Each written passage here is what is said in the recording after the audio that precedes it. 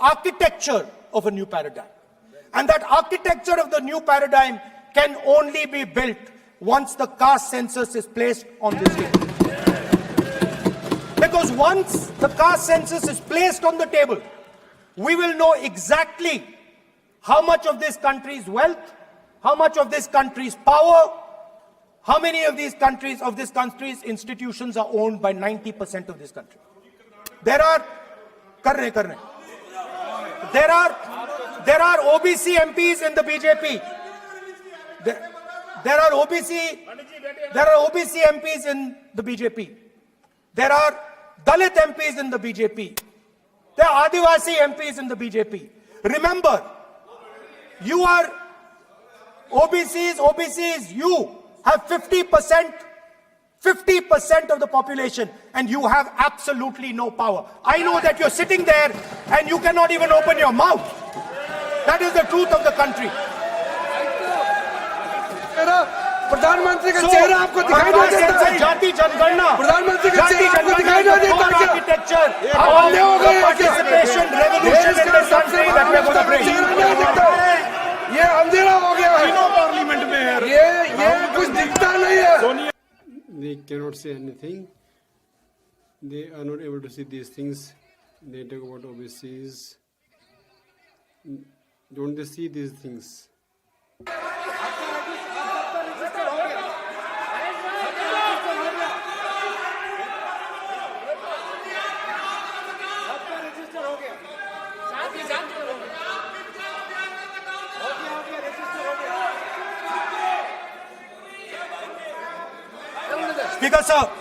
Speaker sir, so the idea is, on one side, allow India and the Indian youngsters to participate in the coming mobility revolution.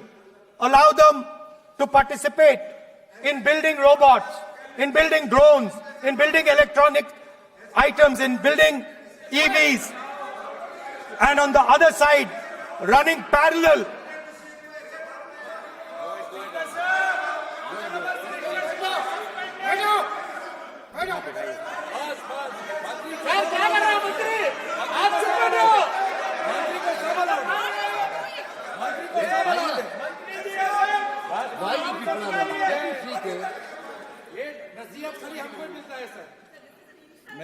the countries, because of I decline him also. You're also disturbing a lot. parallel ideas. One idea, participate in the mobility revolution. Whether you're thinking of economy, weapons, production, healthcare, India should participate in this revolution. India should become the master of the electric motor, master of the battery, master of optics, and master of AI applied on top of that production system. Now imagine the power of AI when we apply it to the caste census. You imagine what we will do with AI and what we will do with the social revolution in this country when we start to apply AI on the data that we get from the caste census. So we are going to run a parallel track. On one side, participation, revolutionizing the participation of Dalits, OBCs, Adivasis in the ruling of this country, in the institutions of this country, in distribution of wealth of this country. And on the other side, parallel track, challenge the Chinese and participate in the revolution and defeat the Chinese in electric motors, batteries, solar panels, and wind. So that is the first two parts of any presidential election address that any India Gathbandhan leader would give you. The final, of course, we go back to the Constitution. This, our favorite, just like the production system is a weapon, just like Jati Jangarna is a weapon of transformation, this is what the entire architecture is built on. I remember before the elections, all of you were saying 400 par. and you were saying you would change this. And then I was glad to see that the Prime Minister walked in and then was forced to bow his head in front of the Constitution. It was a moment of pride for all Congress people that we had explained to the Prime Minister and to the whole country that no force will dare touch this. I know that the RSS has never accepted this. Mohan Bhagwatji has said that India didn't get independence in 1947. He has said that this constitution is meaningless. I know that that is at your heart. We will never let your dream come true. This constitution is going to rule India always. Now, एक minute Just 1 minute, please. Pause for a minute. आप प्रतिपक्ष के नेता You are the leader of opposition. I request you that the subjects which are put forth by you, they should be on the basis of facts. It will be proper. And earlier also I told you, and the members who do not belong to this house, they should be discussed here. You may please comply with the rules and conduct of the business of the house. sir, one second. We will authenticate. Speaker, sir. We will authenticate. Speaker, sir, Mohan Bhagwatji made a statement saying that India did not receive independence in 1947. It received independence when the Ram Mandir was inaugurated. We will place that on the table. Now, sir, I would like to mention one small thing, but very important thing. Speaker, sir, this constitution is supported by this constitution is supported by the vote of our people. Without the secure vote of the Indian people, this constitution means nothing. Now I want to bring to the notice of this house some data, some information about the Maharashtra election. Very simple stuff. Speaker, sir, between the Lok Sabha election, which the India Alliance won, and the Vidhan Sabha election, the voting population of Himachal Pradesh was added to the voting roll of Maharashtra. Meaning the entire population of Himachal Pradesh was added to the voter rolls of Maharashtra. Please understand what I am saying. In Lok Sabha, the difference between Lok Sabha and Vidhan Sabha was the population of Himachal. The entire population. Almost 70 lakh new voters suddenly arrived between Lok Sabha and Vidhan Sabha. Now, the most interesting part, and the Prime Minister is not looking at me. The most interesting part, मजबूरी है आप the तर्क most पे बात करो ना, interesting part, तर्क पे सब सुनेंगे देख नहीं रहे तर्क मुझे। पे बात करो मुंह नीचे कर Please talk on the facts. He made his face down.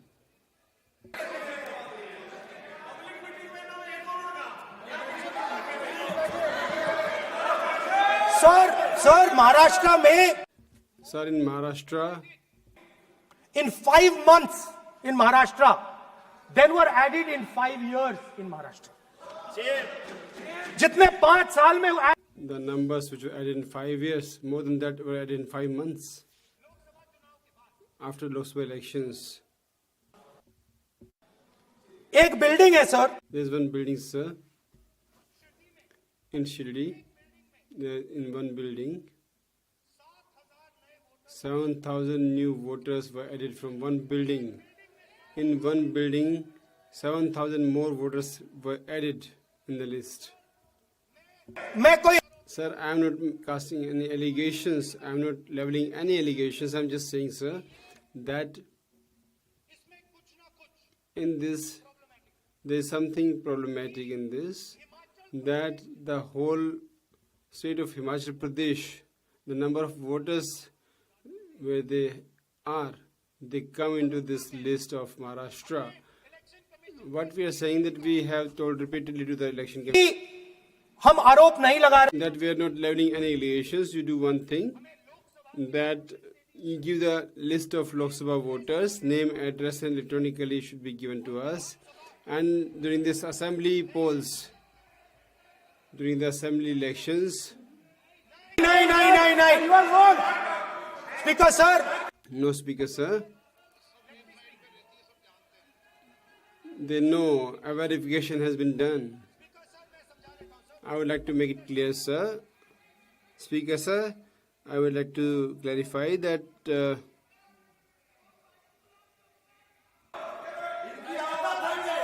Speaker sir, we have asked, Speaker sir,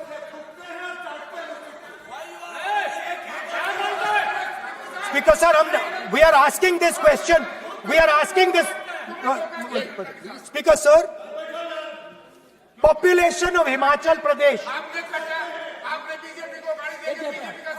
please, population of Himachal Pradesh has voted, extra has voted in Maharashtra. We are saying to the Election Commission, please give us the names and addresses and polling booths of all the workers in the Lok Sabha and all the workers in the Vidhan Sabha so we can calculate who these new workers are, who these new voters are. Interestingly, the new voters are mostly in the constituencies that the BJP has swept. Please understand, the new voters have been added mostly in the constituencies where BJP has swept. I am still not making an allegation. I am saying on the floor of the House that the Election Commission has to give the data of the Maharashtra elections to the Congress Party, to the Shiv Sena and to the NCP so that we can see exactly where these voters have been added, who has been subtracted, who has been added, where they have been added. This is not a irresponsible request. This is a very simple request for them to fulfill. The reason I am saying this, sir, is because the rules have been changed. This is not just said in isolation. Speaker, sir, the election commissioner used to be chosen by the Prime Minister, Leader of Opposition, and the Chief Justice. Sir, the Chief Justice was removed from that committee. Why? This is the question, sir. This is the question to the Prime Minister. Why was the Chief Justice removed from the committee? Now, in a few days, I'm going to go to the meeting. I'm going to go to the meeting. There's going to be Mr. Amit Shah and Mr. Modi ji. And there's going to be me. 2-1. Why am I even going to the meeting? What is the purpose of me going to the meeting? I'm only going to the meeting to certify what Modi ji and Amit Shah ji are going to say. Right? Whereas if the Chief Justice was there could be a discussion. Chief Justice and Leader of Opposition could say, no, we don't agree. So, that seems to be a calculated strategy. Now, just prior to the Lok Sabha, the election commissioner was changed and 2 new election commissioners were placed. Yes. We know that the election dates were changed. Yes. We know that the elections were postponed. These are facts. These are not things I am inventing. So, in order to safeguard this constitution, the entire opposition requests the data for the Maharashtra election. We request the data and the electoral voter list for Lok Sabha and the corresponding list for Vidhan Sabha. And I am very confident that the Election Commission will not give us this information. Speaker, sir, that is broadly. So the third element of our President's address would be a determined defense of India's institutions, of our democratic system, and a re-look at our entire democratic framework, and the looking again at all the institutions that have been taken away from the people of India. So those would be the type of things that we would say in a presidential address. I'd like to finally say one thing. In the last, thoda badha deta hu. I would increase it a bit. I would like to extend some more. I would like to extend my speech for some more points. There is a background, a philosophical background to what I am saying. Essentially what I am saying to the youngsters of India and to this house is that instead of focusing on multiple things, instead of telling us a laundry list, give us a strategy, give us a vision, make it clear, right? Now, there is a philosophical basis to this. There is even a deep philosophical basis to this. I showed you the picture of Shivji, which you didn't allow me to show. I showed that picture for a reason. What does that picture tell us? If you look at that picture carefully, it tells us focus carefully. Do not get distracted. Do not look here and there. Do the job at hand. So there is a philosophical basis to the speech I have given. I have not told the House and the country that we will do this, and this. This is the philosophy of Shivji. Say what you have to say, but be clear that you're going to do that one thing and don't do 50, 60, 70 different things. So there is a link between our philosophical tradition, our religious tradition, and what I'm saying. And that is what India needs to do. India needs to connect the past, the values of the past. You talk about Sardar Patelji, but you destroy Sardar Patelji's values every day. You talk about Ambedkarji, you destroy his values every day. You talk about Nehruji. No, you don't talk about Nehruji. Right? You bow in front of Buddha. You destroy what he says. So the point is, you have to be truthful to what you are. Right? And it is important that when you are giving a way forward to the nation, there is clarity. There is clarity of purpose. There is no hatred. There is no violence. There is no anger. Because these things are destroying our country. So my speech has not been angry, has not been nasty. My speech has been very polite, very kind, and I thank the Prime Minister for coming and listening to it. माननीय श्री नरेश चंद Patel,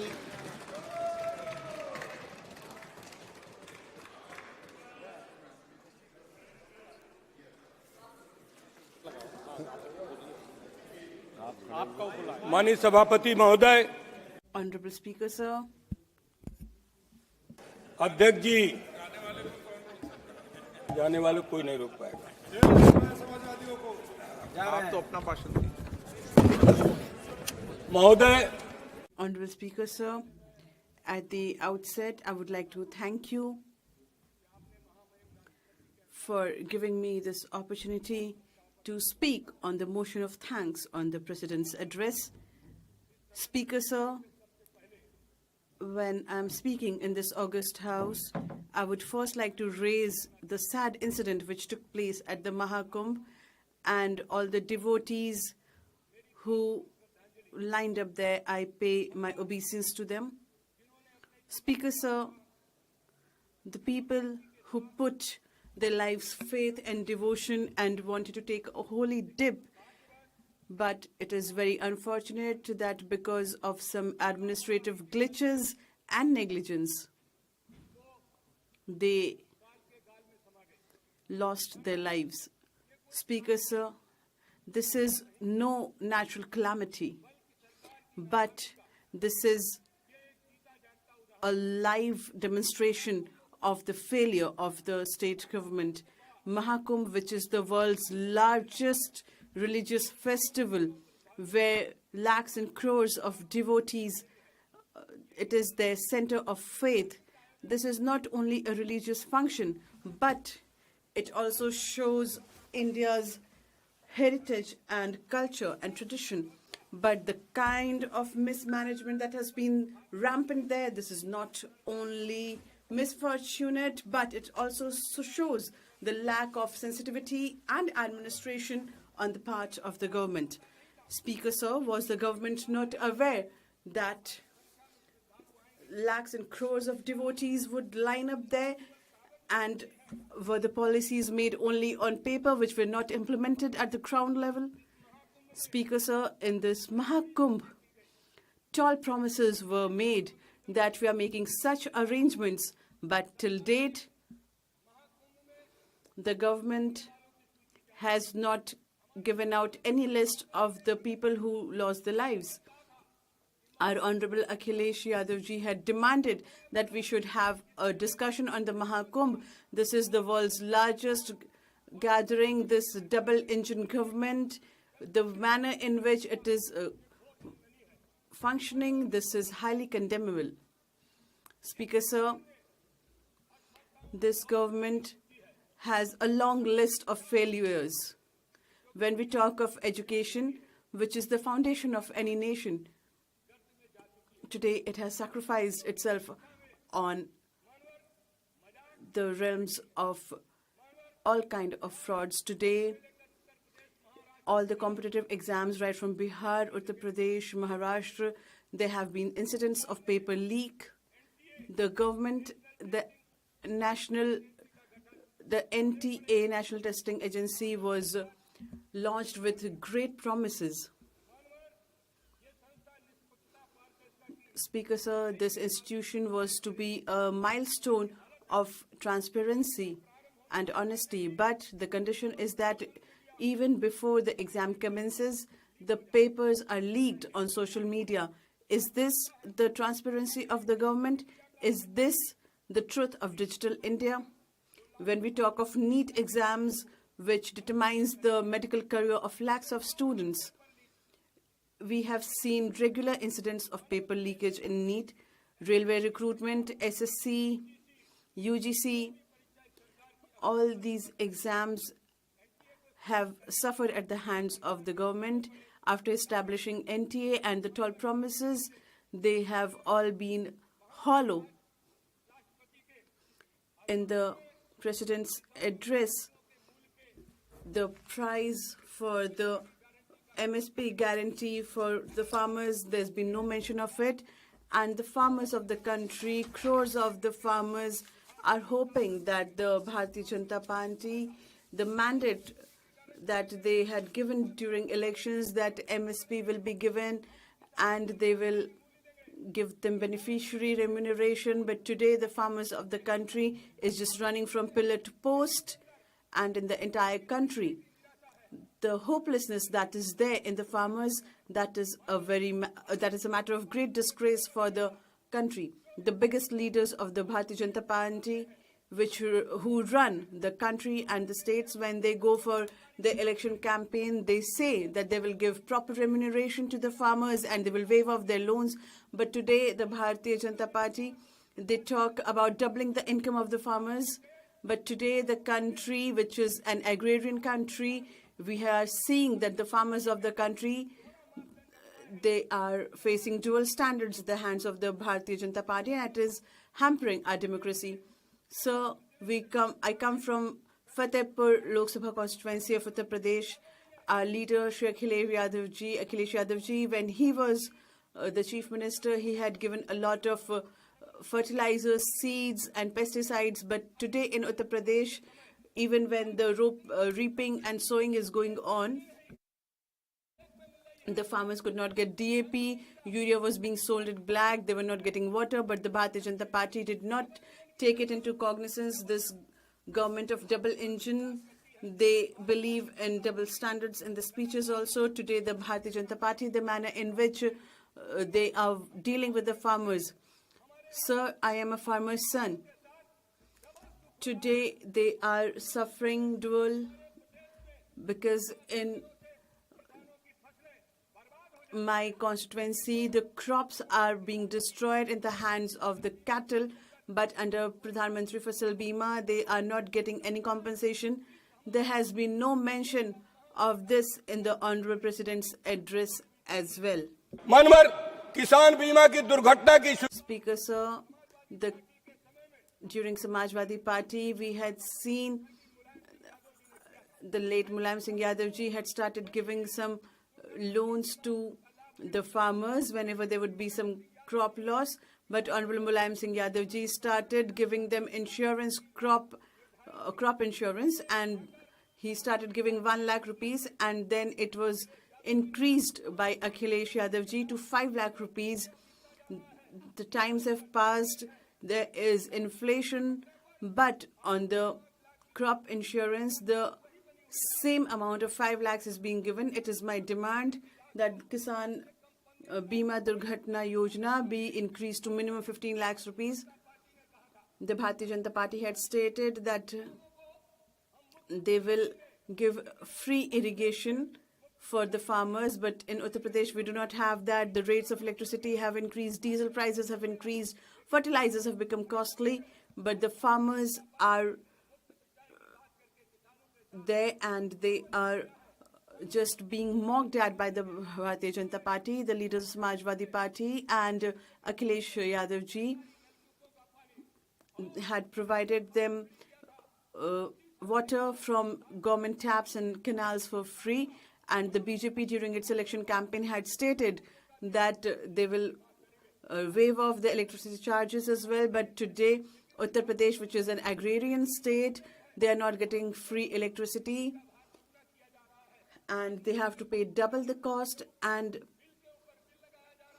one after the another bill is coming to the fore. The tube wells are not working properly, but even on that, electricity charges are being calculated. Uttar Pradesh is the state for farmers only. Today, there's been no mention of the paddy crop, and the farmers who cultivate paddy, they are really restless because they are not even getting the investment, and they are being forced to take their lives. There's hopelessness in the farmers, but there is no mention for any benefit for the farmers in this Honorable President's address. Chairman sir, today our laborers of the Manrega, they are suffering a lot. They are not getting their honorarium on time. बढ़ाई गई है मनमर Neither has their wages been increased. Today, inflation is on the rise, and the Bharatiya Janata Party is not paying any attention to curbing inflation. Today, everything is getting costlier. There's a lot of gap between the manufacturer and the consumer, and because of that, the farmers is suffering the most, and the person who has to buy their crops, even he is suffering because of the huge gap and imbalance between the manufacturer and the consumer. We see in Delhi, they are not even getting the invested price, and this is the dual personality of the Bharatiya Janata Party. Chairman sir, through you, I would like to state to the government that the value of our currency is decreasing and it is becoming weaker by the day. To strengthening our rupee, there has been no mention in the Honorable President's address. In our country, our foreign debt is on the rise. How to decrease that also, there's been no mention in the Honorable President's address. Today, the farmers are running from pillar to post, and so I would like to state that our farmers who are backward, who are Dalit, who are a minority, they do not have any reservation also, and the Bharatiya Janata Party has done away with their reservation. Their kids who come from minority and Dalit society, but the Bharatiya Janata Party has not given them the reservation which is there in our constitution. And we have seen that there has been atrocities with the women also, and Nari Shakti Vandan Adhiniyam, it was to be implemented. Please, thank you. Please take your seat. को 33% आरक्षण दिया था, लेकिन मनमर ये कब लागू होगा? नारी शक्ति बंधन अधिनियम, Thank you. इसकी भी मैं मांग करता हूँ। माननीय राज्यपाल महामहिम डॉक्टर दास्तीगार, भाषण में मुझे डॉक्टर बोलने का दास्तीगार। मौका दिया, मैं आपका बहुत बहुत धन्यवाद करता हूँ।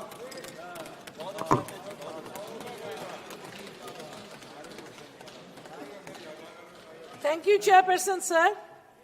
I stand here on behalf of All India Trinamool Congress and my leader, Srimati Mamata Banerjee, to take part in the motion of thanks of the speech addressed to both the houses by Mahamahim Rashtrapati Ji, Srimati Draupadi Murmu. I also express my greetings. Today is Vasant Panchami, to all members here and to all the citizens. And I wish there was a holiday for us. Itminan se puja karte. Lekin wo nahi. Could have done the puja properly. But I believe and respect all religions. And that is why, like me, there were millions of Indians who were preparing for the Mahakumbh Mela that was supposed to take place after 144 years. Some of the poor people were saving money to go and take the Mahasnan on the Mauni Amavasya. Sad to say, Mahamahim Rashtrapati ji in her message spent only 61 words to express her sorrow and has not condemned the death, has not given condolence message to the families of the dead. We are very sorry for it because she's totally neglected the dead people, and there is definitely a discrepancy between the number of dead bodies in the morgues as said by the doctors and the number of dead bodies or people missing that we see. The same thing had happened in the state in the COVID times. So this state, how much ever advertisement they did, but while preparedness is concerned, where disaster management is concerned, they have failed. They are giving zero because they should not be given this kind of responsibility where they play with the lives of the common man like this. Now, after we go on to her speech where she mentions about the middle class, you know, as per as the National Council of Applied Economic Research says, 30% of the total population of India belong to the middle class. And we had the budget on the next day in which a lot of promises were made. Who is the middle class? People who earn between 2 and 10 lakhs of rupees per year supposed to be the middle class. But what about the inflation? What about the food inflation? And what about the support to the farmers? What about waiving of the loans for the farmers? Nothing is mentioned in the speech of Mahamahim Rashtrapati ji. I'm sorry to say, the multinationals and the billionaires' loans have been waived off by the banks, but not that of the farmers. This is absolutely unwarranted in a country where we depend on the farmers for our food. The people, we live in the cities, we don't grow our food, the farmers do, they toil in and out. And they were sitting at the Singhu water. In the border, they were tortured, but they were not given the waivers. I would also like to draw the attention of the Honorable Rashtrapati ji's speech, where she talks about the teaching. She says that the colleges are being increased, the number of universities are being increased, but isn't it an irony that there are no teachers? The number of teachers are not being increased. And the amount is absolutely ridiculous. What is being taught in certain states, I don't want to name those states, because there also, as in the Mahakumbh, there is failure. In the same state, teaching is such a failure. The teachers don't know how to add 9 plus 13, where to talk about the students. Mahamahim Rashtrapati ji, she talks about the medicines, where she says that some drugs have been made customs duty free. That is definitely welcome. But there are many, many other drugs which need this kind of custom duty, and also there are certain equipments, because only medicines don't help patients. The equipments that are being used for the patients in the different hospitals of the country, some are charged 300% customs duty, but nothing is happening. I would just like to draw the attention of Mahamahim Rashtrapati ji. Manasa jivana nuhai kevala barsa masa dina danda. Karme je nara, karme ekatara. Jivana ramana danda. It should be realized that the work we do, the work for people that we do, this is more important than the statistics we give. The Awas Jojona here, housing for all, it is said, a huge number is being promised for 3 crore families, budget of 5,30,000 crores. But I would like to draw attention of this august house and also Mahamahim Rashtrapati ji. more than 11 lakh families in West Bengal are suffering, spending their nights under the open sky since 2022, when these families received sanction after we applied, and multiple number, more than 60 teams went from the central government and they checked all data, and action taken report was also sent from the state of West Bengal for this money to go, the central government's part of the money for these more than 11 lakh families. It appears there is some kind of a economic blockade or some kind of an economic betrayal for West Bengal from the central government. This has not been mentioned here. This is for the Awas Yojana. We are requesting again these people, the common man, the poor person who is spending with his family under the open sky. He has done no mistake. He is not a political person. Why take the spite on him? Because people of Bengal have never voted for the Bharatiya Janata Party, and they have always defeated. So this is not the right thing to do. The multi-fold increase in the number of seats of education in medical colleges, she has said that it is increased. Well, it is definitely increased, but sometimes the college fees are exorbitant. She is saying there is a new middle class which is coming up. There is no middle class at all. Because of the inflation, the middle class is shrinking. The middle class cannot afford to pay the bills. The middle class cannot afford to buy the fuel. The middle class cannot afford to buy food. There is food inflation in the country, and the government has done nothing to take care of the middle class. As Mamata Banerjee, my leader, she has been taking care of the people by giving them free food, free education, free clothes. The whole country should follow her example.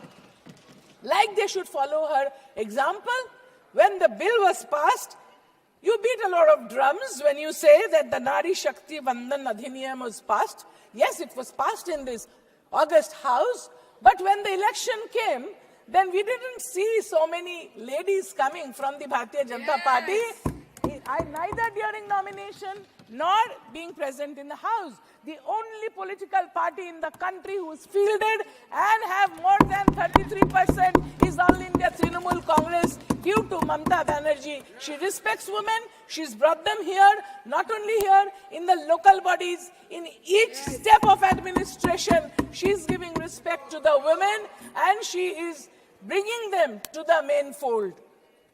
Mamata Banerjee in the state, though, you might say, somebody might stand up from there and say that you can't take her name. She is not a member of the House. She is the Chief Minister of West Bengal. She is taking care of the poor. She is taking care of the Dalits. She is taking care of the women. She is taking care of the children. But look at the state of affairs here, where the Adivasis are neglected, all the other poor people are neglected. The Awas Yojana House has not reached the sanction given in 2022. But till now, 2025, the poor people have not received. They also say, in the speech, she lauds the daughters of the country who bring us medals. That is appreciable. But let me tell you, these golden girls, hamara sar taj hai. Ye hamara naam. They are our crown, they are our proud. Honorable MP sitting here molested them. He was not punished. It is so shameful that his son has come back here. So, does it show that the women are respected, that the golden girls are respected, that the sportswomen are respected by this government? So the speech is absolutely wrongly written. I would request, when the speech is written, then they should consider what they are writing from Mahamahim Rashtrapati Ji, because it is coming out from the highest office. People are listening to her. They shouldn't feed her with wrong information, which goes against the ethos of our constitution. Just now LOP was speaking about the Constitution of India. At every step, the Constitution is not respected. We must keep in mind that our Constitution forms the backbone, and our country became independent in 1947 and not last year in 2024. Any person can have their own religious belief. We all, like I said, are devout. I am a devout Hindu, but I respect all religions and we celebrate all festivities. Like my leader Mamata Banerjee says, Dharmo jar jar, Utshab shobar. Everybody can take part. So when they did this, they should not have spoken like that. That is disrespecting the Constitution. You should not be doing it. You know, in our country, Global Hunger Index puts it as 105 out of 127 countries at 27.3. That is the index, 27.3. And about the child wasting, it is highest in the world, in the country. The children of different states are not getting enough to eat. During 2014 election, lots of jobs, they were promised. But where are the jobs now? 46% unemployment is there in the country. Out of the total population, 28% of the population is between the ages of 15 and 29 looking for jobs. And you will be astonished, sir, that more the education, more the joblessness. A graduate is more akin to get jobless than an unskilled labor. A person who's passing graduation, post-graduation, PhD level are applying for, when the advertisement is coming for menial labor, unskilled labor, they are applying there because there is no, like the LOP was saying, that there is no projection for production, for having more production, unless we have, you know, there is this company, there is this public sector company of telephone where 48,000 people lost their jobs. Was it done just to let one private company's telephone communication thrive? Those people, those 48,000 people who lost their jobs, they were working in private sector, but the government did not take care of them. The foreign direct investment has entered into insurance where people keep their money, their hard-earned money, to get it at the end of the day, or when he's not there, his family gets it. If you have FDI coming into that, if you have FDI coming into seeds, when the seeds bill was passed, the farmers protested. Nobody listened to them. Is this a democracy where nobody listens to the common people and you just go on passing bills which are like we protested? When the common NET was done, you know, the National Eligibility Entrance Test, we requested let it happen in regional languages throughout the country because students are used to study in their mother tongue. And when they're applying for it in class 11 and 12 standard, let them sit and write that in their own language. But the government didn't listen. They had a common test for which many poor students cannot apply for the NET. So this also should be undone and they should be allowed to sit in their own mother tongue, the exam.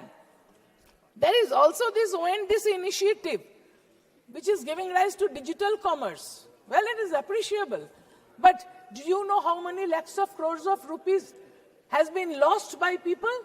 Either the message comes on the WhatsApp or the message comes in email, or there is a phone call saying your electric bill is due. You either pay just now by pressing 0, and as soon as you press 0, all your bank account lays khali. The lakhs of crores has been lost by people through this cyber crime. And who are these people operating this nexus, this cyber crime? It is sometimes from outside the country also. And I am to understand from very reliable sources, I don't want to quote because we are not supposed to discuss committee things outside.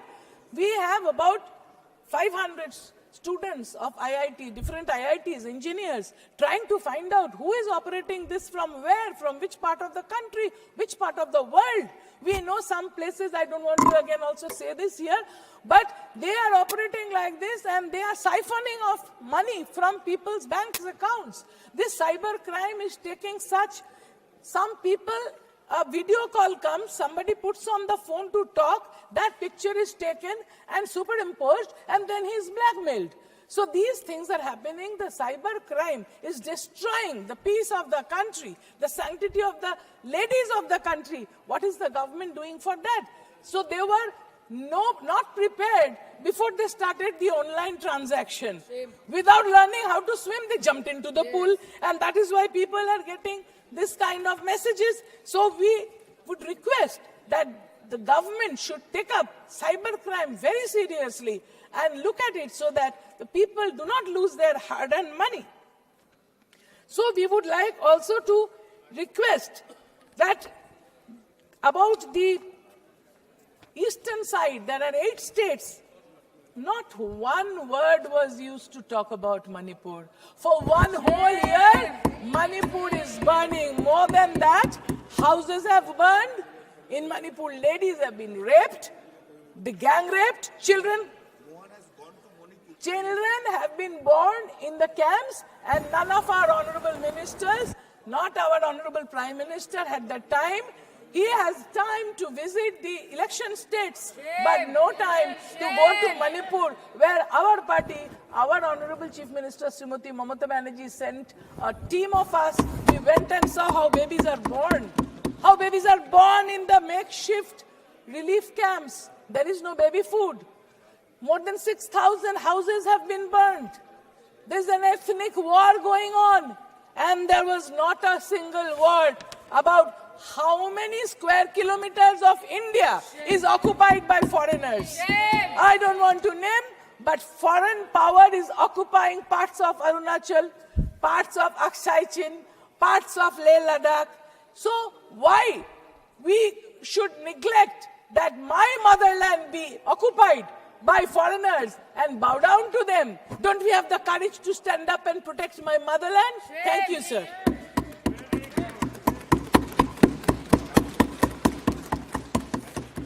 Shrimati कानी मोजी जी। Thank you, sir. I rise to speak on the motion of thanks to the President's address on behalf of my party, the DMK. First, I would like to express my grief and empathy to the families of the people who died in the stampede at the Kumbh Mela. These people trusted the union government and the state government and gathered there, hoping that you will protect them. But unfortunately, no one protected them. When religion and politics merge, it is the innocent people who suffer, and this is an example of that. And sadly, I don't know whether we're waiting for the elections. We don't even know the numbers of the people who've died in the stampede. Isn't this not inhuman? And you don't even want to allow a discussion in Parliament. Sir, the President of India ended her speech saying our Bharat is a country of 140 crore people, and we have diverse states, diverse regions, and diverse languages. I'm happy that the President of India still believes in the diverseness of this great nation. India is a country with almost 8 major religions, more than 100 ethnic groups, 700 tribes, and 121 languages. As a nation, we have always celebrated this diversity, and our unity is deeply rooted in this diversity. But the government today has chosen the politics of forced cultural assimilation and cultural elimination. The President started her speech mentioning the 75th anniversary of adoption of our Constitution.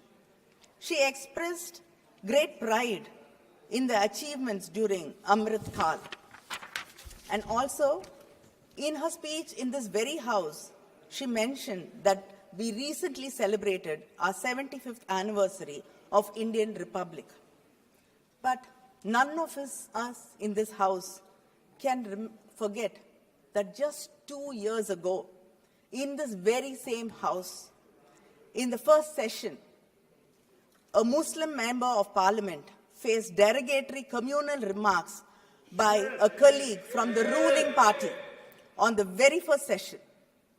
It was a dark day, a day of dark, abysmal despair to our nation.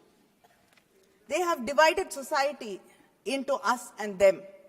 And I must remind this august house that it will take ages to repair this divide. Just look around. We will find a decreasing number of Muslim members in parliament, a decreasing number of officials, bureaucrats from the SC, ST, OBC, and minority communities. The president glorified India's civilizational nationalism, a phrase increasingly used to justify a monolithic culture. India is a living, breathing entity that has been enriched by centuries of interactions from across the world, creating a vibrant cultural tapestry. When you talk about Indian history, you started 3,500 years ago with the Vedic age. But today, we know that the Iron Age in India has been traced back to 5,345 years ago. Our Chief Minister, M.K. Stalin, has proudly proclaimed to the world and based on scientific evidence validated by international labs like Beta Analytics in Florida, that Shivakalai, a small, sleepy village in Thoothukudi district, today holds within it the proof of iron smelting and usage. This is the oldest finding in India till today. The union government till today has not even commented about this finding, which is very important internationally. When you exclude this truth, you just not only exclude us, but you are excluding yourselves from the great legacy of Dravidian civilization. The proponents of Hindutva ideology have this question: who is an Indian and who is not? V.D. Savarkar came up with an answer many years ago. A loyal Indian is one who is attached to the geography of India, who is born in India, and whose religion has indigenous roots. A Hindu means a person who regards this land from the Indus to the seas as his fatherland and as well as his holy land. But let me remind this house of the words of Sardar Vallabhbhai Patel, a Congress leader who you seem to have taken over and invoke frequently. In 1947, when it was suggested to him that India should be declared as a Hindu state, Sardar Patel replied, "We must not forget that there are, quote, that there are other minorities whose protection is our primary responsibility." In 1950, he stated, "Ours is a secular state." I like to underline, he said that ours is a secular state. And we cannot fashion our politics in the way of Pakistan is doing. Here, every Muslim should feel that he is an Indian citizen and has equal rights as an Indian. The government celebrates Sardar Vallabhbhai Patel. It disregards most of his fundamental principles. If you truly respect him, please protect every citizen, honor every culture, and stop selective imposition of one ideology over the rest. Building a 3,000 crore statue of unity is not paying respect to him. Please understand his words and implement it. That is true tribute to any leader. But this government ensures in every possible way that the minorities of this country do not feel comfortable. They are kept on edge and feel like outsiders. The CAA, Triple Talaq, the Work Board Bill, the Uniform Civil Code, mob lynching, and state excesses are the unending examples of how you push the minorities and make them feel threatened. In August 2019, this government revoked the autonomy of Kashmir, the only Muslim majority state in India, and made it a union territory. Around the same time, you passed a new amendment to the anti-terror law. In this amendment ensured and gave you the right to classify individuals as terrorists and promoters of terrorism. And under this law, hundreds of Kashmiri politicians, activists were jailed, civil liberties were suspended, and protests banned. A few months later, the CAA. This provided a fast track to citizenship for many minority communities. The law specified that communities which could use this law were Buddhists, Christians, Hindus, Jains, Parsis, and Sikhs.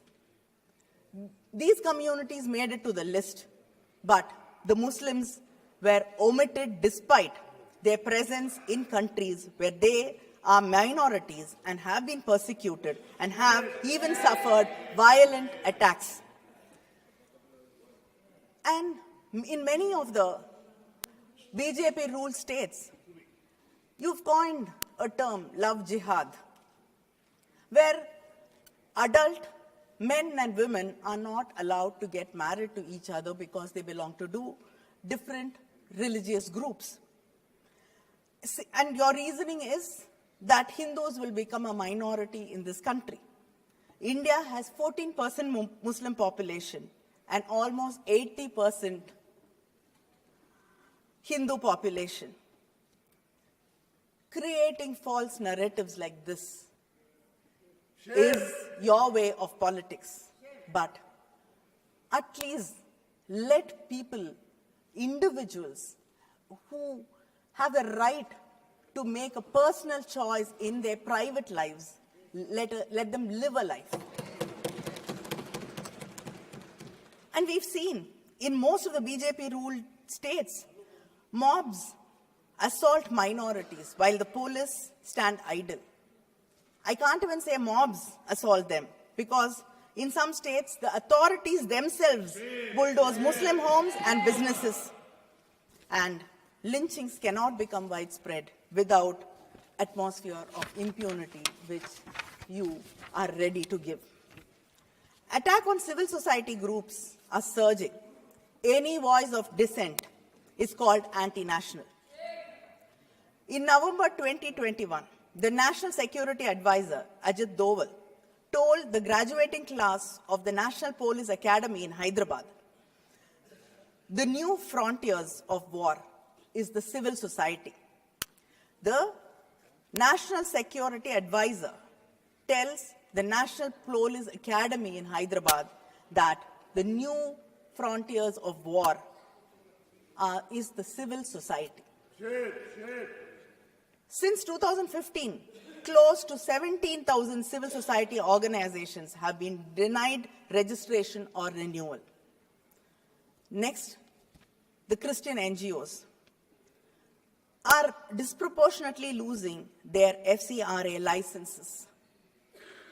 Out of the 2,257 NGOs who've lost their FCRA licenses, 1,626 are affiliated with Christian social programs. This is a targeted financial stranglehold on organizations that serve the India's most vulnerable population. The Christian community, which constitutes around 11.54% of the total religious population, operates 72% of all religious minority schools in India, and over 5,000 hospitals in rural places.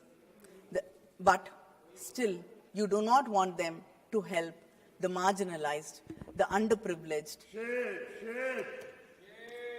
Attacks on Christian organizations and churches have escalated over the years, with Uttar Pradesh emerging as the hotspot. This government campaigns under the banner Sabka Saath, but seems to be unable or unwilling to safeguard its minorities and failing its marginalized Indians. The Honorable President in her address mentioned about the spirit of Sabka Saath, Sabka Vikas, Sabka Vishwas, Sabka Prayas. I got a copy of the English translation of the President's speech. And when I got the copy, I was very confident that I will be able to read through it without anybody's help or support. But I was mistaken. Even to get through one page, I needed help of translators, because this speech has been studded and sprayed liberally with Hindi and Sanskrit phrases, which happen to be the names of schemes or the policy of the ruling government, which is in slogans.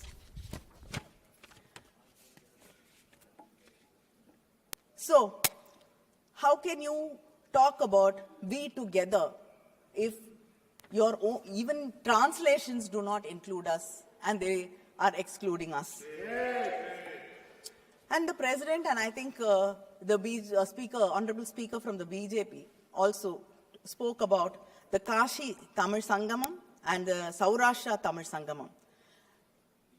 You remember all these only during elections. Okay, but let us leave that alone. But for you, Tamil seems to start in Kasi and end in Gujarat. But it is a living language.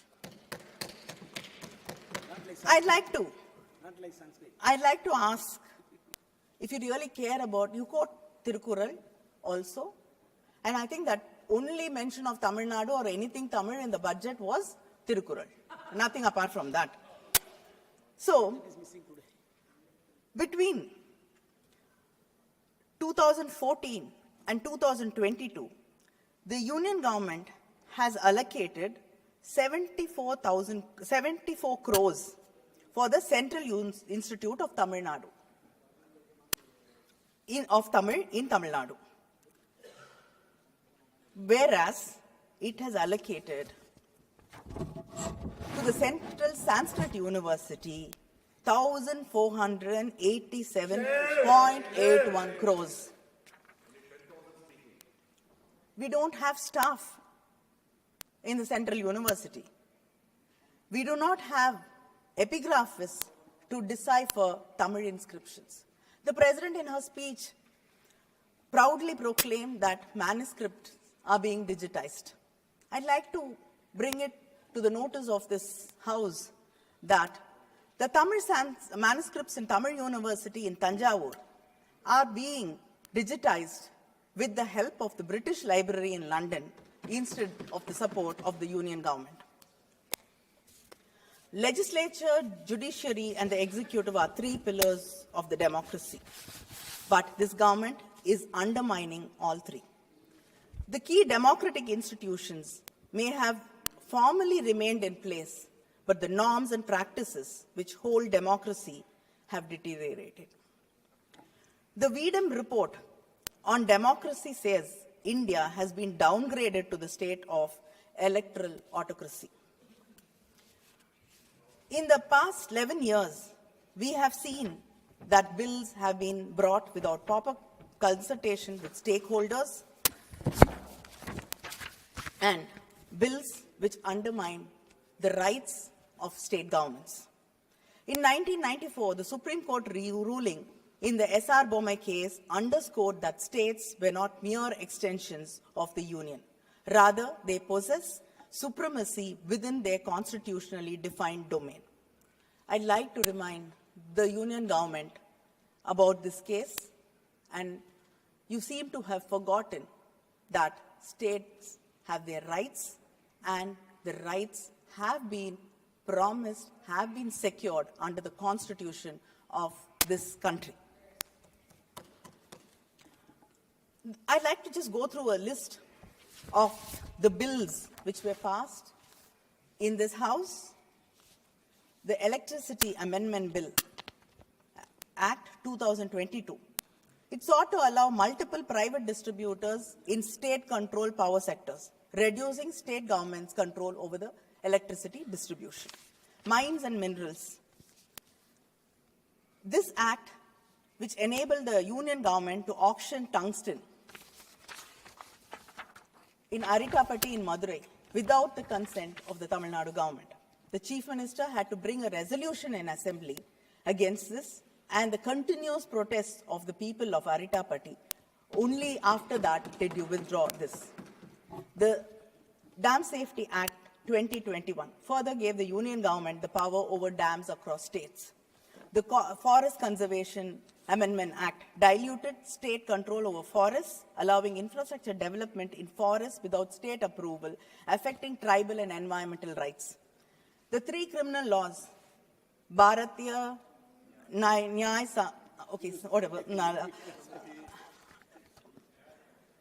Actually, when a very senior lawyer, when I asked him to explain what this bill was about, the first thing he told me was, first let me get the translation, and then I will be able to explain it to you.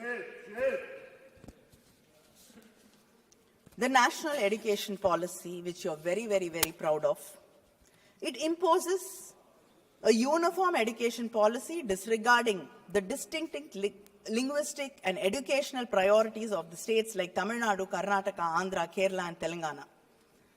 The farm laws, I don't have to talk about it.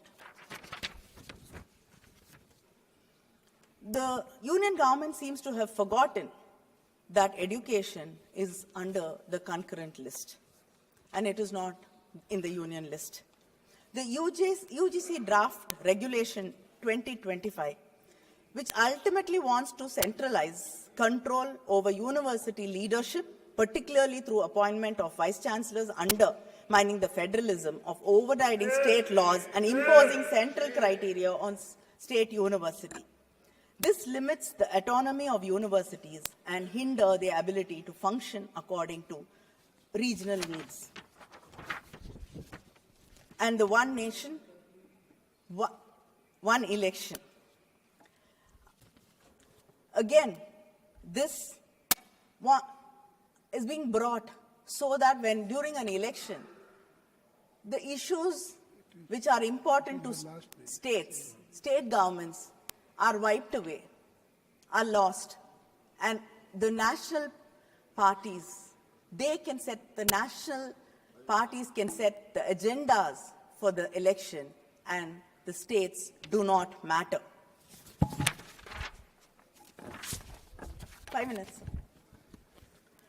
The census delimitation. There is already one speaker more already. And yes, I'll just finish. I'm just finishing. The census delimitation. I'm just reminding. I'm not.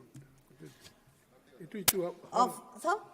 It is to you too, because you have one more speaker.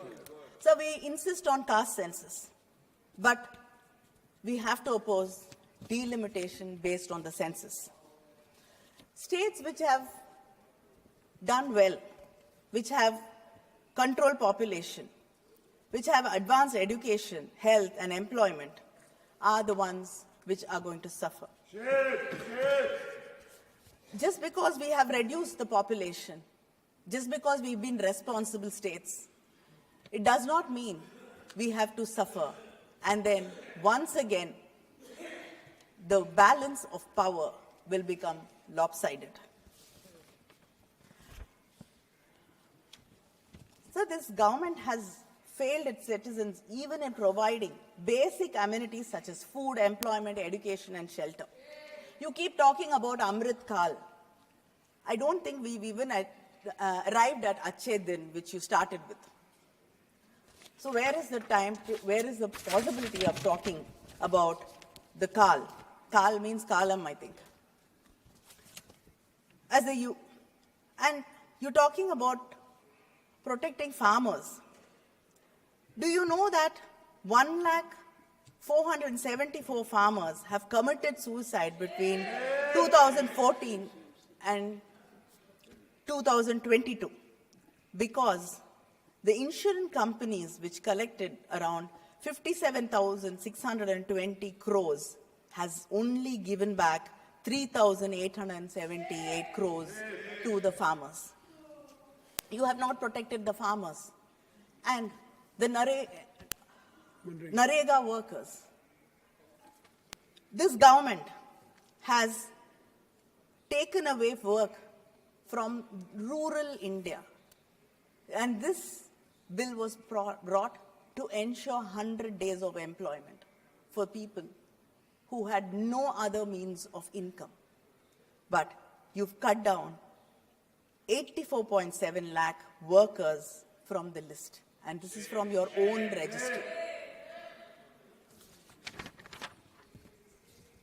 And the government, in its budget, has reduced food subsidy by 8,000 crores.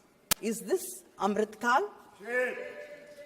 I think the LOP has spoken about youth and employment, but when you were in your campaign mode, you were talking about 2 crore jobs, but in the speech of the president, it has come to 10 lakh per year.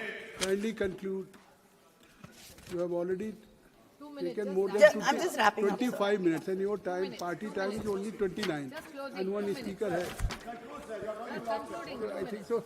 Time is already, she has taken more than 25 Sir, minutes. I'd just like, Please kindly conclude. The time is not much. sir, in a unstart question, the government has replied that 13,500 students from SC, ST, OBC communities have dropped out of central universities because of discriminations faced by them. It is just not the students, sir. A professor, Gopal Das in Bangalore, had to write to the president of this country for justice. And in the investigation, it's been confirmed that there was workplace discrimination involving the dean and the director. The stories of Rohit Venamula's still continue. Kindly conclude. His words, "My birth is my fatal accident," still hurts our minds. Kani Moji ji, kindly. Just finishing, sir. Kindly conclude. You have already taken more than 25. So Your time Sir, is only 29. you're holding a strangled hold over the media. I think many people have spoken about how the media is being owned by some corporates who will never go against you. And the journalists are threatened. There have been so many arrests without any rhyme or reason. And there's no protection for journalism and the media houses in this country. And to threaten the opposition, you have been using income tax, CBI, in ED. But now you found another new way, the governors. In non-BJP states, you use your governors to create confusion. Yes, all of us. Sir, I'd just like to... Sir, She's concluding, sir. Sir, when he gets every day, he gets getting a 0 hour. But Kani Moji ji, Sir, we've all watched. Sir, we've all watched, sir. You can't discuss about the conduct of the governor, and whatever you are saying, are you? No. It will Why not, sir? It will not be part of the record. This is a parliament. Mr. Raja, please, I think so you are aware. What he said. What he said. We have seen our governor walk in and walk out of our assembly, insulting the government, insulting the Kindly conclude. state anthem, insulting the national anthem. हो गया हमने कह दिया Sir, you've been... हमने कह दिया Sir, you have been using the governors No. as your representatives, जी आप क्या as करेंगे representatives of a... Just wait Nishikant sir वो सीनियर मेंबर ऑफ पार्लियामेंट हैं.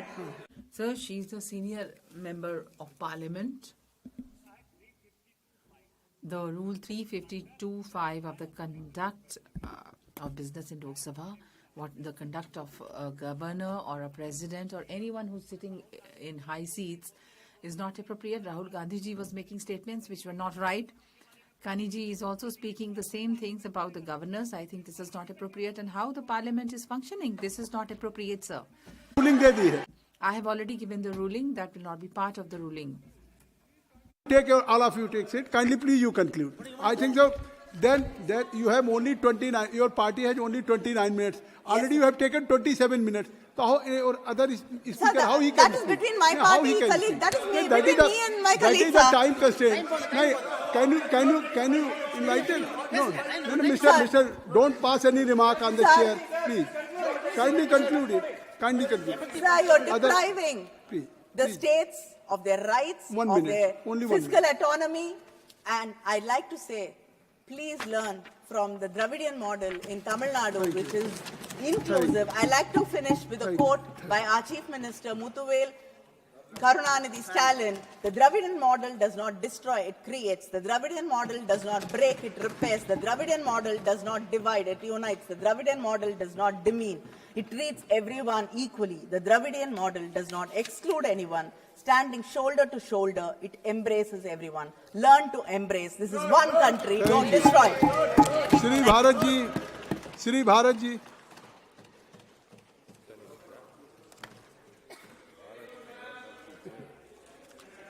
Sir, the mic is not switched on.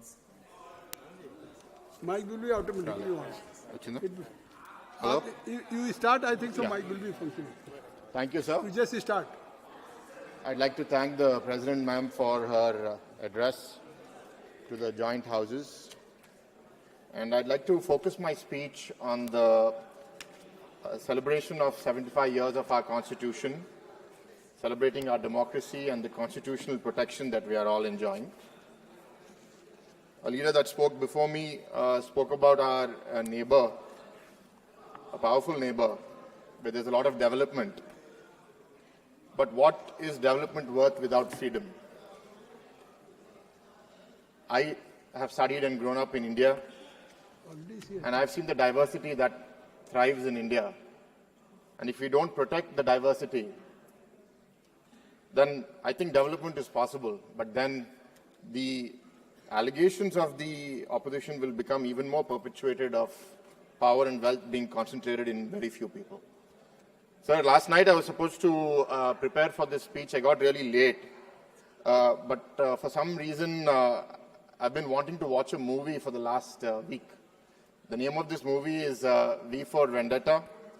I first saw this movie almost 20 years ago, and it had a profound impact on me, but I still wanted to watch it again. I don't know why I saw it.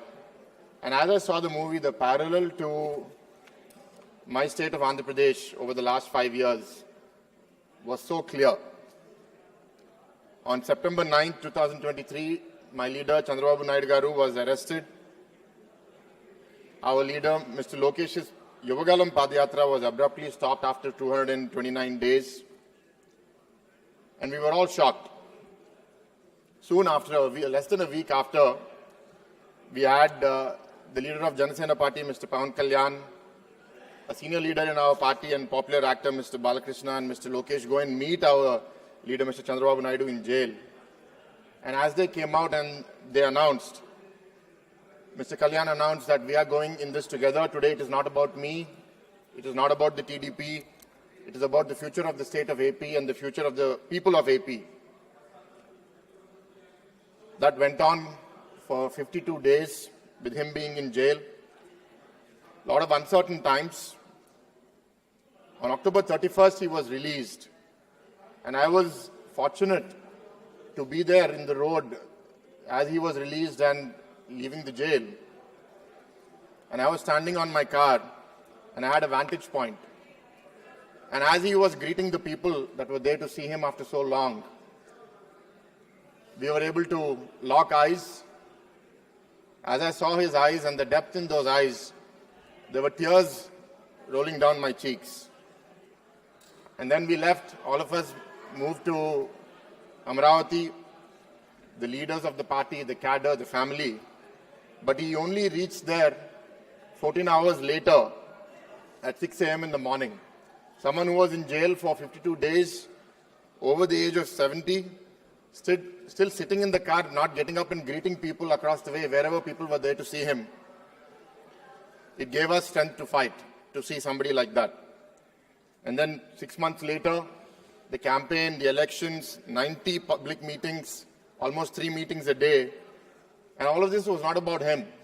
It was about the future of AP. And I think what he felt, what was he feeling? His hope was to remind the world that fairness, justice, and freedom are more than words. They are perspectives. I'll be taking quotes in the movie through this, sir. And I think at that point he realized that he knew the people were feeling something that he knew all along. There is a long dialogue, sir, from the movie. I want to paraphrase it. Sir. It appealed very true to me. Sir. Put this on. Pale, Krishna. Kuchon, it's okay. It doesn't matter. Krishna, it's okay. Please. So I'd like Please, to, order. Don't show Maintain order. Okay, Mr. Maharaj. Sir, I'd like Please, to please, paraphrase. continue. Don't respect your.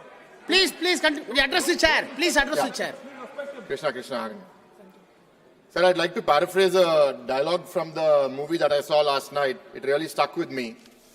And I think if I were to paraphrase what my leader was asking of the people, addressing it to the people from his voice. So if you've seen nothing, if the crimes of this government remain unknown to you, then I would suggest you allow the 13th of May to pass unmarked. But if you see what I see, if you feel as I feel, and if you would seek as I seek, then I ask you to stand beside me 6 months from today, outside your voting booth, and together we shall give them a 13th of May that shall never ever be forgotten. And that's what the people have spoken, sir. We got a historic result of winning 164 seats in the alliance, I think with a vote share margin that was never seen in the history of Andhra Pradesh for over 40 years. But I'd like to go back, sir. What happened? What led to this movement? What led to this epiphany? In 2019, when we lost power and the new government came into force in the state of Andhra Pradesh, we very soon realized that fear became the tool of the government. Demolitions across the state, house arrests, assets being taken away. A recent example is the Kakinada port, which was taken over in a hostile manner. Fortunately, it has been reversed today. Financial and psychological warfare. And as the COVID started, we just saw that continuing. I'd like to make a quote here, sir. All of us were tested. I dare do all that may become a man. Who dares do more is none. From Macbeth. What does that mean? I have a responsibility to stand up and fight, but not to protect myself, but for the state. There was a psychological environment where many people wanted to compromise with the government to ensure that their assets are protected or they are protected. The university that I lead was attacked, and there was an intention to coerce. But with the support of our leader, we stood strong. And as time progressed, I could see that there were many people wearing masks. You wear a mask for too long, you forget who you are beneath it. Many people in society, in the services, seemingly decent people, started behaving differently. And people who were being oppressed, I could see hate building up. It imprisoned many people. But then what I felt was, it's not about giving back that hate. I'd rather die than give up. And what freedom is worth is that it is worth dying for. These few fighters, our leaders, our cadre, our well-wishers across the state kept us going. And all we realized is that we need an inch. An inch is all we need of hope to fight. And aiding our leader, Chandrababu Naidu Garu, we had our young leader, Mr. Lokesh, start his Padayatra on January 27th and continue that over 3,132 kilometers. We had Mr. Pawan Kalyan fighting against the oppression of the government and speaking up for those who didn't have a voice themselves. And finally, as we came closer to the elections, the tide started shifting and people started realizing that every action will have an equal and opposite reaction. We had our graduate MLC elections where unanimously we won all 3 graduate MLC elections across different regions of the state, sending a signal to the people that time has come. But as that happened, the ones in power, the more power they felt they had, the more zealous they became, and that's what led to the arrest of our leader. False cases. I had to argue with some people who were supporting the government that if there is something wrong, they will arrest you. And as I debated with a friend of mine on what is right, what is wrong, I found myself wondering that there is no absolute right and absolute wrong as we work in this world, in this Kali Yuga. There are some mistakes that are there on both sides. But more than individual right and wrong, there is something that the collective people will decide is right or wrong. And that's what the people have shown, sir. In Andhra Pradesh, they are given an overwhelming mandate for change. The opposition here in the central government have made many accusations against the government that we are a part of today. My question to them is, the population have decided, in spite of all these allegations, that India is in the safe hands of the NDA with the leadership of Narendra Modi ji, in the alliance with the Telugu party, the Janasena and all other alliance partners from all over the country. Difficult times test our democracy, but people have believed in our institutions. So there's a popular saying that I get reminded of. We may have lost in 2019. So this saying goes, you can fool some people all of the time, or you can fool all of the people for some time, but you can't fool all of the people all of the time. And I'm glad that people have showed up and have given us the much needed relief to put the state back on track. I'm thankful for all the support. We have won the elections. We are here in front of you representing the government. And I'd like to come back to the Macbeth quote. I dare do all that may become a man. Who dares do more is none. I see an environment where people want retribution, revenge, but I feel that it's time to fulfill our responsibilities. Yes, to restore balance and justice, but not to go overboard. If we behave the same way that the government before behaved, then we are disrespecting the mandate that has been given.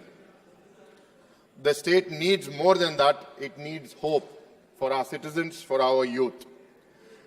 I'd like to conclude, sir. I don't know how I saw this movie last night as I was speaking on the President's address today in the Parliament.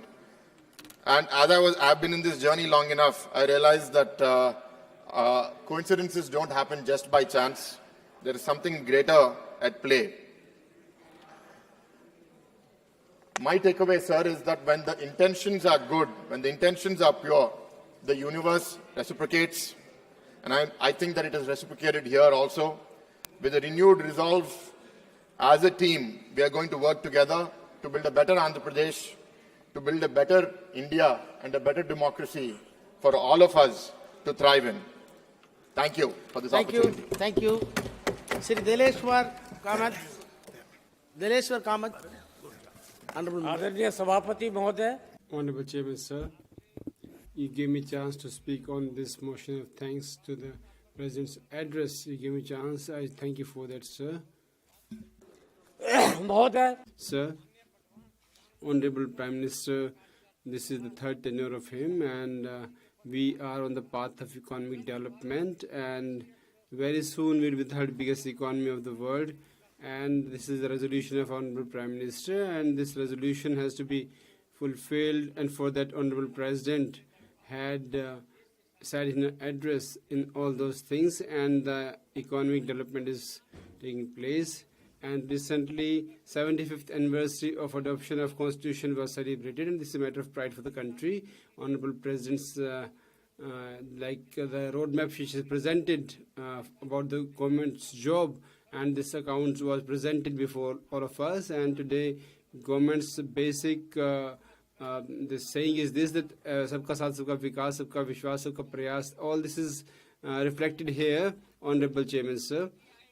Niti Ayog's report and the efforts of government have showed that by 2024, 25 crore people have come above the poverty line, and they are now moving ahead in their lives. This is the real progress. And Ayushman scheme, under that 5 crore families were given the benefit of medical facilities, and the people above 70 years, they have been covered under the Ayushman scheme, and they're given this medical facility. This is a very encouraging thing. And Honorable Prime Minister of our country, and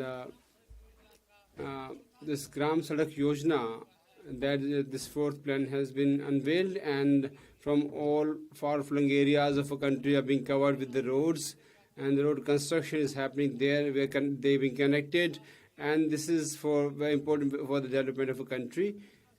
And the level at which India's reputation is rising, and our Prime Minister is the most popular leader of the world and has come in a very front position as a popular leader. This is very encouraging sign for our countrymen. And Honorable Chairman, sir, the most ambitious plan of government, I would like to tell about that.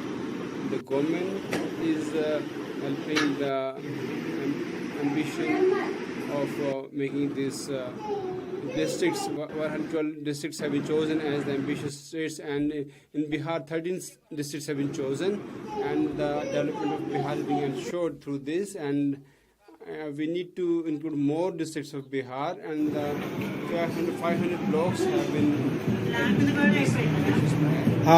in that this blocks of Bihar have been also aspirational districts, and the backward areas, health, skill, education, agriculture and education, different the steps are being taken, and we are getting progress in that regard. And Honorable President's address in that, lots of national development and national building has been mentioned.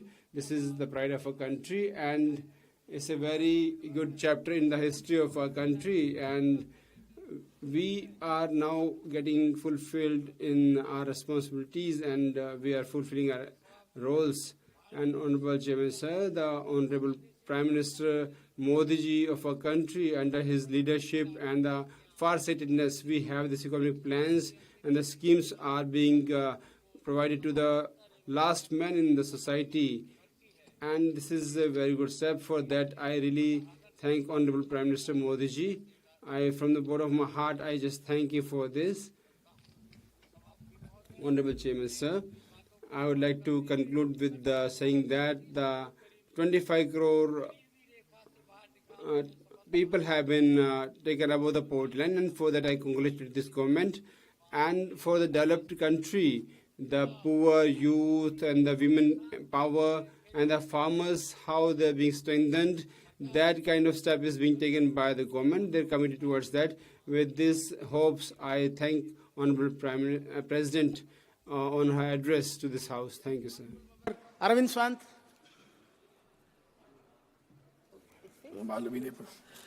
Honorable Chairman, sir. Honorable Chairman, sir. Honorable President of our country, on her address, this motion of thanks is being presented here, and I'm here to present my views on that matter. And I'm really sorry to say that the way Honorable President's address, the speech which has been laid here, I feel that this is not the feeling of our heart. We know that whether it is the President or the Governor, they get the written speech from the government and they just have to read it out. So we had expectation that Honorable President will present her own views also in the speech, but that didn't happen. And in the beginning itself, Prayagraj and about Manmohanji also, she expressed her grief. I support that. There is a huge matter of grief, especially what happened in Prayagraj was very painful to see that so many people died there in the accident. And about Manmohan Singh ji, if I talk about, then this government must be reminded that there was a Honorable Prime Minister when he was the Chief Minister of a state, then GST was vehemently opposed by BJP. And how Aadhaar card thing faced the revolt or the opposition, that was BJP. All those views which were presented by Manmohan ji, they are just repeating those things, following those things, and the kind of far-sightedness, the vision which Honorable Manmohan ji had is definitely a thing to be emulated. He was a very visionary person, and the kind of system, economic system which was prevailing in the whole world, in those conditions, how India was taken above these troubles, we just forget that what by being said by them in the past, and now they're doing some of they're saying some other things. In his views, housing for all was a point. And on that, I really don't understand. Last 10 years, I've been saying that whenever the subject arises, you and me, everybody knows that is encroachment in the land of government. Government land. अब सरकारी हम Now the government is encroaching the land of Mumbai port, and there are a lot of slums there. In the same way, the railway land also we have slums. And our government of Maharashtra under the Shiv Sena leadership, Balasaheb Thackeray, we had a plan, dream that no poor man should stay in the slum. They should have their own pakka house. For that reason, SRS scheme was brought, slum rehabilitation authority was brought about, and they will be given the free houses to the poor people. And now if you say about these poor people who are residing there every time the housing scheme, housing for all, pakka house, and from portable water, all these things are being said about. When this will happen? When these things will happen, I request Honorable Prime Minister, President, and I really express my regret that how people are really staying. Who has been given the pakka house? We live in the cities. To whom we are giving the pakka house? These people from slum, they are just like that. The state government makes plans, and then if some people out of that are given the land by the central government, if they gain benefit, then the benefit is not given to them. They say that it is a scheme of state government. We will not have our say here. And redevelopment is being talked about. A state government, even in Shiri also, they had planned this thing. But the central government is not allowing or giving the permission. Sonwal Sahib is there. That was their land at the port land. And so far, you don't have to do anything. And this is the state government which is doing. It's not some private institution which is doing or some businessman. No, it is being done by the government, and you don't give permission. It's housing for all. The building was about to collapse, and you don't give permission, and you say that housing for all. From where you'll provide that you must mention. We are just saying the truth, and that's why I really express regret that Honorable President's address in that we didn't find any information which she could have in this regard, and he just speaks the speech of the government. She doesn't speak her own. And for the farmers' development, as it was mentioned, the Bharatiya Janata Party. Why are you interrupting me? Kisan Samman Yojana, which was talked about. I'm addressing you only. And the farmers, Kisan Samman Yojana, 6,000 rupees are being given to the farmers. If it is anything objectionable, I will remove it. What is that? You tell me a sentence. You tell me a word. Forget about the sentence. I myself will withdraw. I will check the What I am record, saying is a perfectly objectionable will be correct removed. things I am saying and on that. No sir, not at all. I have not yielded at all. मैंने एक भी शब्द ऐसा नहीं बोला है. वाक्य तो I have not seen even a single word, not even a sentence. I have not spoken, I have done any violation. I am not using any wrong word in my speech, and that's why I just move forward and I say that the way Kisan Samman Yojana was implemented. Bharatiya Janata party उठाती है. Bharatiya Janata Party raises points which are political, not social. 12 lakh was declared as tax exempted, but only 6,000 to the farmers, and you have waived off income tax till 12 lakhs. If you had done something for the farmers, it would have been better. Swachh Bharat. And now if you talk about focus on education, what are you doing in that field? We know even today there are villages where there's one teacher. Equality by आज भी sir education system में. In the education system, the disparity and discrimination both are existing. Education institute where it is situated. कहाँ school है? गांव में है. वो Covid के समय में. During COVID, when the digital education was going on, there was no network. What kind of education would be there? There's only one teacher teaching all the students from standard 1 to 4. This is the condition today. It is not bad, but what you're thinking, Your dialogues are really good. And you make very good statements. They are really sounding very sweet, that this is such a serious government, and CBSE, ICSE, there's no equality, and international board. Recently, a clip is going viral. The students were asked, do you know about Chhatrapati Shivaji Maharaj? Students from ICC, they do not know about it. Were you taught about it? They said, no, it's not in our books. One boy says, there's one small paragraph on Chhatrapati Shivaji Maharaj, only one small paragraph. This is a new generation who does not know our history. They do not know about Chhatrapati Shivaji. They do not know Guru Gobind Singh, Rana Pratap Singh. These will be the future generation. They will know nothing about the soil of the country. They were asked the name of the father of Chhatrapati Shivaji Maharaj. They do not know. This is what is happening in new education mission. Please think about it, sir. That is why I'm saying that Honorable President should also pay attention to this. It will be good, and she could have boxed the ears and said that this will not be taken forward. Pension के बारे में बात की 50% pension was also mentioned, and our senior citizens, they are still waiting for their pensions, and the pension that they get is 1,200, 1,500 rupees. We've been asking for a very long time that the pension is not increasing. To whom are you giving these pension? Are there any government servants left? There has been no recruitment for the past many years. Whatever you do, there's a huge difference between what you say and what you do. The new pension scheme, and then you talk about the women.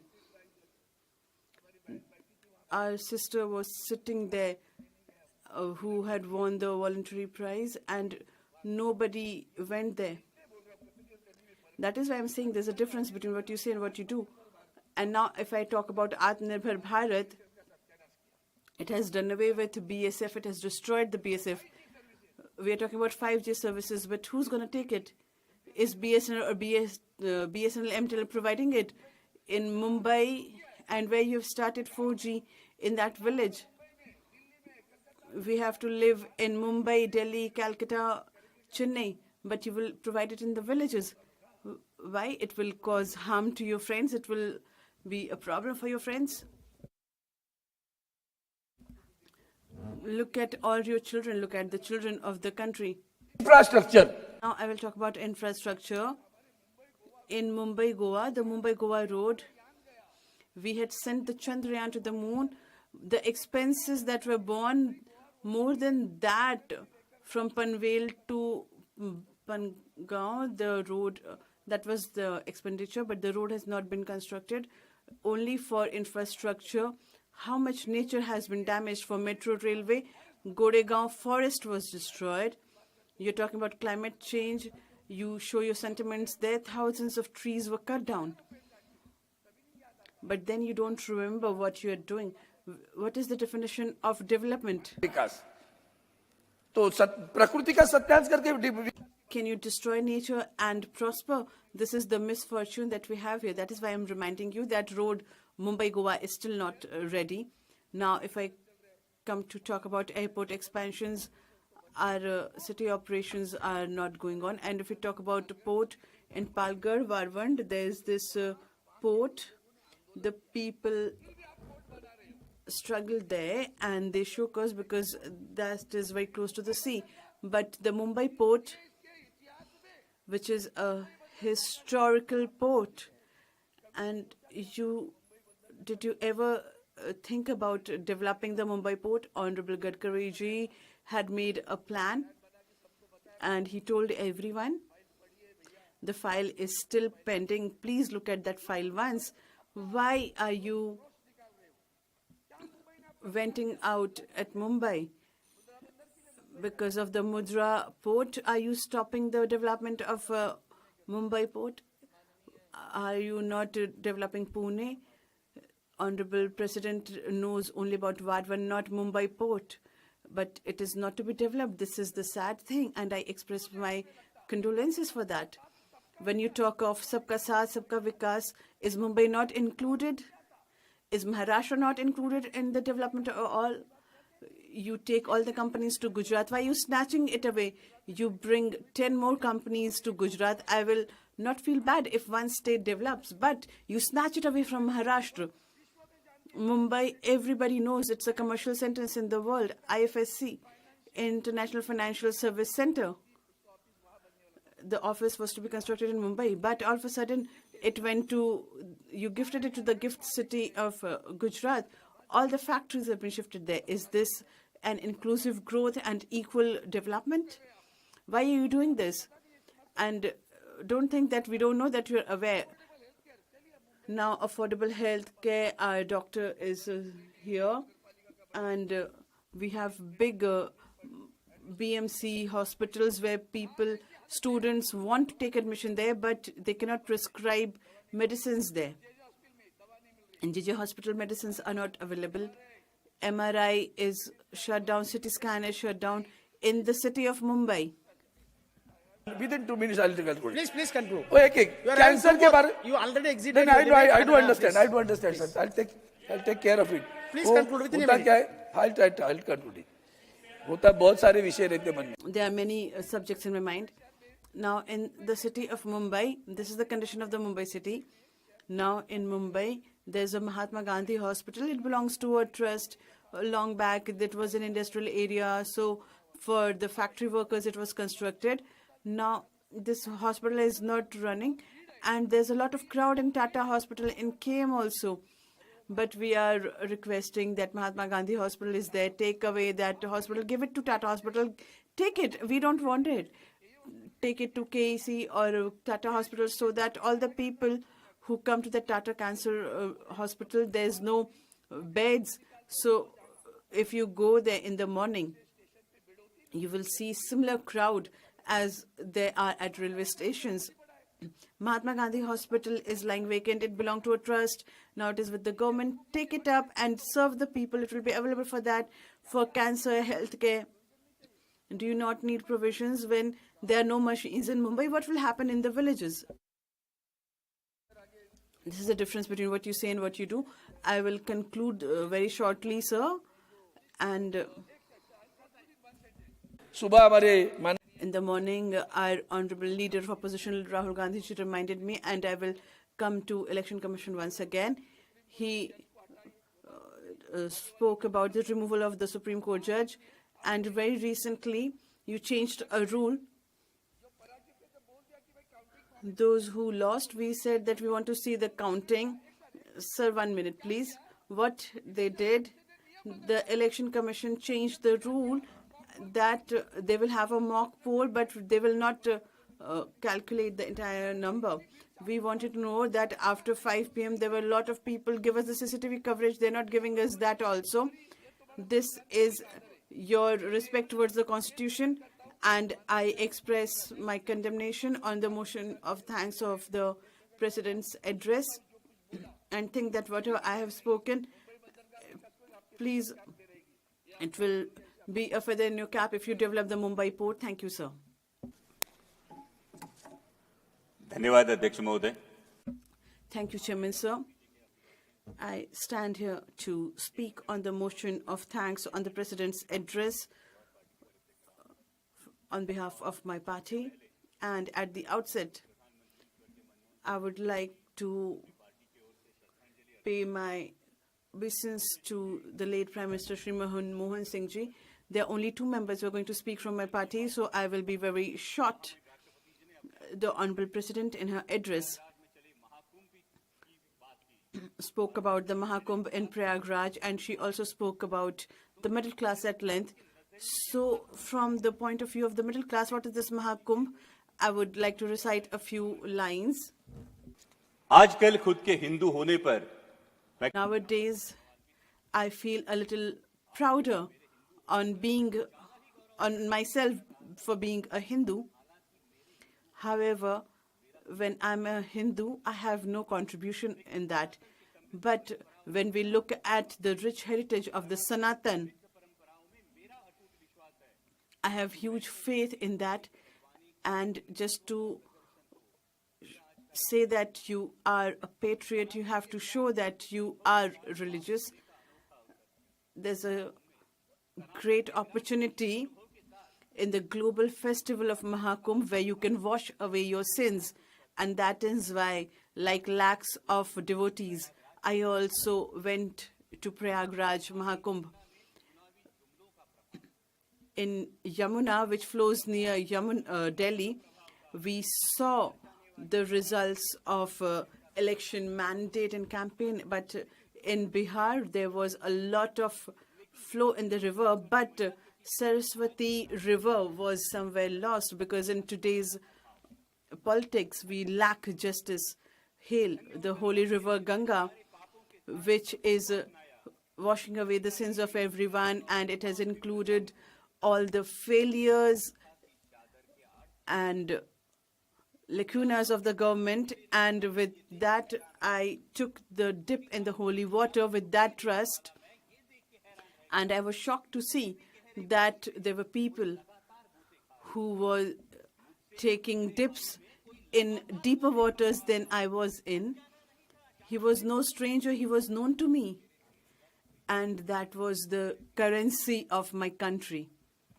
अंदाज करते हुए मैंने खुद को समझाया. I neglected it and tried to explain to myself that this is not a matter of concern. Our economy is globally at number 5.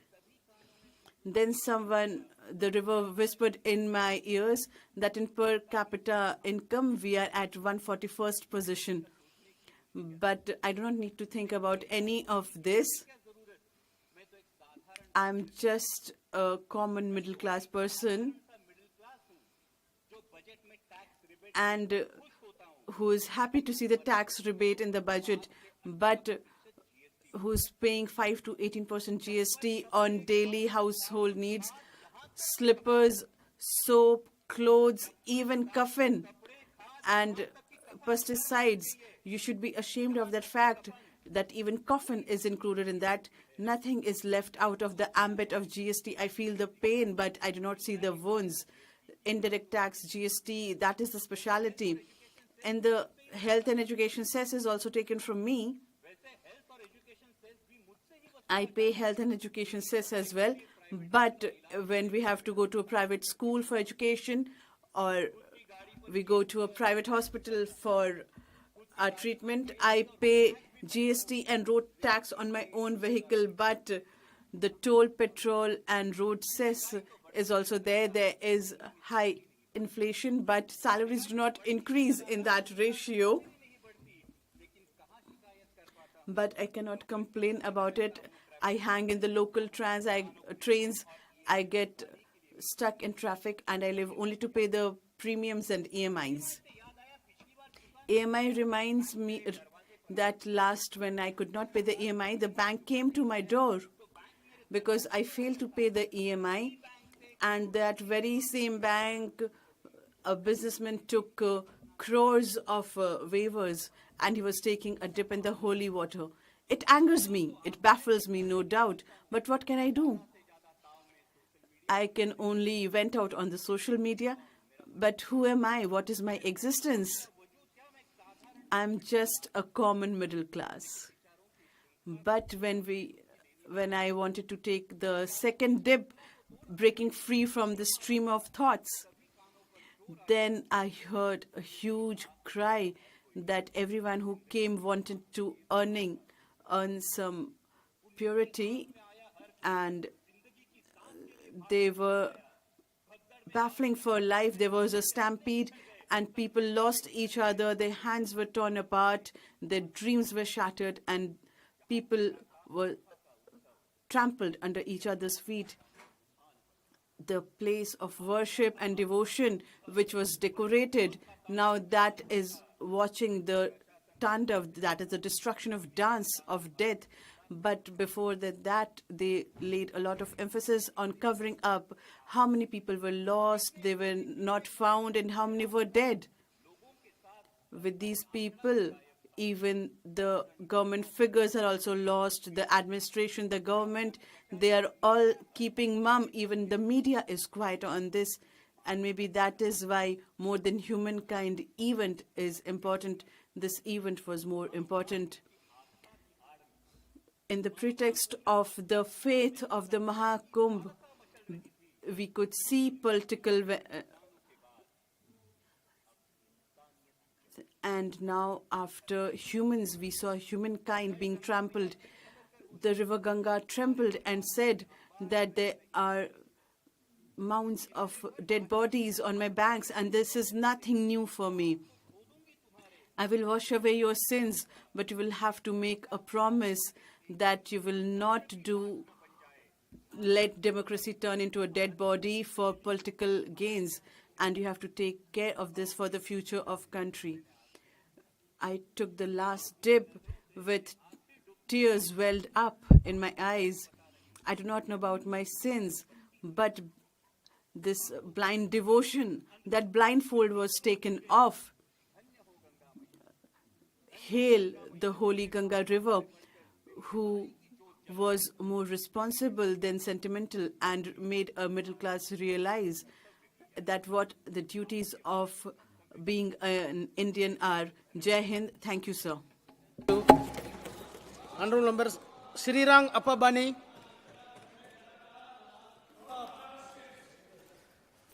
माननीय सभापति महोदय, Honorable Chairperson, sir. At the outset, I would like to pay my tribute to Honorable Manmohan Singh ji and to all the devotees who lost their lives in Prayagraj. Chairman, sir, I stand here to speak on the motion of thanks on the President's address on behalf of my party Shiv Sena, and I support this address. Chairman, sir, this address is like a beacon for our country. राष्ट्रपति The address of Honorable President, it's an account of the roadmap of the government and performance of the government for a decade under the leadership of Honorable Prime Minister Narendra Modi ji. This government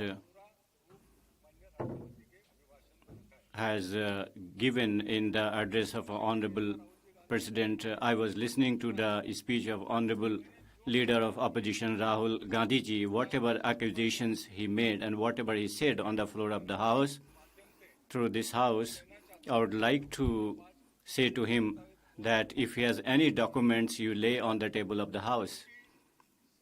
Because as a leader of opposition, while saying anything, whatever he has said, he also talked about the border areas of the country. He also mentioned certain countries. I don't want to name, but as a responsible leader of opposition, whatever accusations he has made, he should lay the facts on the table of the House. Because the leader of opposition, whatever he says that comes to the media, that undermines the dignity of the country. Honorable President, in her address, while she was giving address, first of all, I would like to mention the success of Pradhan Mantri Yojana, Pradhan Mantri Awas Yojana. This Pradhan Mantri Awas Yojana is a revolutionary step for the poor section of the society, which has benefited lakhs of poor people who have been given pakka houses. And with funding and proper monitoring, 3 lakh houses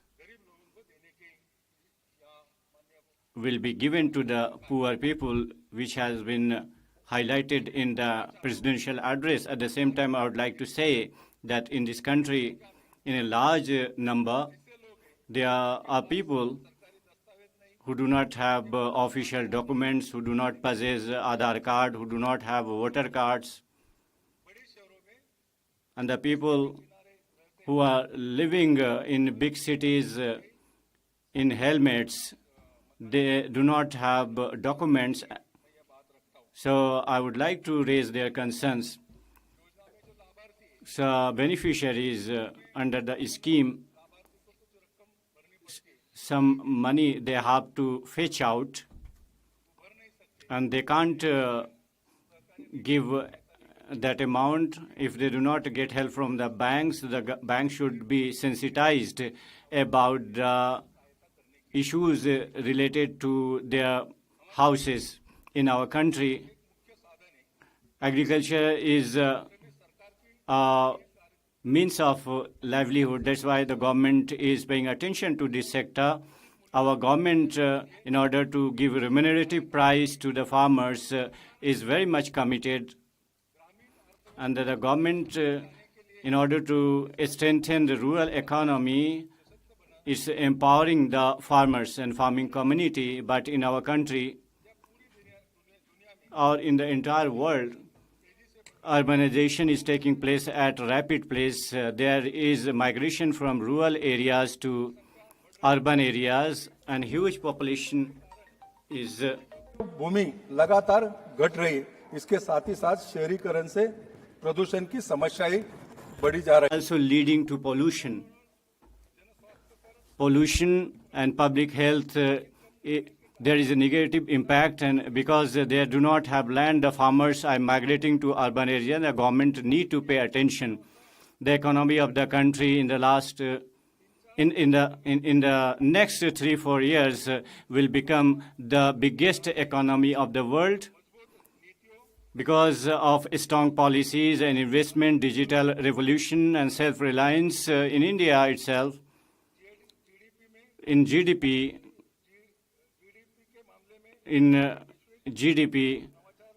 and in world leadership also, we are going to strengthen our position. This is a matter of pride for us. In economic sphere, we are pressing ahead, and the economy of our country is going to be the third economy of the world, and we are moving in that direction. Make in India, PLI scheme, Digital India, and Atmanirbhar Abhiyan. The government has given encouragement to a startup, and this has happened under the leadership of Honorable Prime Minister, and it is continuing for the last 10 years because of this progressive outlook. The government has acted threefold, and that reflects the unwavering commitment of the government. That is why I am thankful to all the members of the Council of Ministers as well as Prime Minister. Honorable Chairman, sir, Jammu and Kashmir is integral part of our country, but the erstwhile governments have not paid attention to its development, whereas under the leadership of Honorable Modi ji, the central government, the Jammu and Kashmir is achieving progress continuously. In the sphere of infrastructure, Udhampur, Baramulla, Srinagar rail projects is on the verge of completion. It's a historic achievement. These projects and schemes will link Jammu and Kashmir with the rest of the country. It will also generate employment, and it will also boost tourism and generate a new opportunity. In Kashmir, there is continuous development. After scrapping 370, many opposition members, they raised their issue, and they had created a separate, a different atmosphere. But under the leadership of Honorable Prime Minister Modi ji, the people who were pelting stones in Jammu and Kashmir, the government is even thinking about their welfare. In rural areas, social welfare measures play effective role. Under the leadership of Honorable Prime Minister Narendra Modi ji, agriculture. कितना minute है? Make up your mind to wind up. माननीय Honorable Chairman, sir, government, the progress which it has made in the last many years, and for the development of the country, it's on the path of development, and because of the encouraging steps of the government in Lok Sabha and Legislative Assemblies, 33% reservation has been ensured. One nation, one election is also on the anvil. If administrative reforms, in the direction of administrative reforms, it will be a milestone for middle class community. Is also a important component of development. In order to meet the needs of middle class, the government has taken effective steps. Awas Yojana, employment generation, and there are many efforts related to living. Along with this, under Ayushman Bharat, the senior citizens who are above 70 years, 6 crore senior citizens will be given health insurance. That shows how government is sensitive towards the issues.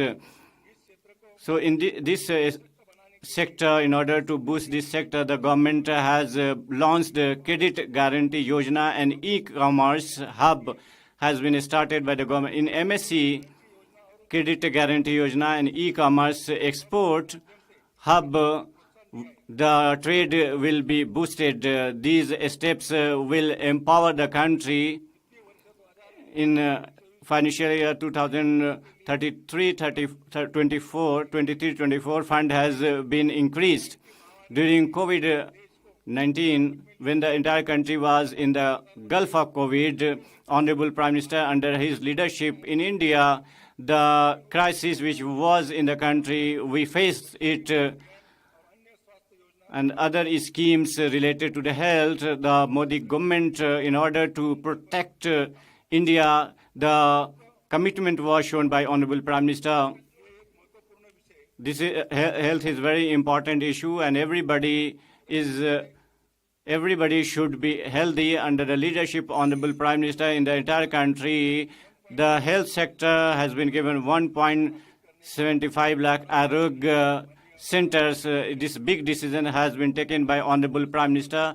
After scrapping 370 in Kashmir, the situation is on the path of progress. Under the leadership of Honorable Prime Minister, we have taken many steps, and that is for the security and the progress of the country.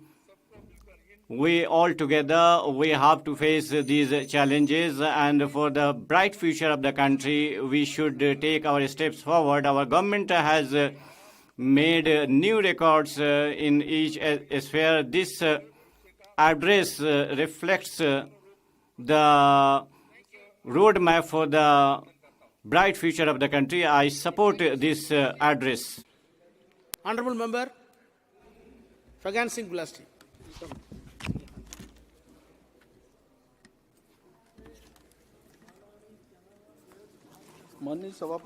Honorable Chairman, sir, I rise to participate in motion of thanks to the Honorable President, and I rise to support this motion. And I would like to say at the outset that the friends from Congress,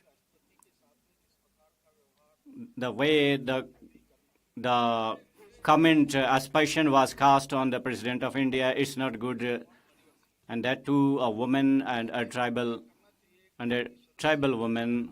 They should think that if such kind of behavior is shown towards the Honorable President in this House, this is not welcome. As far as the address of Honorable President is concerned, I was seeing, Honorable Chairman, that there are many such important decisions which have been taken by the government. And the address of Honorable President, that in our country, the poor and the welfare measures and schemes of poor, many honorable members have said last time, for the welfare measures of poor people, 4 crore people who are not having a roof over their head, this scheme will help them. During last budget, there is an allotment of 3 crores. You can think that 7 crore houses were made for the poor people. This is very encouraging for the poor people of our country. And for that, Honorable President mentions in her address, we feel proud that if you look at old history, for the tribal community, 5 crore such people were there. Dharti Aba and Janjati Utkarsh, 80,000 crore rupees has been earmarked. Honorable President, while launching this scheme, which has been mentioned in her address. So this kind of situation, I think about this, if the erstwhile governments and about the Congress, if they had thought about this, so along with this Janman Yojana, 75% primitive tribes who are there, the government has accorded a special tribal status to them. This is responsibility of the government that 50% population, the people who are living below poverty line, and 75% people who belong to a special tribal community. If you look in Andaman, Nicobar, in Bastar of Chhattisgarh, in Madhya Pradesh Bega tribal community, Shahriya tribal community, Jarawa community. So in the entire country,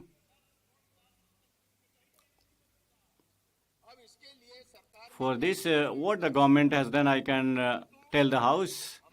But after our government was formed, for the first time in 2002, the thing you are talking about, 16 such districts, they were given a status of tribals. We have included 4 more districts.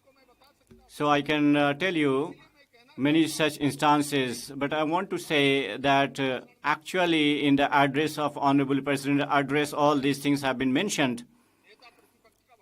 I was listening to the leader of opposition that in the sphere of IT, how the country should progress. Perhaps he is not aware when there was a government of Atalji, for the first time in the country, in the IT sector, in the country, there was a revolutionary change in IT, and particularly the northeastern regions, the members from north regions will appreciate that. We are seeing for many years, the people did not have any contact with the families. If we talk about northeastern region now, this is a historic change, and particularly for the people of brothers and sisters of northeastern region, it has been mentioned in the address, in the address of Honorable Prime Minister. Such new initiatives have been taken. That is why the leader of opposition, what he says, what is his mindset, I can't say anything about that. But as a matter of fact, under the leadership of Narendra Modi ji, this country is achieving new heights. We have seen since that time. That is why Pradhan Mantri Gram Sadak Yojana. I would like to tell the friends from Congress that at the time when Atal Bihari Vajpayee ji was our Prime Minister, India government was formed for the first time. When this scheme was launched, Pradhan Mantri Gram Sadak Yojana, they used to say all the times that this India belongs to village. This used to be the title. When the decision was taken that time, in that decision, each village, we decided to connect with Pakka roads, and this was decided by the then government. This could have been done earlier. We talk about poverty of rural areas. My friends just now said that in order to come out of that poverty, what can be our criteria? What kind of formula we can adopt in the country? No discussion takes place about that. Actually, I can say under the leadership of Honorable Prime Minister Narendra Modi ji, I saw in 2014 about health sector, many things were said. That time we made an effort under the leadership of Modi ji in medical. There is increase in seats in our country. 50,000 MBBS seats are there.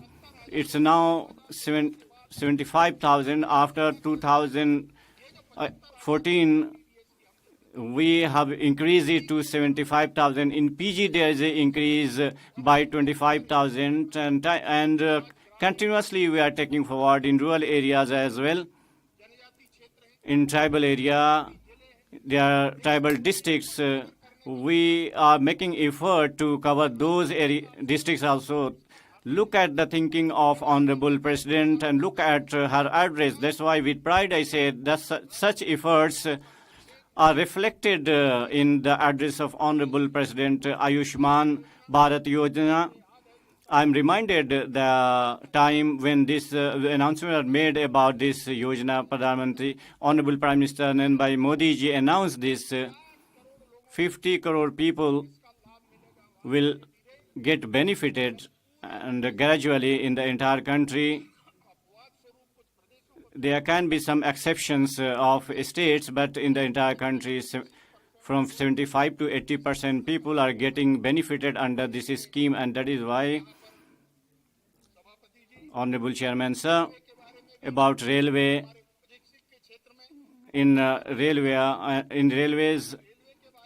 about railways, when in the same house, when you used to meet the people, when we used to meet Honorable Rail Minister, Honorable Prime Minister, we struggled a lot to get railway lines. But I'm happy to say today that in the regions and for the gauge conversion, Amrit Bharat, Namo Bharat trains, Bande Bharat trains, there are such trains, the number of trains is on the increase. Fast train.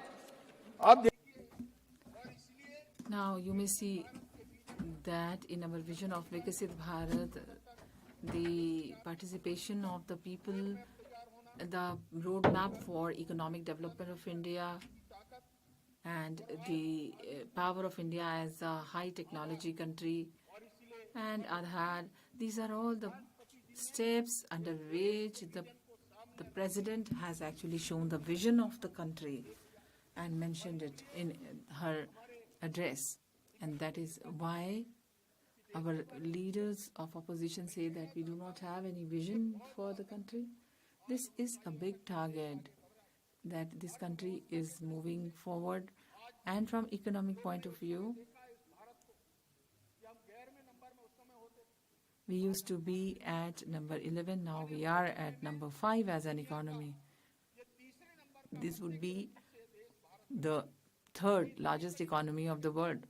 It is such a vision that we have made, and by 2047 we say that we will become the developed country of the world. After 75 years of independence, a few days back we had discussed about this completion of 75 years of our independence. So in the address of the Honorable President, when all these things are mentioned, then, Mr. Chairman, sir, the slogan which Prime Minister has given, Sabka Saath, Sabka Vikas, Sabka Vishwas, and Sabka Prayas, that is trust of all, efforts of all, with company of all. This is the vision which has been reflected in the Honorable President's motion of Honorable President's address. And now I have seen that we have 10 crore gas connections for 80 crore people. This is a big vision for the country, for the Prime Minister, for his thought. It shows that in reality, we need to bring our poor people out of poverty. And with this big vision, we need to work hard. And 80 crore people are getting the benefit of that. The Honorable President has made mention of these efforts. As I belong to rural areas, we see that all the drug centers, the Aushadhi Kendras, there is 80% of subsidy in these Aushadhi Kendras. We are giving benefit to the poor people, We have many Aushadhi Kendras, be it near the hospital or in a kasbah, in a district, in a village. We see that it is being increased day by day. There are poor people, small people, and for these people, for such people, we need to have health benefits for them, and their life may become safe and secure. We have, in fact, such a wide vision for them. Honorable President has made a mention of all these things. It is for our country and for the people of our country. This is a big challenge. From the point of view of women,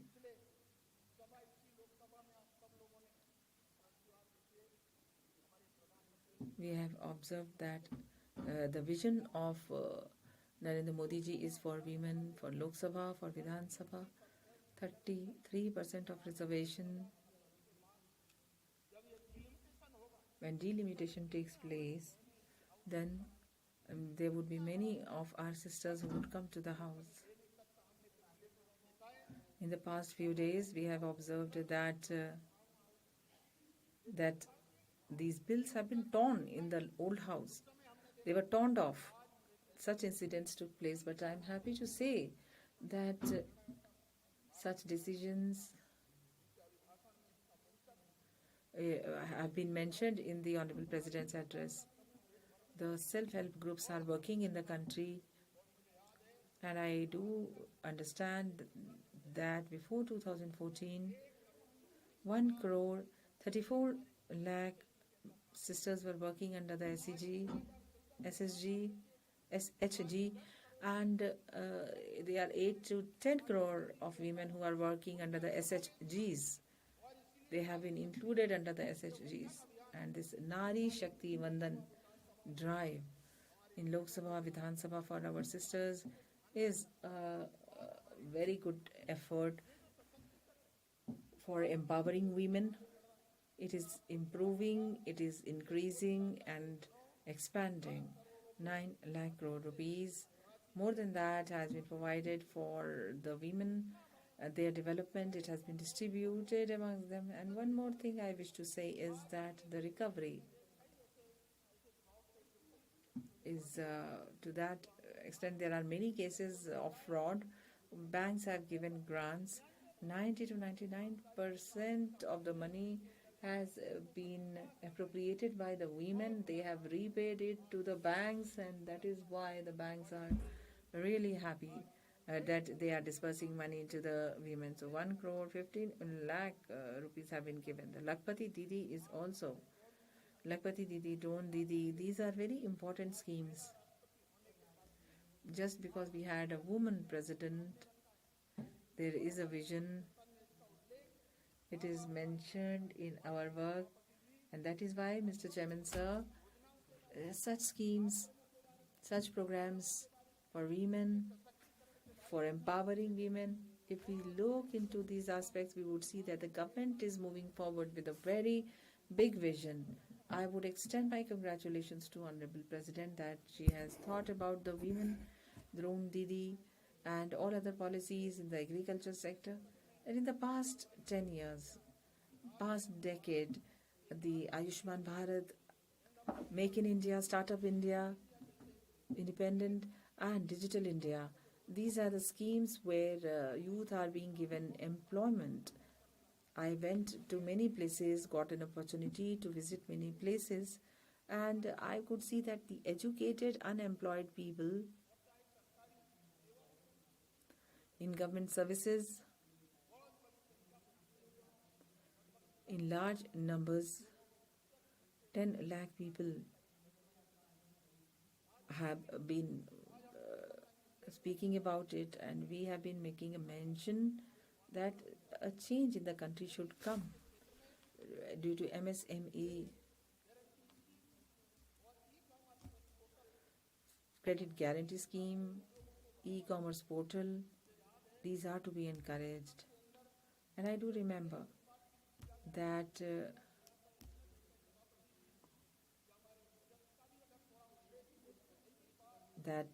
in the budget,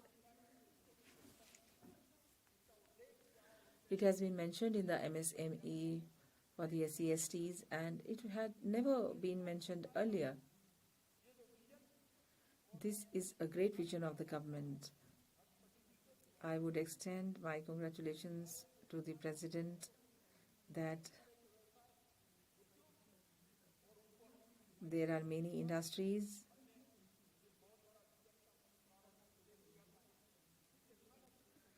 technology, etc. It is a big example that we used to see that in ED sector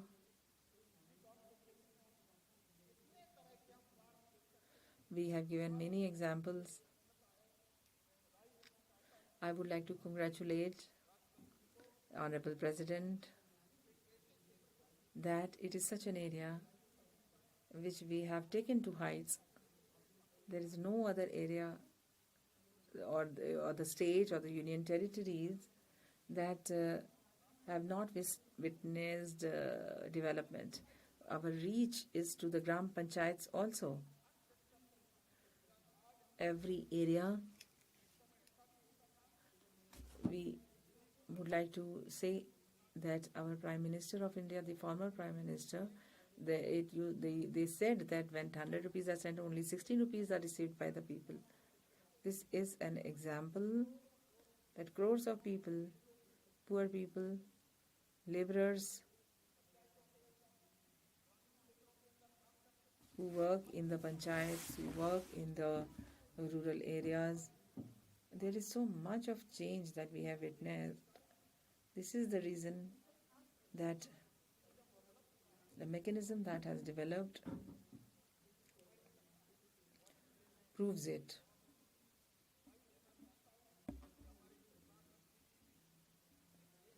And I would like to say that for the citizens, we need to have a better life for them, and it gives a new trust and confidence to the whole country. In the past decade, world-class infrastructure was made by India, and there are many milestones that we have established. Today, we think about India, and we do observe that what was the condition prevailing at that time? Condition of people, condition of states. We have observed that connectivity has increased, be it railways, highways, air services, ports. It's a big sector which is developing, which is growing to its maximum level. Our vocations, people are getting employment, they get employment, and that is why, Mr. Chairman, sir, this is the vision of our country. Now you see in the networking or in metro, we had never imagined that we are going to have such a huge network of metro. So this would be the third country of the world having the largest metro network. This is a matter of pride for all of us.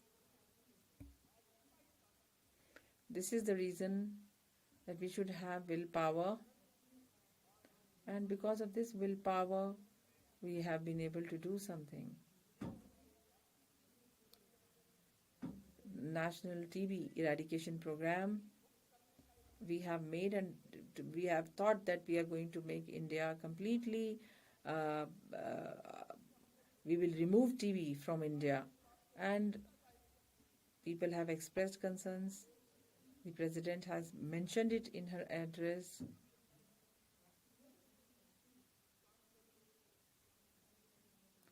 And that is why for this work we have requested the Prime Minister, and that is why we have to make an effort, a resolve to see that our mothers, our sisters get their due. We can move forward and expand this program and can imagine a developed and advanced India.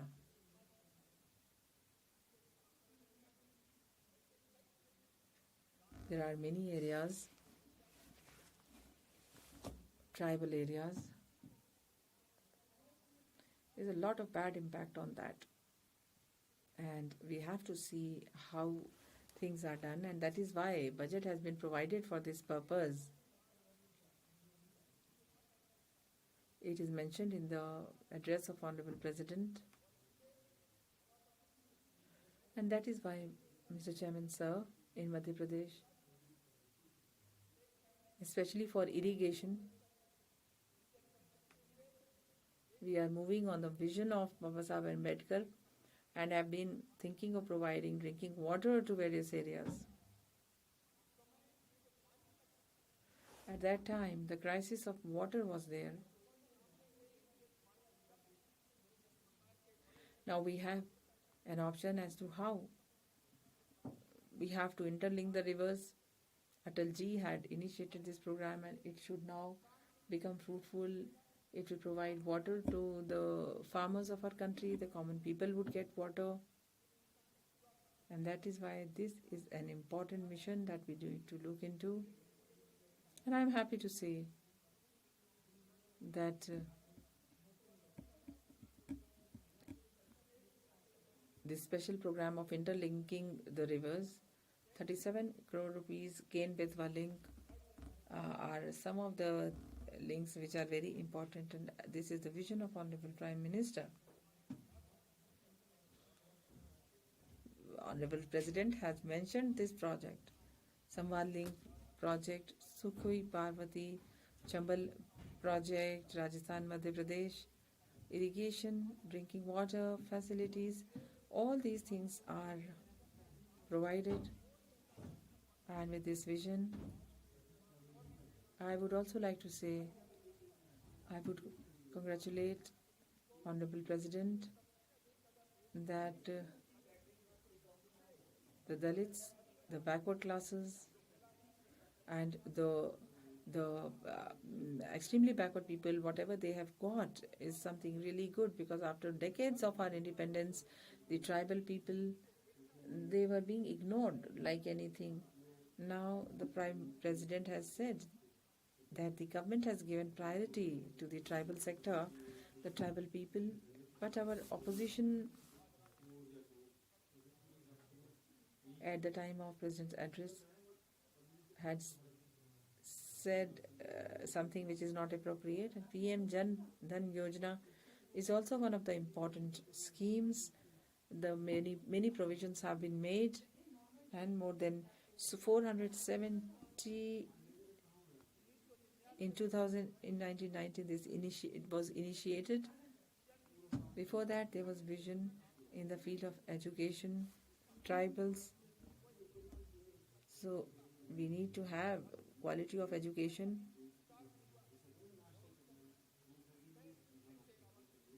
And there were 100 such hostels.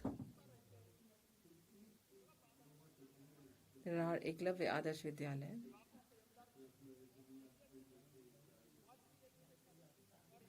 Quality education, CBSE, and special provisions have been made by the government. And that is why I am happy that 1.25 lakh Adivasi children are being provided with school education. In the past 10 years, there are 30 medical colleges which have been opened, especially in tribal areas.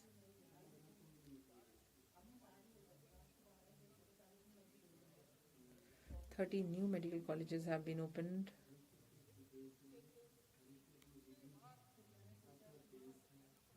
The government need to speak. But today, this is a big challenge which has been accepted. Especially, it is 125th anniversary of Bhagwan Birsa Munda ji was celebrated as a tribal pride day. I still remember that when decision was taken by the government, the whole country celebrated the birthday of Bhagwan Birsa Munda. Bhagwan Birsa Munda is the freedom fighter of our country.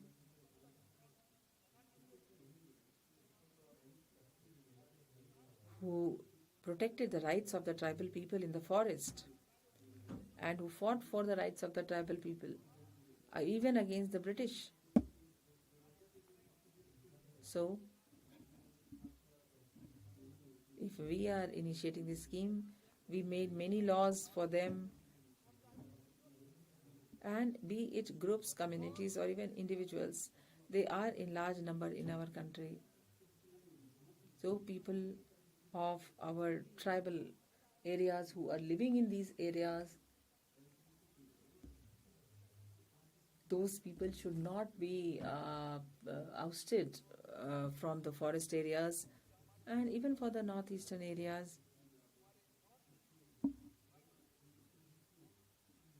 Keeping in view the sentiments of our people from the northeast, the government has tried to reduce this gap with the northeastern states areas,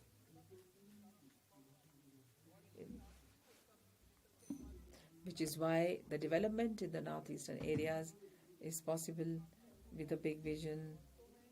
I would extend my thanks to the Honorable President Srimati Draupadi Murmu ji that she has made a mention.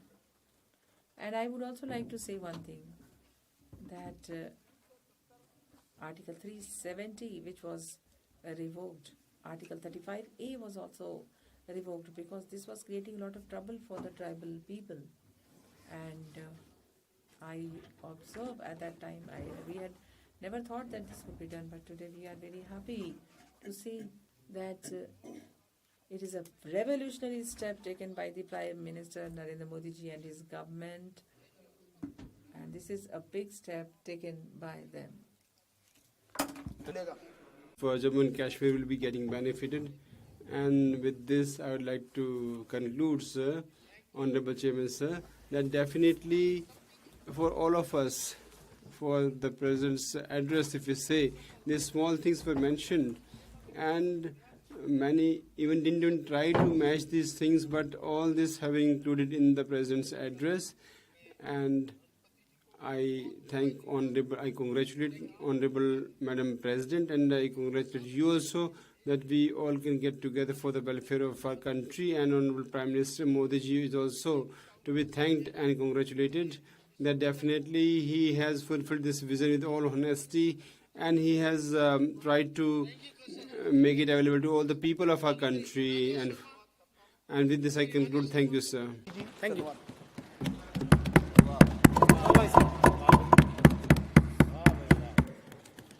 धन्यवाद. Thank you, Honorable Chairman, sir. Today you gave me the chance to speak on the President's address and this motion of thanks which is being presented here. On that you gave me a chance to speak in this discussion. You gave me a chance. For that I thank you, sir. And apart from this, Honorable President's address which was delivered here, and for that I, on the behalf of Lok Janshakti Party Ram Bilaf, on behalf of my leader Chirag Paswan ji and the people of Bihar and the constituency of Khagaria where I belong to, and I just thank Honorable President for her address. And sir, the President's address which was delivered, it's a constitutional responsibility, and this responsibility is, this power has been given by Honorable Ambedkar's constitution. That power has been given through that, and the way my Honorable President delivers the address and how the government is functioning, how to present that thing to the nation, that is required. And with this beauty, Honorable President had taken into cognizance all the groups of society, people of society, and every group of society was kept in attention, whether it's the farmers or about the youth, or whether it's about women, or of the social ostracized, or maybe of the downtrodden people, of the elderly. Everybody was taken into consideration in her address. It was including everybody. And sir, Chairman, sir, I really feel grieved to say that when one, despite being a woman and in the opposition, despite being a senior leader in the House, a woman passes such kind of comment on the president that she's a poor thing, she's boring. And today, the way in this House, leader of opposition also mentioned this thing, that the president's address was just like every other year. And through you, I would like to tell the leader of opposition that the president's address is about schemes. Maybe the schemes are same, the difference about the statistics. So he must concentrate on the statistics, not about the names of the schemes. And sir, apart from this, I would like to say through you that the opposition, how it mentions that the government is for the Sabka Saath Sabka Vikas, where it is being done on the ground. So through you, I would like to tell all the opposition members on every matter they must pay attention to, that how this government is bringing all together on one platform, and the way 5,36,000 crore rupees are being spent for the Pradhan Mantri Awas Yojana, and through that new houses are being provided to the people, and in the coming times almost 3 crore new houses will be provided to the people by the government. And sir, in my Khagadia Lok Sabha constituency area, we have seen during the elections hundreds of houses are burnt, which was kacha houses, and we just thought that they also should get benefit. This scheme should be benefiting them. I am proud to say that my constituency got almost 40,000 new houses. The approval has been given, and this is the contribution of this government. People say that the way government is paying attention through Ayushman card, I would like to say 55 crore people are getting benefited. And earlier, in the house of poor person, if some disease used to be there, then the jewelry, the house was to be kept in, was given for getting the loan, and they were being exploited. But this is the thought of the Prime Minister that through Ayushman card scheme, this 55 crore people are getting this facility under Ayushman card, and they're getting good facility of medical facilities. And for youth also, this government is working well. I will tell to the opposition through you that 1 crore youth have got the job in internship they have got in the MNCs, and for that the government is committed. They have planned that in the coming times the government is going to provide this internship to 1 crore youth of our country. And apart from that, the President of America, John Kennedy, has mentioned that American roads are not good. America is rich, but America is rich because American roads are good. Yeah. That's why I say, sir, that with this thinking, our government is also working. If we are going to be economically developed, and if we want to make our area, district richer, then the road connectivity is very much required, and I feel pride in that our government under the Pradhan Mantri Gram Sadak Yojana, under that 70,000 crore rupees have been approved for the construction of roads, and Honorable President had mentioned about this in an address. And whereas on one side this road is connecting from one area to another, in the same way the rail connectivity through that 71 stations are connected to the Amrit Bharat, Vande Bharat trains are being started by this government, and people are being connected to these trains. And the way the farmers are being talked about by the opposition, our government has given 3 lakh credit card to the farmers, and now it's going to be up to 5 lakh. So the opposition, how they say about the scheduled tribes or scheduled caste people and the downtrodden people, and this government has given to the SC, ST women without any collateral 5 lakh rupees loan has been provided by the government. This facility has been by this government. And the common man's housing and the voice has been made the people's voice, and the people who are having income up to 12 lakh rupees, their tax has been waived off, and this big decision by the government. For that I thank this government. I want to thank this government, and through this Bharat Abhiyan, 12 crore toilets have been constructed by this government, and the way Ujjwala Yojana. Under that scheme, 10 crore houses have got the gas connection, and our government has done this remarkable job. And I'm proud to say that today almost 80 crore people are getting this ration through this government. And the opposition, when they say time and again that this government, how they are doing this sabka saath sabka vikas, so I would like to say we just don't talk, we do the things, and we just don't talk.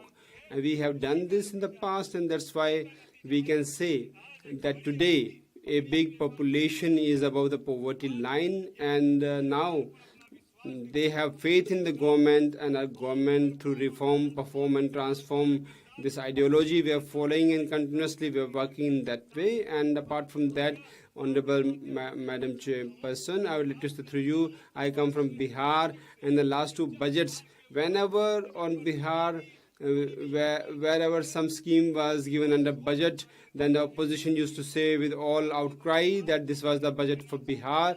So I would like to say that last time also I had mentioned that you should change the attitude towards Bihar, you should make it positive, because there may not be any state where these industries are there, and to run those industries, the fundamental role, if it is there, it is definitely some Bihari person from Bihar who is playing this role. So you should have this positive thinking about Bihar. And the leaders of Delhi who say that they are honest, they had used very bad words for the Bihar people. So we would like to say that this is the changing Bihar, and the way the central government, state government and ND government, the way they have worked for the development of Bihar, and they have cooperated with the Bihar government. We would like to thank this government for that, and I would like to entrust also that this changing Bihar in the coming times will create the employment, and the way economically we are strengthening ourselves, so the pride of Bihar will be preserved. So in the end, I would like to say, Honorable Madam Chairperson for Bihar, I would like to say that we are writing on the stone. You can't break us with the glass. And how will you stop Bihar from getting progress? You cannot stop Bihar. Thank you, Madam Chairperson. माननीय सदस्य Singh ji,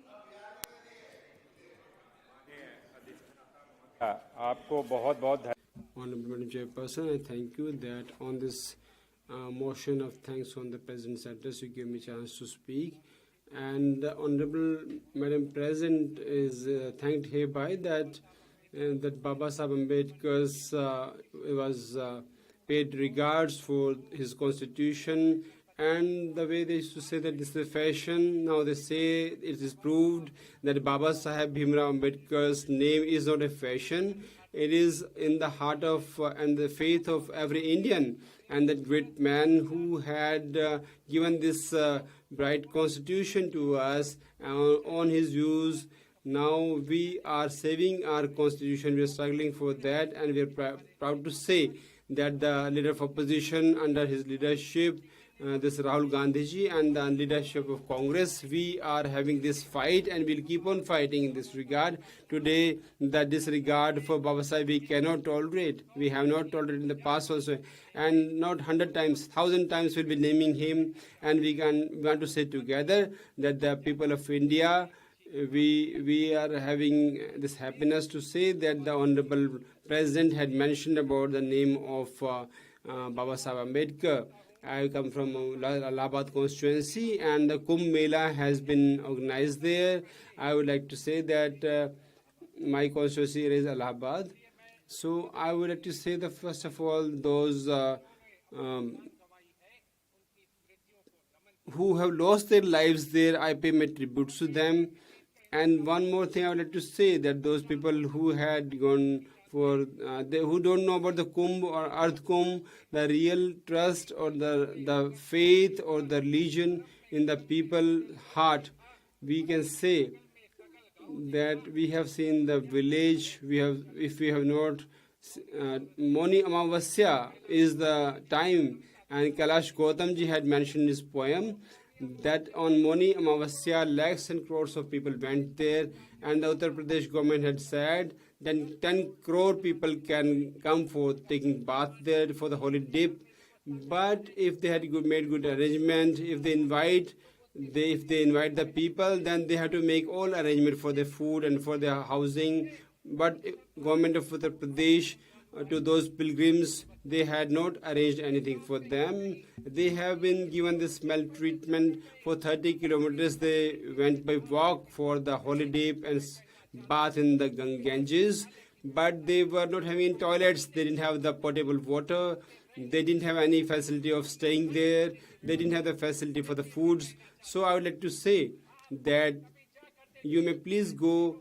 I would like to request all of you that you please go to Kumbh Mela, and there you will see the kind of festivity. It's the festivity and the zeal which you can see there. On 27th, people were going by walk there. There was a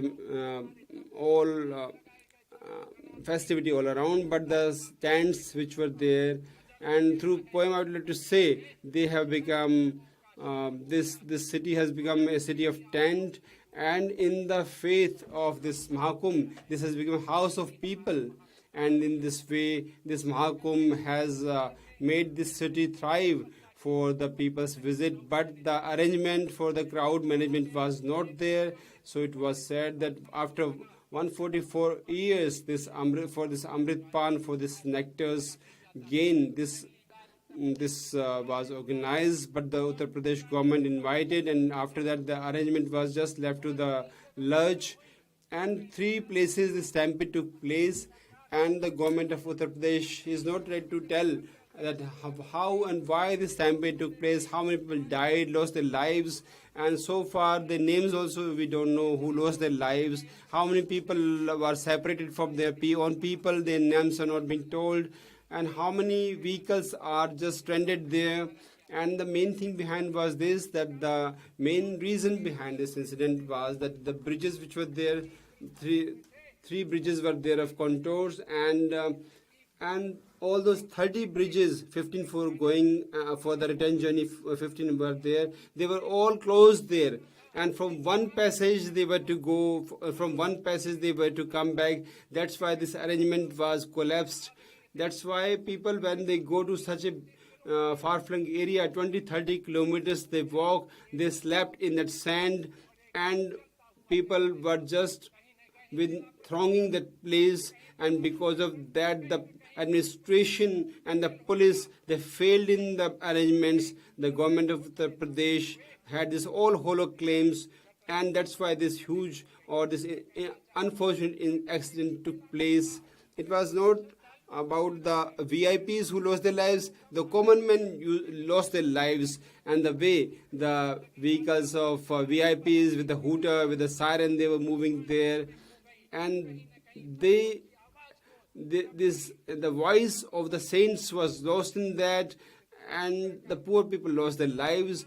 And the main reason, if you investigate, the biggest reason we can find that the way VIPs were given the facilities there, they were rushing for the photographs, for the photo opportunity, they were rushing around, and they had gone for this event management, for this branding. But this was not the place for those things. It was for the pilgrims. They should have arranged these things. This was not the place for just fun and frolic. It was for the faith and for the feelings of the people, and they wanted to have this nectar to get it from that place, but they lost their lives. You must have seen the scenes where thousands of people suffered, and how they were mistreated, how they were maltreated, and the dead bodies are now in the left like that without any proper placement of them, and the dead bodies are being picked up like that without any proper arrangement. And it should be investigated properly. We should get the truth out as to who is responsible for this, and strict action should be taken against those people. I would like to say that through this press and telephone, I had warned that on Makar Sankranti, after this Manu Amavasya is having crowd of 4 times people, more than 4 times people came, but the government ignored my caveat, and my warning was ignored. And for VIPs, this Mela administration, district administration and police was just getting to the needs of VIPs. VIP didn't allow to work for the common man. Every day they just went for photos and all this publicity, and 300 crore rupees scam on the wood or this firewood was there, and now this just selected contractors were chosen, and this wood was very bad quality on through which this bridge was constructed, and that's why this accident has taken place.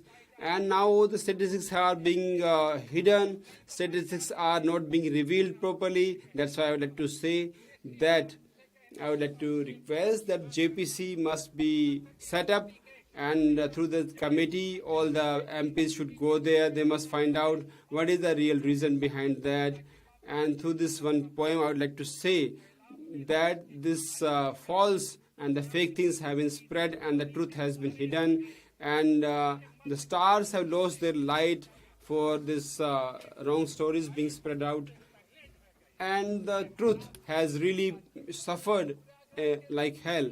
And the people of Prayagraj are now suffering there, and the kind of gloom or the pall of gloom which is looming large there. Who is responsible for that? Would like to know through this government of Uttar Pradesh and the central government, who is responsible for this. And this they said that they'll be having metro where this Ganga Express will be there, where this 6-lane roads will be there, but no such bridge is ready so far. And this is the commitment of this the failure of UP government. They did not do anything of this kind in a proper way, and all these infrastructural things were not carried out, and this ground management was a collapse. If we say that evacuation or the preparations of that kind was completely missing, and when this thing happened at 1:30 at night, and the things which followed at 5 o'clock in the morning, but the state government is not taking this responsibility. I would like to say that its investigation, if not done by JPC, we will never learn the truth, and people say that those who died, they have attained salvation. What can be more sarcastic than this? They are mocking the death of the poor, and this government is doing that, and they will not get salvation, and no higher ranking official or VIP attained salvation. The poor farmers lost their lives, and the number of dead bodies is not given out. The details are not out. I want to know what sin did they commit. They were suffering despite all mistakes and sufferings and atrocities, and you are still scratching your own back even after so many failures. So I want to tell you that proper investigation should be carried out.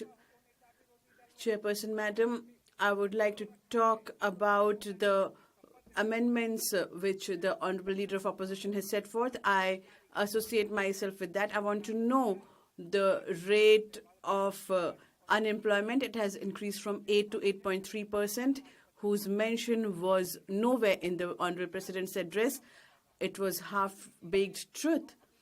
And the Honorable President's address, we say that the the government spending was 37%, which was last year 49%. But the Honorable President did not mention these things, and these facts were hidden, which the public should know. I would like to state here that from 2004 to 2014, what was the cost of dollar? I would like to tell you it was 46.5 in 2003, and in 2013 it was 56 rupees 50 paise. That means it increased by only 10 rupees in 10 years, but in the last 12 years it has increased by 30 rupees. So the prestige of the nation has gone down, or has it risen? The House needs to decide that. Madam, through you, I would like to address the Honorable President also that our dignity is going down slowly, but the government is overlooking this fact. I would like to state that if there's no income, you reduce the income tax. Today it was needed that an economist like Dr. Manmohan Singh, who had such long-term policies which helped the economy of the country. Today, the government has no economist like Dr. Manmohan Singh. Today, this government does not have a leader who can frame economic policies. I would like to state in this August House today, you talk about that you are the world's third largest economy. This has been stated by the Honorable President in her address also. But if you are the world's third largest economy, where is our per capita income? If you look at the per capita income, it is $2,480. But if by 2047 we have to become a developed nation, it has to be $12,500, which should be our per capita income. Even if we increase it by 5 times, then also we'll not be able to achieve this target. Our GDP growth rate is 5.6%. Even if it increases by 6.5%, then also we will not be able to attain the target of $12,500. Where is the country developing? If you visit our villages, we do not have sanitation water in Baughar, which is a village in my constituency, and people cannot even get proper drinking water. In Pandwa area, they do not get potable water. You want to create such a developed country where the rich is getting richer and the poor is getting poorer. Our per capita income is not increasing. We don't have potable water in the villages. We do not have water for irrigation. So I would like to state here that today the condition of our country is not good. The Honorable President has been misfed some information. She has been misled by wrong information, and facts were hidden from her. And I would conclude my speech by quoting a couplet from Ghalib. If I live by your words, I will lose my life, but I would have died happily if you would have kept your promise. This government is such, and the attitude is such that the manner, there was lacuna in the administration in Mahakumbh and the condition of the economy of a country. The government should consider it seriously and take decisions that if we do not have long-term policy. Some friends were saying about the Kumbh Mela that it is a type of conspiracy, and you see conspiracy, everything. You need to introspect within yourself that what were your lacunas and try to do away with them. Today, the entire city of Prayagraj is weeping. The people of Prayagraj are weeping because the government made false promises that it will be a very glorious event, but they have failed miserably, and that is why I want to state that they should seek forgiveness from the nation. The Uttar Pradesh government and the central government could not make proper arrangements. This huge incident had never taken place in the history. That is why I want to say that the entire country should take this into cognizance and proper investigation needs to be carried out on this. Thank you.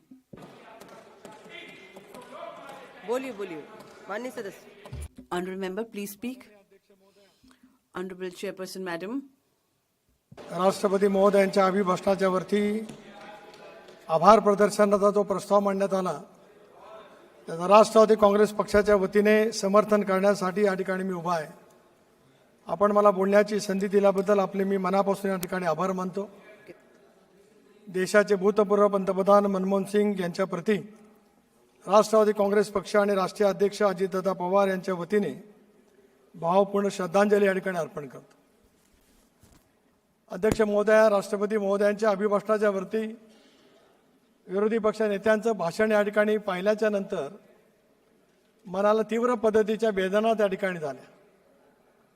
या देशाचे पंतप्रधान नरेंद्र मोदी साहेबांचे मला आभार मानायचे आहेत.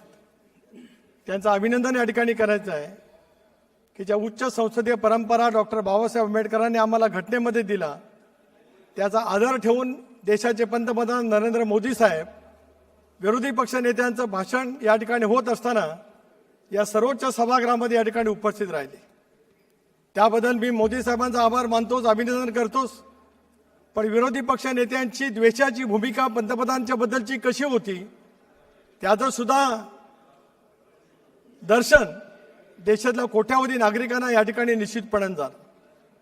खरं आहे की राष्ट्रपती महोदयांचं या ठिकाणी अभिभाषण होत असतानाच ज्या पद्धतीने राष्ट्रपती महोदयांनी अभिभाषण या ठिकाणी केलं आणि त्यांचा उल्लेख नंतर पुअर लेडी म्हणून ज्या पद्धतीने करण्यात आला, या देशातल्या ज्या वेळेला एका आदिवासी भगिनीला राष्ट्रपती पदाचा बहुमान देशाचे पंतप्रधान नरेंद्र मोदी साहेब देतात आणि त्यांची स्वतःच्या कर्तृत्वातून त्यांची अभिव्यक्ती त्यांनी ज्या पद्धतीने या ठिकाणी व्यक्त केली, त्याच्याबद्दलच्या सुद्धा भावना ज्या संवेदना हीच पद्धतीने या ठिकाणी केल्या, त्याचा सुद्धा जाहीर निषेध या सर्वोच्च सभागृहातून या ठिकाणी मी करतोय. मी पाहिलं भाषण या ठिकाणी पाहिलं. आज या देशामध्ये डॉक्टर बाबासाहेब आंबेडकरांनी संविधान दिलं 1952 सालापासून. सतत 3 वेळेला पंतप्रधान होण्याचा बहुमान फक्त पंडित जवाहरलाल नेहरूंना मिळाला. Indiraji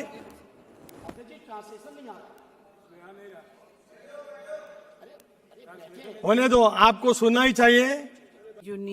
You want to listen?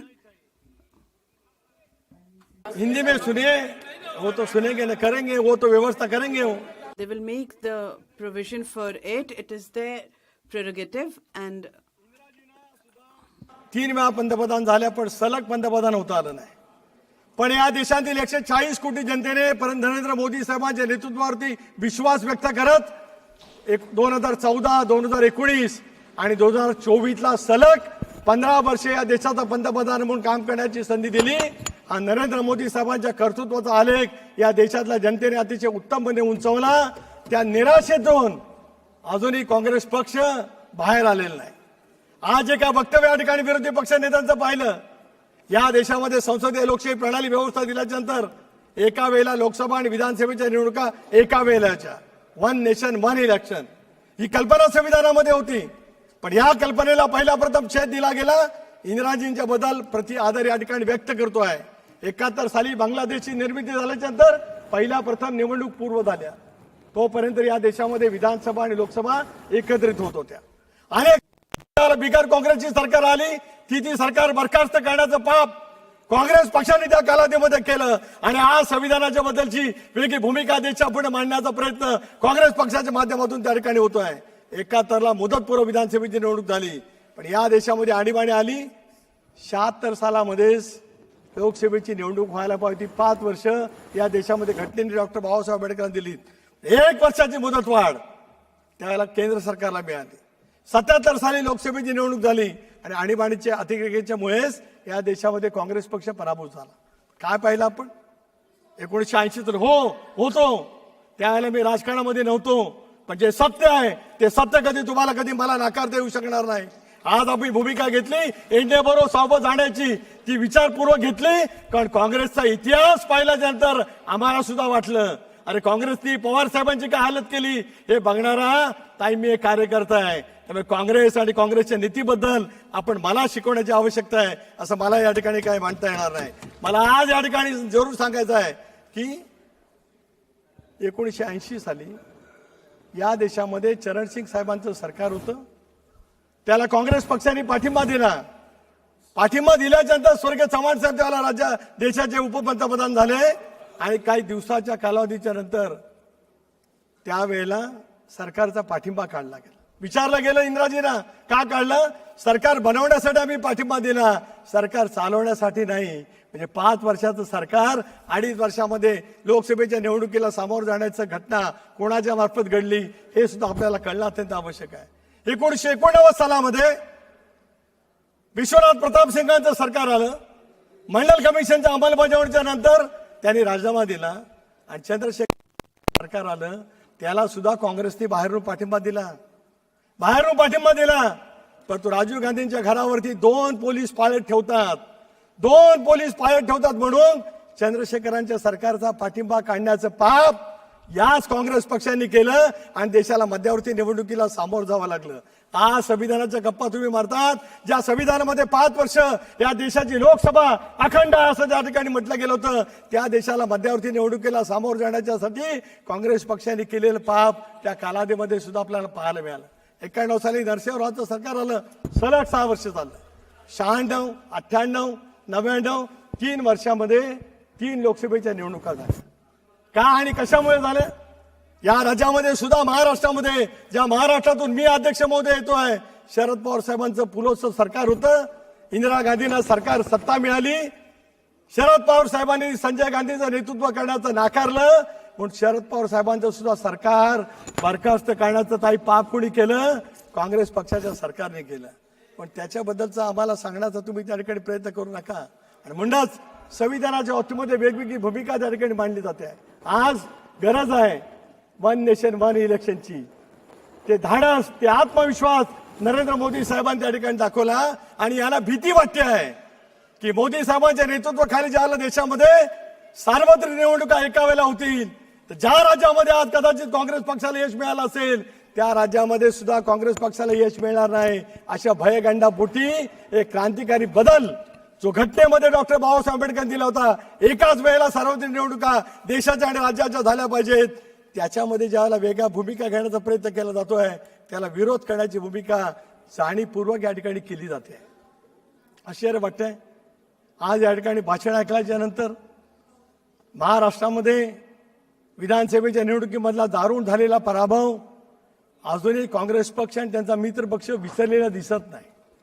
मी मगाशीच उठणार होतो, त्यावेळेला मी जे सांगणार होतो, लोकसभेच्या निवडणुकीमध्ये तुम्हाला महाराष्ट्रामध्ये यश मिळालं, त्यावेळेला मतदानाची वाढ, ईव्हीएम तुमच्या अजिबात लक्षात आलं नाही. या देशातील संविधान धोक्यात आलं असं खोटं नॅरेटिव्ह देशभरामध्ये प्रस्थापित करत त्या कालावधीमध्ये तुम्ही त्या सर्वांची मतं घेण्याचा प्रयत्न केलात. तुम्ही एकदा त्यावेळेला यशस्वी झालात.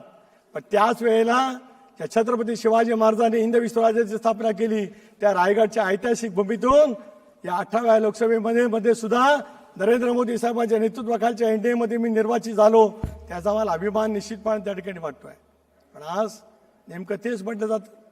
महाराष्ट्रामध्ये महाविकास आघाडीचे जवळपास 10 मुख्यमंत्री तयार झाले होते.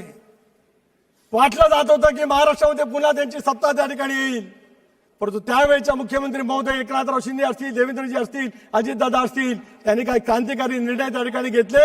मोदी साहेबांच्या नेतृत्वाखाली त्या ठिकाणी निर्णय घेतले आणि म्हणून महाराष्ट्राच्या विधानसभेच्या निवडणुकीमध्ये प्रचंड पैचं यश महायुतीला त्या ठिकाणी मिळालं. काय पाहिलं आपण? हो, मिळालं. मी उदाहरण देणार आहे. मी मतदान सांगणार आहे प्रत्येक विधानसभा मतदारसंघातलं आणि लोकसभा मतदारसंघातलं. माननीय सदस्यों से मैं कहना चाहती हूँ, I would like to tell the honorable members that please speak either in Hindi or English because there is some. The way by which the leader of opposition has insulted the people of Maharashtra mandate, that is what I decided to speak in Marathi.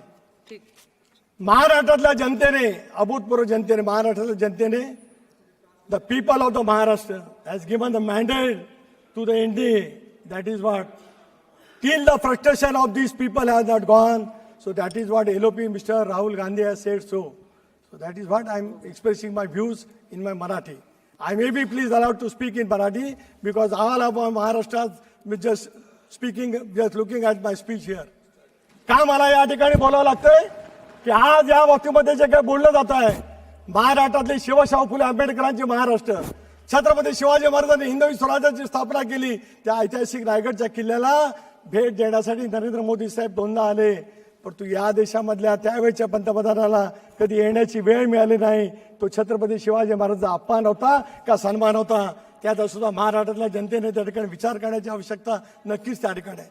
इथं सांगितलं गेलं की हिमाचल प्रदेशची सगळी मतं महाराष्ट्रामध्ये आणली गेली. अध्यक्ष महोदय, मी रायगड लोकसभा मतदारसंघातून निर्वाचित झालो. मी ज्यावेळेला 2019 मध्ये निर्वाचित झालो त्याला मी MA मध्ये होतो, 32,000 आलो. यावेळेला मी इंडियामधून उभा राहिलो, मी 82,000च्या मताधिक्याने निवडून आलो. 50,000 मतं माझी वाढली. नाही ताई, नका चिंता करू. इथं सांगितलं गेलं मतं वाढली, हिमाचल प्रदेशची मतं त्या ठिकाणी घेतली गेली. जैसे कि आपने बताया यहाँ पे. Honorable member, please listen to me. Because of some technical issue, interpretation is not available, so please speak in English or Hindi. Raigad parliamentary constituency. You see, my constituency Raigad belongs to Raigad district.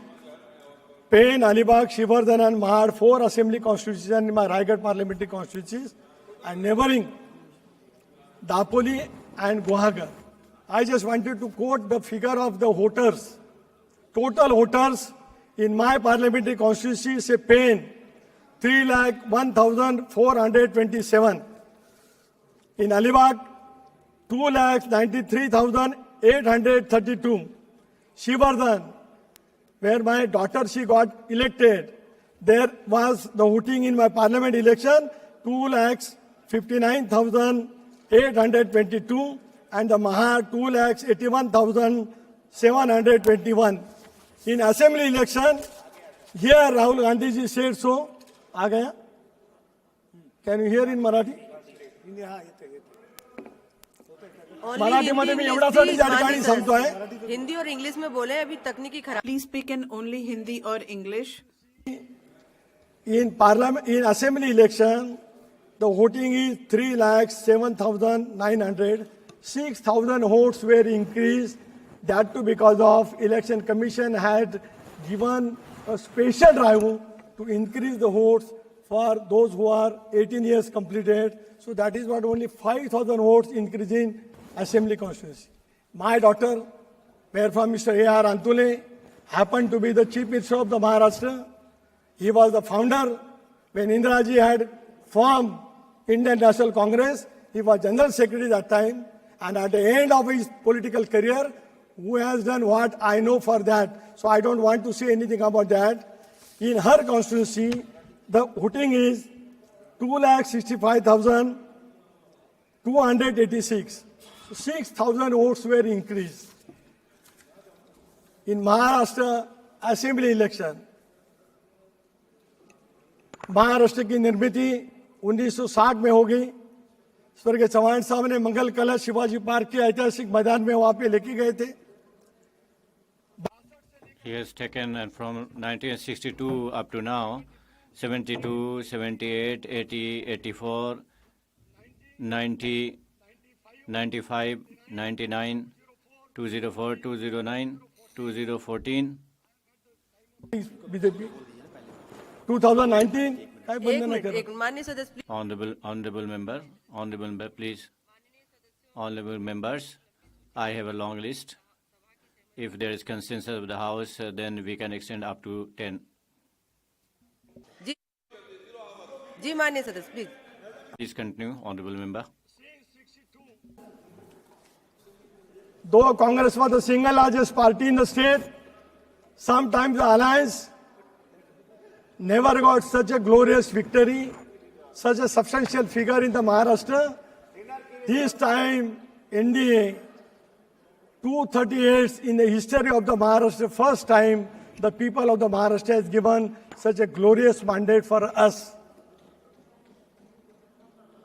Rahul Ji Gandhi, his party, maybe his allies party, still in a dilemma.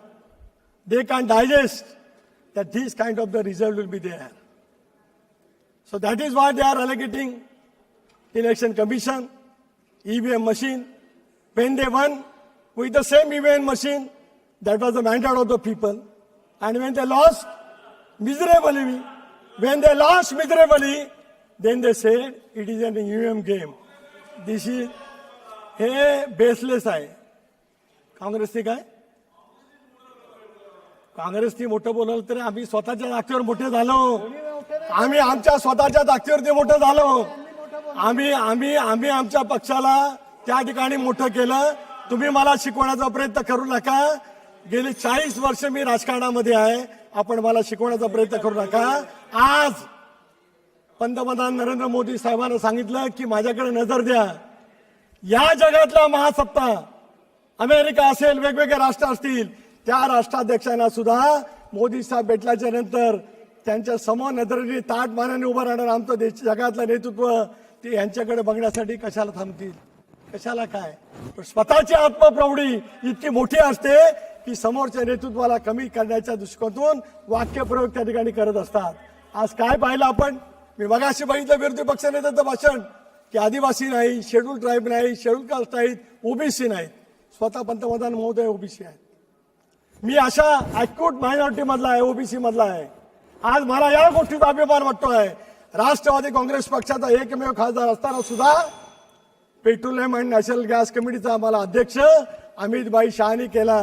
ही भारतीय जनता पक्षाची नीती विरोधी पक्षाशी कशी वागण्याची आहे याचं एक उत्तम उदाहरण त्या ठिकाणी आहे. आणि याच काँग्रेस पक्षाने त्यांच्या मित्र पक्षाची कशी वाटचाल लावली त्याचा साक्षीदार गेल्या 40 वर्षातून राजकारणात मी या ठिकाणी आहे. आणि म्हणूनच मला या ठिकाणी नम्रपणे सांगायचं आहे की टीका टिप्पणी करण्यापेक्षा देश I'm in politics, and the way this is being happening, so I'm deeply offended and hurt. The Maharashtra has been given 3 crore rupees. Refinery has been given to Maharashtra, and because of that, 10 lakh people will get job. That is why the people have rejected opposition members. I welcome President's address. I also congratulate Honorable Prime Minister and his far-sightedness and the work which he has done in the last 10 years. The work he has done, the development which has taken place in the villages, and the way the country has been taken to new heights at global level. I congratulate him. The Constitution, sun, and since the sun will be there, the Constitution will continue. That means the Constitution will last long, and the people who speak, they do not understand anything. At global level, the name and fame of the country has been taken by our government. धन्यवाद. Thank you, Honorable Chairman. Thank you, Honorable Chairman. I'm Biren Singh. I represent Chandoli, Uttar Pradesh, and on behalf of Samajwadi Party, I rise to speak on motion of thanks to Honorable President's speech, and I will give certain suggestions. With all very wholeheartedly and with rapt attention, I listened to Honorable President's speech. In her address, what kind of progress this country will achieve should have been there, but I'm sorry to say that only old things were repeated, and in the address of Honorable President, much has not been seen. And the Honorable President, about how to increase the income of the farmers, Honorable President has not elaborated in her speech. The farmers of the country, how to increase their income, there is no any road map in her address. The manures, pesticides and fertilizers, how to make it available at cheap price, and how to reduce the GST on equipments and tools so that the farmers are benefited, how to waive off the credit of farmers. It was not seen in the address. The farmers who work on wages and they face natural calamities and their crop is damaged, but this government has nothing for their relief, and nothing is seen in this address. I demand that the people and the agriculture laborers, for their welfare, whether it is a question of insurance and whether it is while cultivating when they die, and whether it is the maintenance of their family members, the government should take it seriously, and some solid policy should be framed by the government. Her Excellency President, in her address, has expressed condolence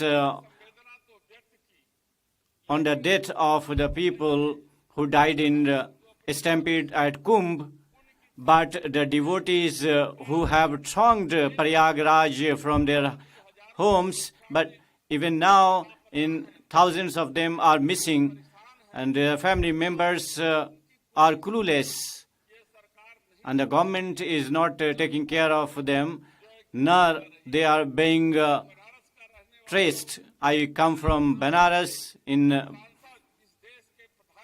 Honorable Prime Minister is the MP from Banaras, but I'm sorry to say that in thousands and hundreds through buses, the crores of devotees, while returning from Prayagraj, they used to go to Kashi Darshan and Baba Vishwanath ji, and in adjoining areas also, those devotees who came out of their homes for 30 hours, they were stranded and they were waiting at Ring Road. But this insensitive government of Uttar Pradesh did not care about them, and they did not make potable water available to the children.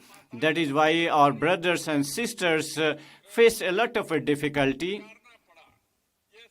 This government is insensitive to the extent that they do not even want to mention this, and they do not want to take any action about them. I come from Chandauli of Uttar Pradesh. This district Chandauli of Uttar Pradesh, after 27 years ago, used to be part of Varanasi, and 27 years ago, it was carved out of Varanasi as a separate district. But I'm very sorry to say that in my district Chandauli there is no infrastructure, there is no place to sit for advocates, there is no proper transport facility, there is no train halts at the station. That is why the farming laborers face a lot of difficulty. You know it very well that my district Chandauli is selected in aspirational district. Honorable Prime Minister has given a special status to my district. Half of my area lives in forest area and in tribal area. You know it very well that our tribal community and in tribal area, the talents in sports is hidden, but because of lack of resources, their talent is not utilized for the country. I urge upon the government that the attention should be paid to our district, and they should be identified, their talent should be utilized.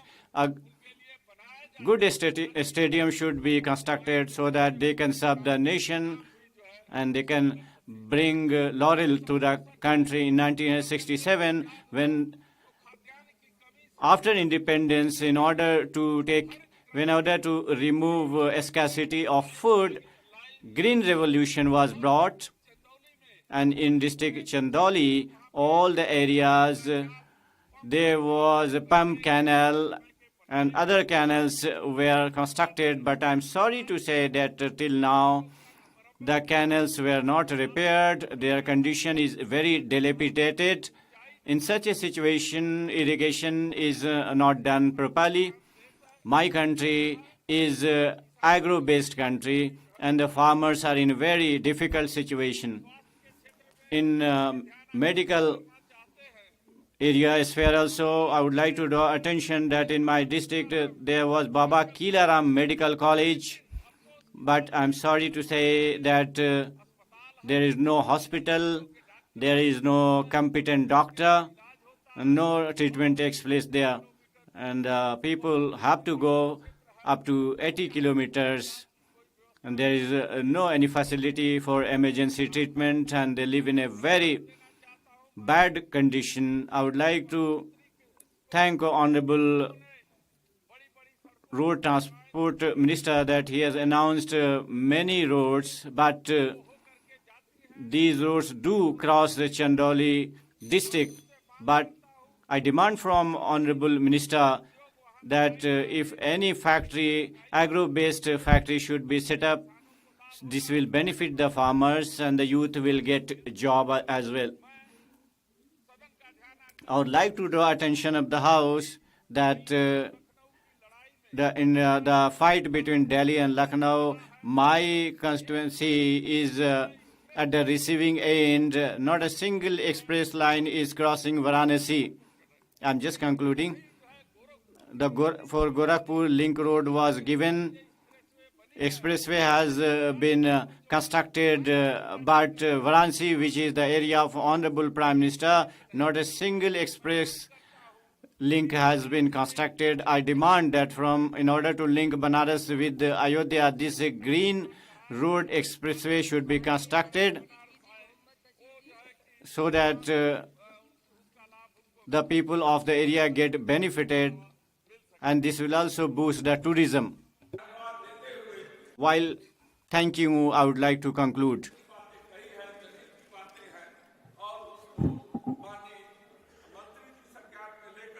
Yes. Madam, thank you very much, Madam. Madam, on behalf of my party, Indian Union Muslim League, and myself, I express my Shraddhanjali for this sadful demise of large number of brothers and sisters and kids. Madam, coming to this thanks motion, there is nothing substantial in this.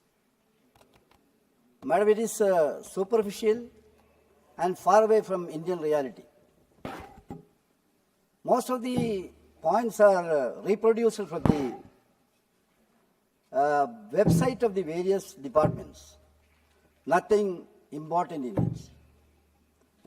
As far as development is concerned, there is a definition in the speech. I reproduce, I quote, "The development is truly meaningful when the benefit reaches to the person standing at the last rung of the society." It's a correct definition. But I would like to ask whether there is any kind of honesty in your this saying. Nothing like that. I understand that even though we have said so many things, we have forgotten the ill fate of the downtrodden section and the marginal section of the society. When we are measuring the wealth, the progress, and the prosperity, we are aiming about the upper class, multinationals, and things like that. Poor people who is living below poverty line has not been considered properly in that. And with the emergency also, you have given an emphasis. You are saying in the speech that in 1975, that emergency you have said. But you have conveniently forgotten that the undeclared emergency continuing in this country during your period, the NDA period. That is happening. I don't want to go to the details of it. I don't like that. What is happening in the country now? The entire democracy is at doldrums. Take the example of the parliament. This house is having a glorious tradition. Unfortunately, what is happening? Law-making in this house has become mockery. That is for victimization. That kind of things are going on. Similarly, executive. It is in a deplorable condition, sir. Judiciary, that also is moving like that. There's a lot of criticism about the credibility of the judiciary also. Freedom of expression and that kind of thing, media freedom, all these things are condemnable. That is what is happening in our country now. Now we can see one more thing. My complaint is small one. You have not even mentioned a single word, a single sentence about the minorities in this country. Why you have forgotten? What is the ill fate? What is happening in this country? You have to realize. Legislations are made against them. For them only legislations are coming. There are enough examples. I don't want to say what is happening. topmost leaders in this country has been put into jail just before the election, fabricating the stories against them. That is happening, sir. Similarly, activists, environmental activists, student leaders, media persons, cultural leaders were put behind the bar without any reason, for the political reason only. Is it not a shame for this country, sir, madam? There are this kind of things will have to be curtailed. Atrocities against the minorities. Madam, what is happening in this country? Demolishing the houses. People are thrown to streets. In North India, that is happening. In UP, that is happening. Nobody is to question this. Similarly, cow protection. In the name of cow protection, how many are killed in this country? Nobody is to question. You are saying wonderful things. But in this country is getting bad shape. It's going from bad to worse. That kind of things are going on. 7 states. Madam, in the 7 states in the country, they have made their own legislation. What is anti-conversion? Madam, there is a provision in the Indian Constitution, Article 25. When that is there, what is the local standing of the states except BJP's blessing to have this kind of legislation? That kind of things are going on. This government is working as a silent spectator. All these kinds of things are going on. They are not reacting, sir. Why? That is with the blessing of the ruling party and that kind of things. Similarly, Waqf, I don't want to go to details. Waqf Act, for what? Waqf Act is only to victimize minorities. There is nothing more than that. Like that, main thing, you have declared, Home Minister has already declared that they will go for uniform civil code and that kind of things. You are talking about unity. In a speech also they have mentioned, instead of unity, you are developing enmity in this country, madam. Like that, you have to realize one thing. This country, you are taking partisan attitude, madam. It's a very sad thing. In the present speech, I quote, it says, the significant measures of Vikasit Bharat is balanced development of the country. No region should feel left behind the journey of the progress. It's a wonderful, beautiful sentence. But is there any iota of truth in your dealing all these things?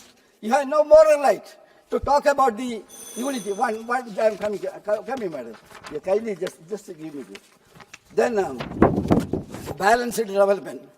When you are talking about balanced development, when you are distributing the wealth, programs, projects, are you giving justice? There are also partisan attitudes. I would like to say one thing. In the southern end of India, there's a beautiful place, a tiny place, green state. That is Kerala, my own home state. Are you aware about it?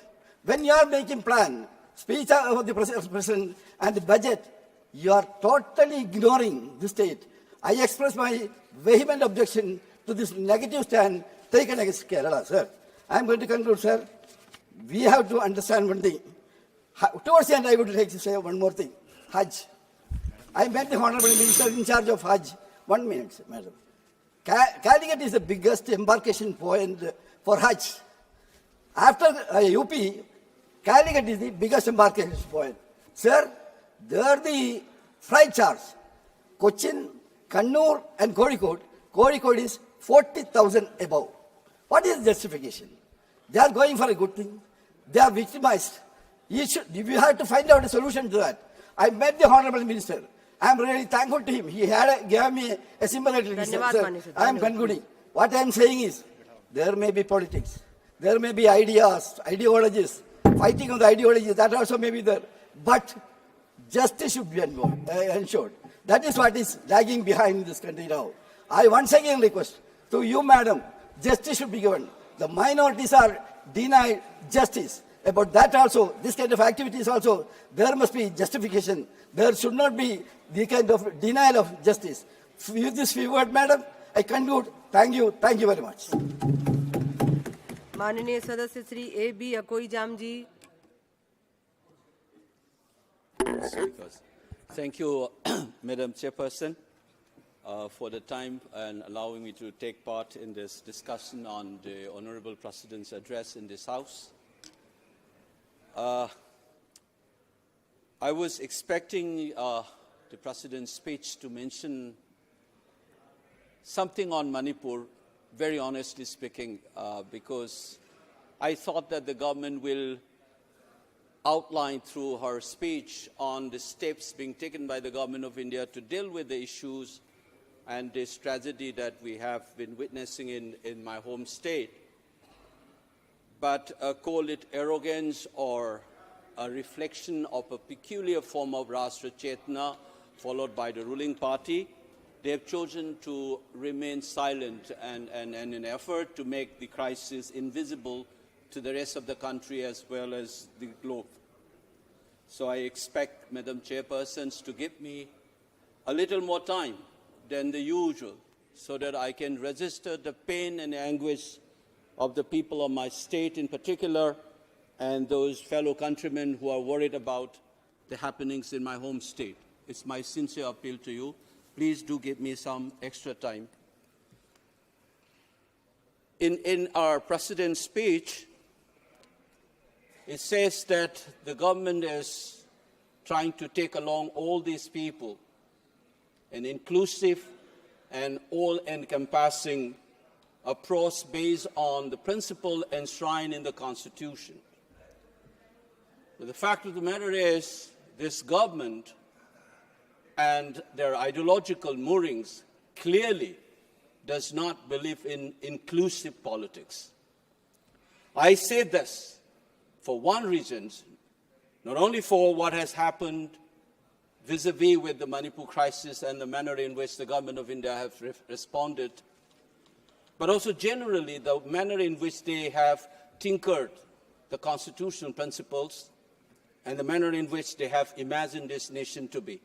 Their attitude and response to Manipur is nothing but a specific form of reflection of their general conception of what this nation is all about. Then we start with a particular tinkering that this government has done, which we don't see. Baba Sahib Ambedkar said, we have this document now, but how we inject flesh and blood to the soul to this document is what matters through our practice. What has been happening since the last 10 years? Like all liberal constitutions, we have this beautiful phrase in our preamble called "We the People." And this "we the people" is like all liberal constitutions conceptualize the population, the nation as a stratified population. But this government is pushing for a kind of an imagination of a nation which is cultural and organic in nature. When the Prime Minister took over in 2014, he has said on many occasions across many platforms in the West, in UK, UAE, Netherlands, or in various meetings in this country, he invoked a very familiar phrase that we have seen in the Nazi Germany's in 1920s and 1930s, Blut und Boden, blood and the soil. He said in his speech in Wembley, as well as in Netherlands or UAE or in my part of the world in Silchar, he says whether one should be giving emphasis on the color of the passport or the color of the blood or in our relation to the soil.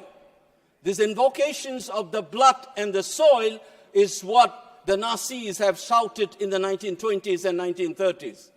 It is these conceptions of the people of this country leads to various exclusions. So there's no surprise that today we have a party which swear by nationalist ethos and you have none of the members from the Muslim communities, which constitute 15% of the population. That is the reflection of that imagination of the nation. It is a similar kind of an exclusion that you have continued through your response to the crisis in Manipur. Allow me to cite 4 specific issues that tells you that the crisis in Manipur is not an isolated issue. Its gravity is such that it is a national crisis. Allow me to explain on 4 specific ways. Under the Indian Constitution, we have a state government and assembly, and which has been reduced to a farce. We had the shortest assembly session in 2023 in August, which barely lasted less than half an hour. Instead of discussing on the crisis, the assembly was cut short. The government of Manipur openly claims that its power has been stripped by the union government. We don't know who is in charge of the state of Manipur. The leaders of the government in the state says that the police did not report to the Honorable CM and the Home Minister, to whom they are reporting then. And the appointment of the big officials of law and order, such as the chairman of the Unified Command, which takes care of the security and law and order situation, coordinate various security agencies, has been removed and planted some ex-bureaucrat by the center. And the CM says, for instance, that some part of Manipur is under my command and some part of the state is under the Union Home Minister. Can you imagine the Chief Minister of Maharashtra saying, Mumbai is under my control and the rest of Maharashtra is under the Union government? That is an illegal subversion of the constitutional mechanism and democracy in this country in the 75 years of our experience. That is the subversions that we have experienced. We don't realize this. The Chief Minister ordered something. The Central Security Forces refused to obey the order. And there are images where the Central Armed Forces stopped the Manipur police from responding to armed attacks on innocent villagers. This complete chaos is what we witnessed in the 75th year of the constitutions, on which we have given lectures and bhashans in this house as well. It is a reality that is happening in Manipur, but who cares? You have sent in 60,000 plus troops, and under whose command those are working? If Article 355 or 365 has been invoked, where is the written documents?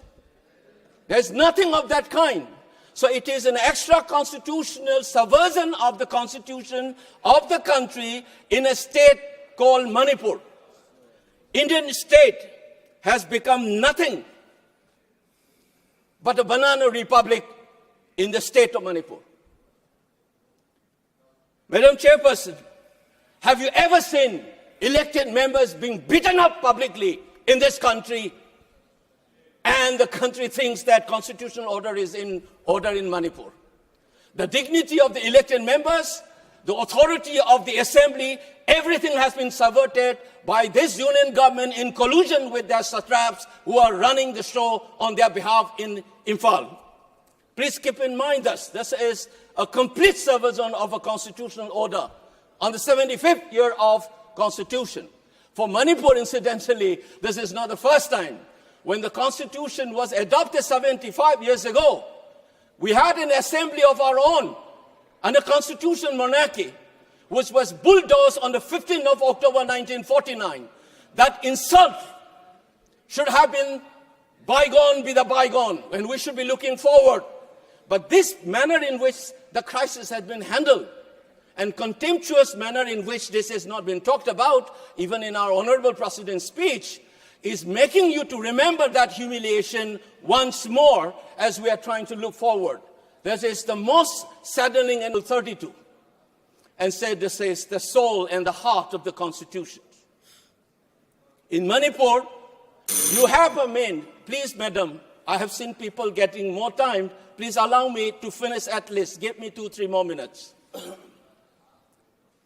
Article 32, habeas corpus, is one of the legal rights that the citizens have.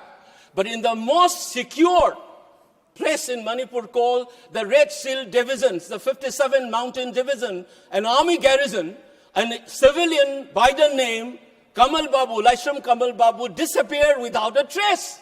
Since November, the defense minister kept quiet, the army chief kept quiet.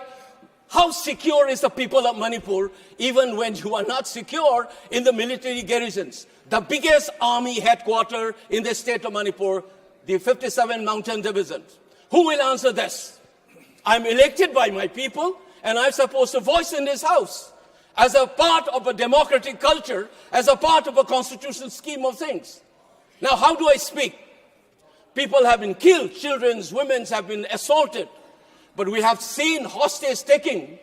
Women and children were not only being taken hostage, they were killed in cold-blooded in the most gruesome manner in Jiribam, including an 8-month-old infant. It's a post-mortem report. It's a chilling reminder. There have been people killed in gruesome manners throughout this 21-month-old crisis, but never has this kind of a hostage taking and killing has happened. Now look at this. I am, as an MP, cannot go to some part of Manipur. Where is Article 90 free movement? People are not able to go. The Chief Minister himself cannot go to certain places. Some MLAs belonging to a tribal groups cannot come and attend the assemblies. And we think Article 19 is working in the state of Manipur, and we are celebrating 75th year of the Constitution. Where is Article 19? Madam Chairperson, there are still thousands and thousands of people are linguists in relief camps. Partition is a living reality in the state of Manipur, and we think the constitutional order is intact in the state of Manipur. Third point, very unfortunately, I have been hearing our ministers and leaders saying that Kukis and Meiteis should talk to each other. Have you ever heard when the communal violence happens, Hindus and Muslims should talk to each other? It is the absorbing of the responsibility of the state. First, you should rein in the violence. The authority of the Indian state has been challenged by armed groups. Many of them have been propped up by the Indian security agencies, as many observers have pointed out. Many of these Kuki armed groups under the SU, they have been propped up by Indian security forces, and unfortunately on media you see BJP entering into an understanding with them for them to get help to win elections. Now they are playing havoc. They are running wild. Similarly, in the valley areas, there are armed groups which is reportedly nurtured by political leadership from your party. And this is where you wanted to keep silent. You don't want the rest of the country to know about this. And insist as if, like the Britishers have done, Hindus and Muslim conflict in India is a product of a colonial process. It is not inherent in our country. That's many scholars have written. You do not essentialize this conflict. This is a part of a colonial state process. Unfortunately, while still talking about decolonizations and trying to change a law created by the British, we are talking like the Britishers, saying that this is an essential conflict between the Hindu, just like the Britishers have done, as if the Kukis and the Meiteis have an essentialized conflict. It is a product of a state process. We need to decolonize our mind. Lastly, but not the least, Madam Chairperson, we talk about Viksit Bharat and progress and development. I must inform the House that the highest inflation rate in the country today is the state of Manipur. All the small-scale, medium, micro entrepreneurs have shut down. We're losing investment. People are losing jobs. And the unemployment rate, Manipur is among the top 5 in this country. We talk about the stunned state. Many of the stunned states, including Andaman, is in the list of the top 10 most unemployed people in this country. You are not talking about this economic development, this crisis. There is no relief, tax or otherwise. You are trying to push it under the carpet as if nothing has happened. Despite all this thing, Madam Chairperson, you know what happened. People are not able to travel because of this communal violence. And the flight fare is soaring to the sky. It is looting the tragedy-stricken people. A flight fare from Delhi to Kolkata is around 6,000, which is 2.5 hours journey. But the flight from Imphal to Kolkata is around 14,000, double the amount which has been going on for the last 20 months. Government of India is not interested in that. So what has been happening, you think that we are talking about Manipur as if it is an exception. I want to end with this remark. The Danish philosophers have reminded us. Soren Kierkegaard once said, if you want to understand the general, pick up an exceptional, true exception, because the exception will Please conclude. As well as the exception itself. If you want to understand what this country and how it is imagined, how this constitution is working, and how it is being lied to the rest of the country, take Manipur as an exceptional case. The moment we are honest about it, you will be able to answer. We think that alienation of the Northeast people will be okay, but you check it how the youths are asking the relationship between India and Manipur because of this crisis. It is a danger written on the wall, and I draw the attention of all our members cutting across party lines. Please respond. We need a JPC to inquire into this crisis and do justice to the people of the state of Manipur. Thank you, Madam Chairperson. Madam, thank you for giving me an opportunity to extend my thanks to the President of India for her addresses. It was indeed a pleasure to listen to her speech. Madam, Honorable President spoke at length the collective achievements in the government in the last 1 decade and given a roadmap of what is going to do in the coming years. I, on behalf of my party, under the leadership of Sri Pawan Kalyan Garu, I strongly believe that Honorable President's speech is a visionary blueprint of the country's path towards building a Vikasit Bharat. Honorable President has highlighted various initiatives, programs and schemes of the government. This government is committed to give a housing for all particularly poor and economically weaker section of the society with 5 lakh crore plus budget for the schemes. Madam, it is one of the great initiatives taken by the NDA government and many families have been benefited till date and the NDA government will continue to do this program. Financial assistance to our entrepreneurs through Mudra schemes have been increased to 20 lakhs from 10 lakhs. As we all know, with the rising population, unemployment is becoming one big concern in the country. With such schemes, more and more youth is becoming self-sufficient. Madam, I only focus 2 issues. One is interlinking of rivers.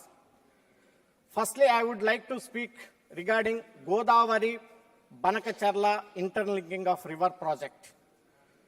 In para 19 of the address, President has mentioned about the importance of interlinking of rivers. As we all know, water is a big concern in every state, particularly drinking water and irrigation water. There is a drought situation in many states during this summer. This has to be taken up very seriously and immediately, Madam. And Honorable President has rightly mentioned, it is her speech. I come from Andhra Pradesh and we have understood its importance. One such interlinking project in AP also needed to be taken up. This would provide irrigation to new ICAT of 3 lakh hectares and stabilization of 9.1 lakh hectares of area. Importantly, it will provide drinking water to 80 lakh people of Uttarandhra and Rayalaseema districts and 20 TMC water for industrial use.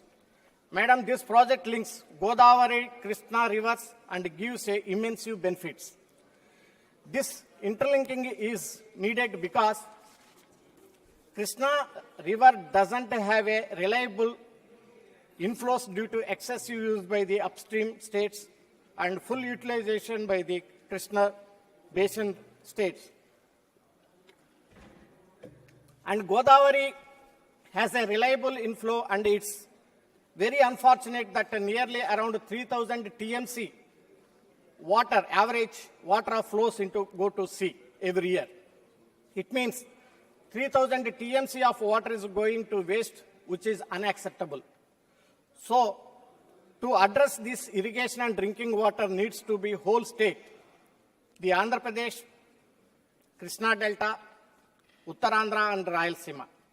Government of Andhra Pradesh has proposed to divert Godavari flood water of 200 TMC at 2 TMC per day from Polavaram to Banakacharla regulator to every overcome drought in the state. The project proposed 3 phases. One, Godavari River to Krishna River. Second is from Krishna River to Bollapalli Reservoir. And the third one, Bollapalli to Banakacharla regulator. So the cost of the project estimate is around 80,000 crores, madam. AP has successfully linked Vamsadhara and Nagavali rivers, and now there is a need to take up the Godavari Banakacharla link project. CM AP, Sri Chandrababu Naidu and Deputy CM Pawan Kalyan Garu discussed about this project to concerned minister in government of Andhra Pradesh.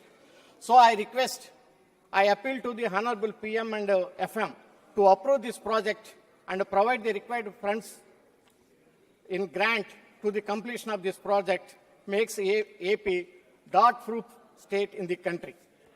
Madam, secondly, regarding more often cyclones in Andhra Pradesh. Madam, my entire Machilipatnam Lok Sabha constituency, Krishna districts prone to floods and cyclone have become the order of the day. I still remember the 1977 super cyclone hit Divsima and other area. Thousands of people lost their lives and also lost their properties.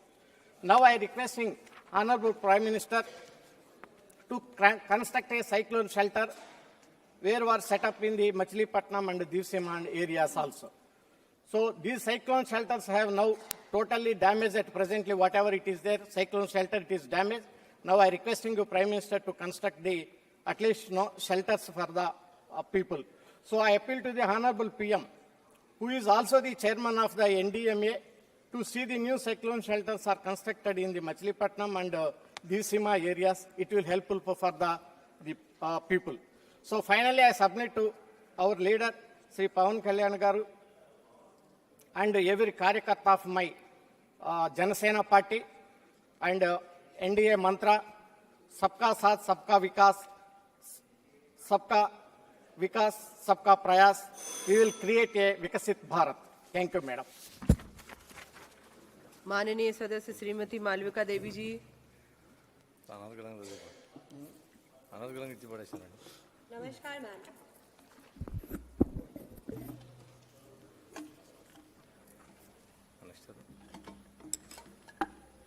Namaskar, ma'am. Thank you for giving me an opportunity to give my motion of thanks on the President's speech. Today, I would like to begin my speech by saying that I come from Orissa, from where our President, Honorable President, ma'am, comes. वो उड़ीसा की लड़की है. She is the woman of Odisha. She is from tribal community and she is a woman from this tribal community. Everybody. It is not only you raising a finger on a person, a lady. You are actually questioning 140 crore Indians, which is not right. Because she has come and really worked hard and has reached a position which is the highest position in the country. We should be respecting her for that, looking up to her for that. She has come from adverse situations and shown the world where she is today. She is respected all over the world. It's sad that people in our own country, in our own parliament, are not showing the same respect that the world shows her today. I would also like to say that the enthusiasm with which she started her speech is the same enthusiasm with which she ended the speech, speaking for 1 hour. For 1 hour, our Honorable President spoke about all the development works that happened in 10 years after 2014. अगर ये सब काम 2014 If all these jobs were done before 2014, then the speeches they should have mentioned, but nothing of the sort happened before 2014. So after 2014, whatever happened, they are to be repeated. Numbers are changing, but if we listen carefully, then we come to know that the numbers are changing. Numbers are raising, GDP is rising, and we are improving. बात समझ पाते और सोच I just hope that they should have understood these things. The dream of Modi ji is of a developed nation. This dream, which was never a dream for anybody, is a dream today, and it is a dream which is being fulfilled in every aspect of the world.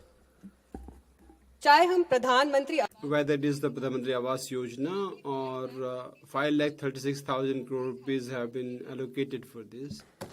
चाहे हम Whether we may talk about the PM Kisan Samman Nidhi Yojana, 1,000 in the recent months. Small entrepreneurs को मुद्रा scheme जो 10 lakh small entrepreneurs and Mudra loan scheme is now 20 lakh crore rupees. And but why we don't think about that? Because the president it's necessary that she may remind us that all these jobs are being done in the country. Pradhan Mantri Gram Sadak Yojana, where 70,000 crore rupees have been spent to connect 25,000 habitations. Work has never happened before. 71 Vande Bharat, Amrit Bharat, Namo Bharat trains have been started. जिसमें से 70 out of which 17 new Vande Bharat trains have been started. Out of that, one Vande Bharat is from Kalahandi of my area. From Khaliar to Kesing it goes, and 2 stations are in my district only, in Odisha.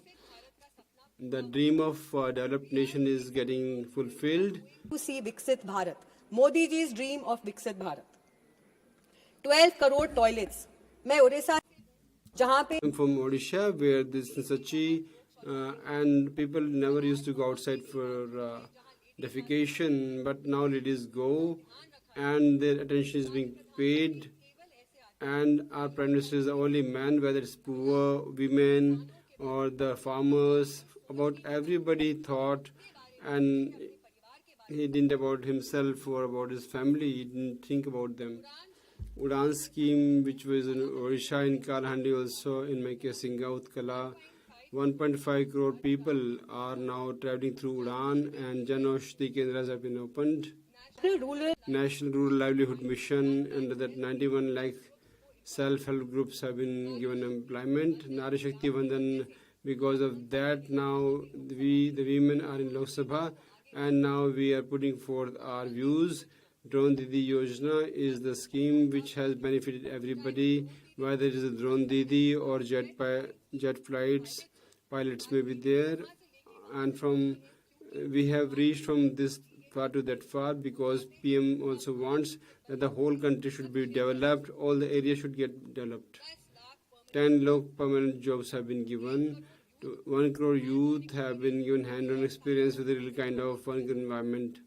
1.5 lakh startups किए गए हैं. 1.5 lakh startups have been opened, and Khelo India target Olympic podium scheme. These are some things which have been started by Modi ji, and out of which many are here, which they will say that my speech is very boring. Over 10,000 adult tinkering labs, research foundations, 10,000 crore rupees have been spent on Vigyan Dhara Yojana. And artificial intelligence is being used. AI India mission is being talked about. Bioethanol policy has been started, which enhances the bio. One nation, one tax, GST has been brought. Make India, made in India, and many things made in India is being mentioned because globally everybody has recognized us. Which is a very big thing for us today, where we only imported and there was nothing which said made in India, but today we have products which say made in India. The launch of 5G services in India, alongside other leading nations. More than 50% of the world's real-time digital transactions now take place in India. Honorable members, the first deep water mega port at Vadwan, 76,000 crore rupees ka kharcha. 28,000 crore rupees to establish 12 industrial nodes. Metro projects in Delhi, Pune, everywhere. Metro network has now crossed the milestone of 1,000 kilometers, providing affordable, accessible and quality healthcare to everybody. 1,75,000 Ayushman Arogya Mandirs. Several cancer drugs which have been exempted from customs duty. 9 crore women have been screened for cervical cancer. TB eradication. TB was a big problem in Orissa, especially in Kalahandi. And I am very happy to say that Modi ji jis hisab se TB eradication pe the way this TB eradication is happening under Modi ji, it never happened in the past. 24. India achieved a record production of 332 million tons of food grain. The minimum support price for Kharif and Rabi has gone up. Rice, wheat, pulses, oil seeds all have tripled. 109 climate-resilient biofertilized, high-yielding advanced crops have been done. Packaging for ensuring availability of DAP for everyone. Mission Mosam has been launched. My government has undertaken initiatives to preserve tribal heritage. This year, the 150th birth anniversary of Bhagwan Birsa Munda, which was only known in Orissa earlier, is now being celebrated across the country as Janjatiya Gaurav Varsh. ये सब छोटी बातें नहीं हैं. ये These are not petty achievements. They are very big achievements which happened under Modi ji's guidance. And Jammu and Kashmir is facing new life today. Elections नहीं हो सकते, ये नहीं. Elections were not being held, this and that were not happening, but now everything is happening in Jammu and Kashmir. This was the dream of Modi ji. 1 crore Divyang ID have been issued. We are strengthening self-reliance, self-employment by establishing the Defence Industrial Corridor, Atal Tunnel, Sela Tunnel, Sonamang Tunnel. Eliminating left-wing extremism has also begun. Our Bharat is a country of 140 crore people. We have diverse states, diverse regions, diverse languages. Yet as one nation, we have only one identity. We are Bharatiyas, we are Bharatvasis. मैं खाली एक चीज बोलूंगी आज. I will just say one thing, that LOP speech we listened to, and out of us, we won't say that it was boring, but it was entertaining. And we listened, we just listened and listened because we felt that we are in China, we are not in India. But one more thing I would like to ask, when we do so much of research on China, some research we should do on our country also, then we should have got benefited by that. In the ending, I would like to say only one thing, that the way our Honorable President delivered the speech here, all of us listened to that. The whole country was told by the President that in 10 years what kind of work has been carried out and how it is to be done and who has done this. And in the future also the thing will happen in the same pace. And thank you, sir. We had the best speech from the President, and vote of thanks goes to her. Thank you. V. Kalanidhi ji. Madam, thank you very much for giving me an opportunity to speak on the motion of thanks of the President's address, Madam. Madam, we all know it is customary that the President, though it is her address, we know it is not her views, and it is the views of the government which has prepared the speech for her. And so whatever comments or criticisms are made, it can be understood that it is not made against the Honorable President, and it is against the government which has prepared this draft for her. I can't hear you. Anyway, let me continue with this. I'm actually surprised that not many senior ministers are here to listen to what the opposition has to speak about, Madam. This has been the problem, where any time when the opposition members are raising some issues, neither is it answered nor is it reflected upon. Madam, coming to the speech, Madam, the first point that the President had spoken is about the Constitution, the 75th anniversary of adoption of our Constitution. In that, we are talking so much about the Constitution, but it is sad to note the 17th Parliament and the 18th Parliament has not had a Deputy Speaker, Madam. Yes. The Deputy Speaker is a constitutionally provided post, which has to be filled, and this government has, in the first paragraph itself, they have broken the Constitution, where they have made it a shameful thing that you don't even have a confidence in having even one of your allies from either the TDP or the JDU to be made the Deputy Speaker. So I hope that the government will look into this and make sure that a Deputy Speaker is appointed for the Lok Sabha, Madam. And the next paragraph, what they're talking about, the Mahakumbh. Everybody is talking about the Mahakumbh, which happens once in 144 years. And it is very sad to note that so many deaths have happened. So far, what has been reported is 30 deaths and 60 people injured. But we are suspicious of these news articles, because whenever a major calamity of this extent happens in this country, we expect the ministry, the Home Minister, to come and give a statement in the Parliament of this House to mention what exactly has happened and what measures have been taken for relief and for the support of the people over there, and what safety measures are taken to ensure that it does not happen again in future. I actually am sad that this government has not bothered about, though they claim themselves to be a Hindutva party, they do not care about the people who have died over there. And then the next point they are talking about is housing for all, madam. When they're talking about housing for all, the government says that the union government is providing funds for the housing for all. But actually, if you look into the amount of money which is being sanctioned, most of the amount which is being sanctioned is from the state governments, madam. The state governments are the ones which are doing it. And if you note, the amount which is being allocated for the funds are not being utilized because only in states, in southern states or developed states, where these funds are fully utilized, and most of the other states are not utilizing it, and these funds are going totally wasted, madam. And the government is also talking so much about trains, the Vande Bharat, and so many other trains that this government has launched.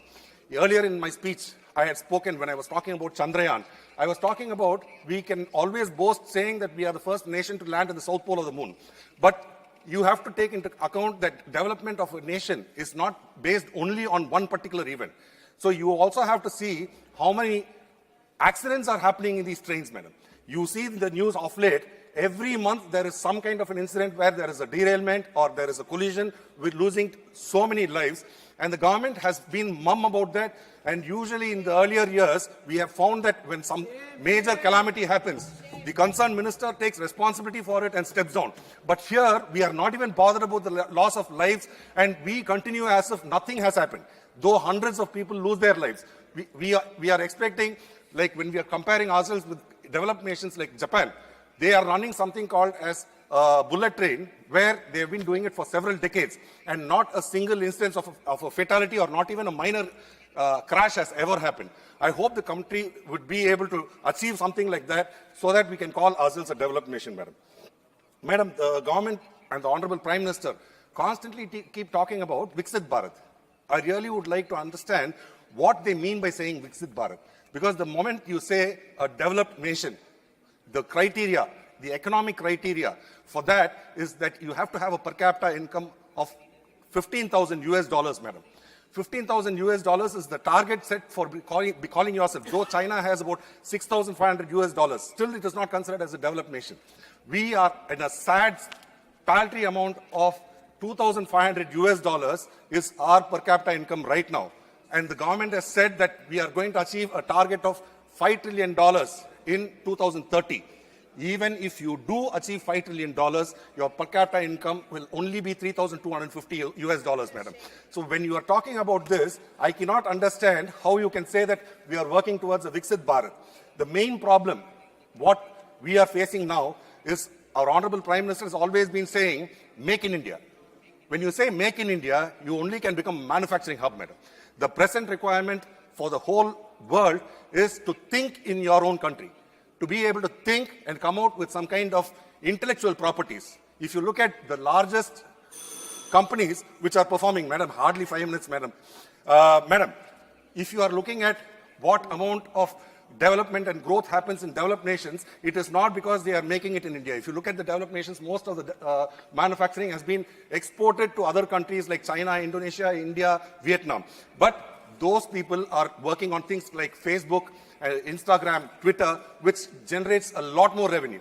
So I hope the country will focus on developing artificial intelligence and making sure that you will be able to achieve heights of growth in the terms of about 15% or 20%, madam. Unless you do that, we can never ever dream of becoming a developed India nation in the next 100 years also. Madam, the other thing is, our Honorable Chief Minister has brought out a book called Antiquity of Iron. This is translated to in Tamil, Irumbin Tonmai. This pushes the Iron Age back to 3450 BC, madam. Madam, I am surprised that the Honorable Prime Minister has not even mentioned this in any of his Twitter accounts, or nor the President's address. It's not been taken account. Madam, this is something which is not a proud moment for Tamils alone, madam. It is a proud moment for the whole of India, and it is to say that the Iron Age started in India, it started from India, from Tamil Nadu, and if you had mentioned that, it is something where archaeologists world over are looking at us with awe, madam. They are so shocked that our technology, 3450 BC, where we could smelt iron, And this is not being appreciated and acknowledged by the Honorable Prime Minister is very sad, and I hope that the government passes a resolution over here congratulating the archaeologists and all the people who are involved in getting this happening, madam. Madam, if you are looking at China and India, the economy, China has an economy of almost $18 trillion or more, madam. We are still struggling to achieve $5 trillion. And you are talking about make in India, where Atmanirbhar Bharat, where you want to make everything here. But sadly, in the last 10 years, $600 billion is our trade deficit, where you have lost out the amount of money where this country could have reached export surplus, where we could have been trade positive.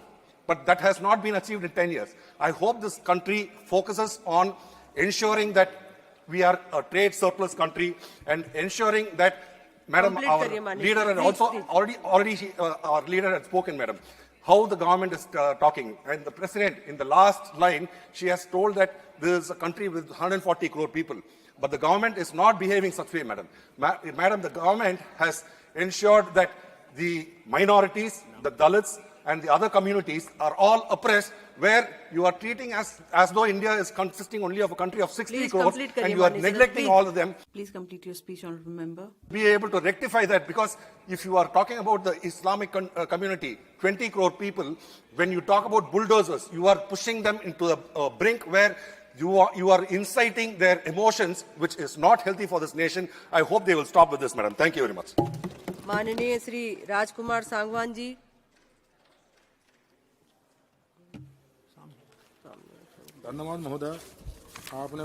Thank you, Honorable Chairperson, Madam, that you gave me this opportunity to speak on the motion of thanks on the President's address. Madam Chairperson, in her address to the nation, the Honorable President spoke about the policies and the holistic steps that are being taken for the development of the country, how India will become a developed, prosperous and strong country. The government's commitment has been shown in that. The Honorable President has said that to make country self-reliant and developed nation from a developing nation, it has been laid emphasis upon, and the government is making all attempts not only for economic brilliance but also to make the lives of the people better. In the address, Honorable President spoke about Digital India. Under this, the government services have been made easier and transparent. Every aspect of development has been linked to digitalization, which enables in bridging the gap between the rural and the urban areas. And the schemes which are providing opportunities to the youth of the country, like Startup India and Make in India, it has brought in a revolution in the country to boost entrepreneurship.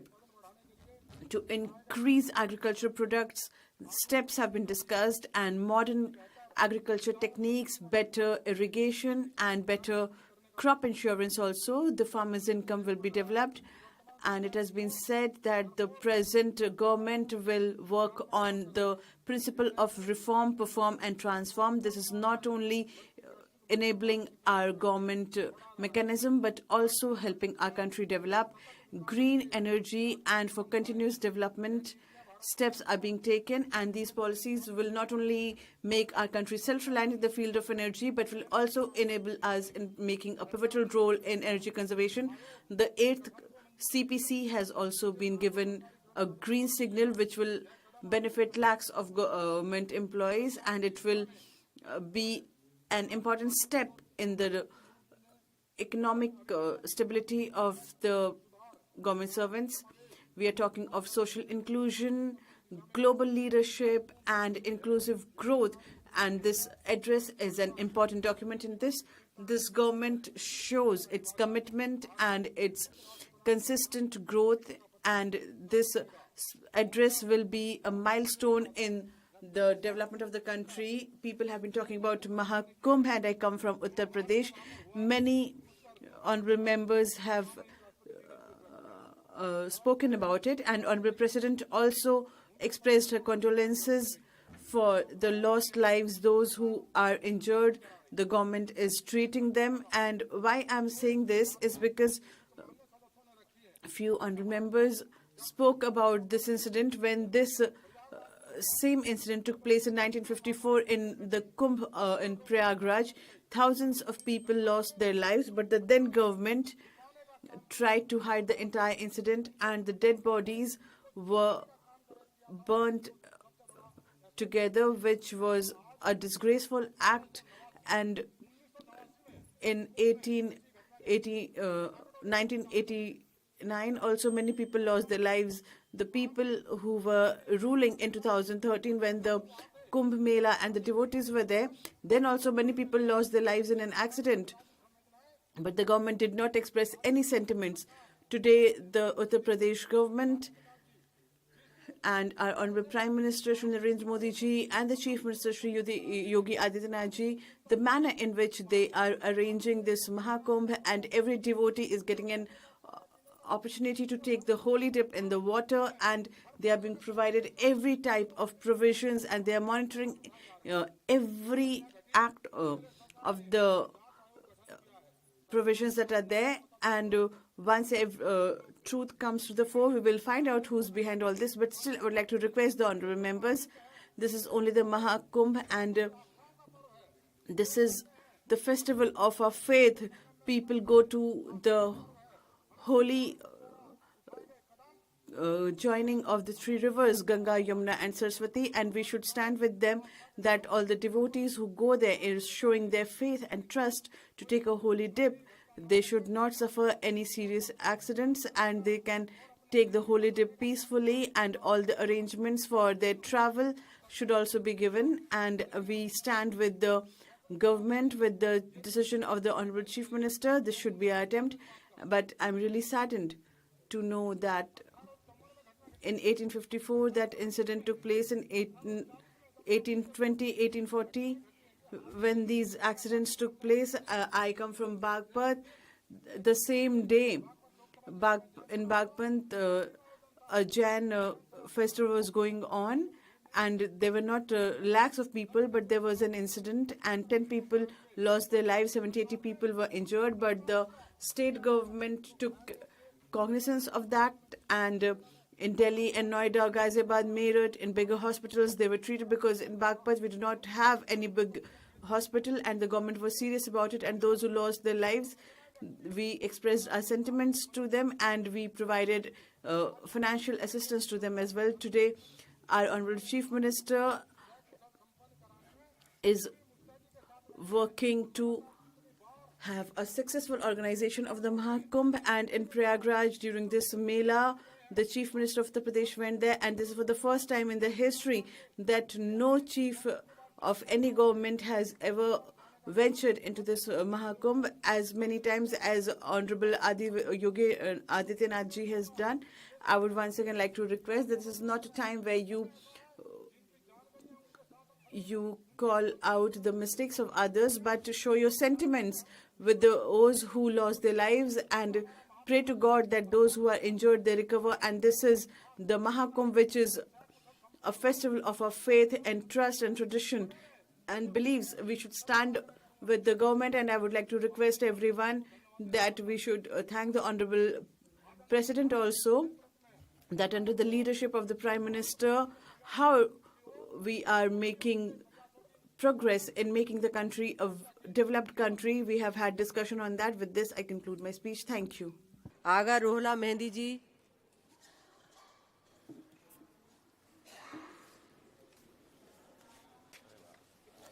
Thank you madam chairperson मेरे पास वक्त उतना ज़्यादा नहीं है कम है मैं point Thank you, madam. I do not have much time, so I will come to the point. I was shocked when I read a paragraph, and I read it also, which is on page 19 of the President's address, and it was stated that parliamentary election and assembly elections were held after the abrogation of Article 370. But it is a shock how we are misleading the country. This is not the first time that assembly elections or parliamentary elections were held for the first time in the state of Jammu and Kashmir, even when Article 370 was there.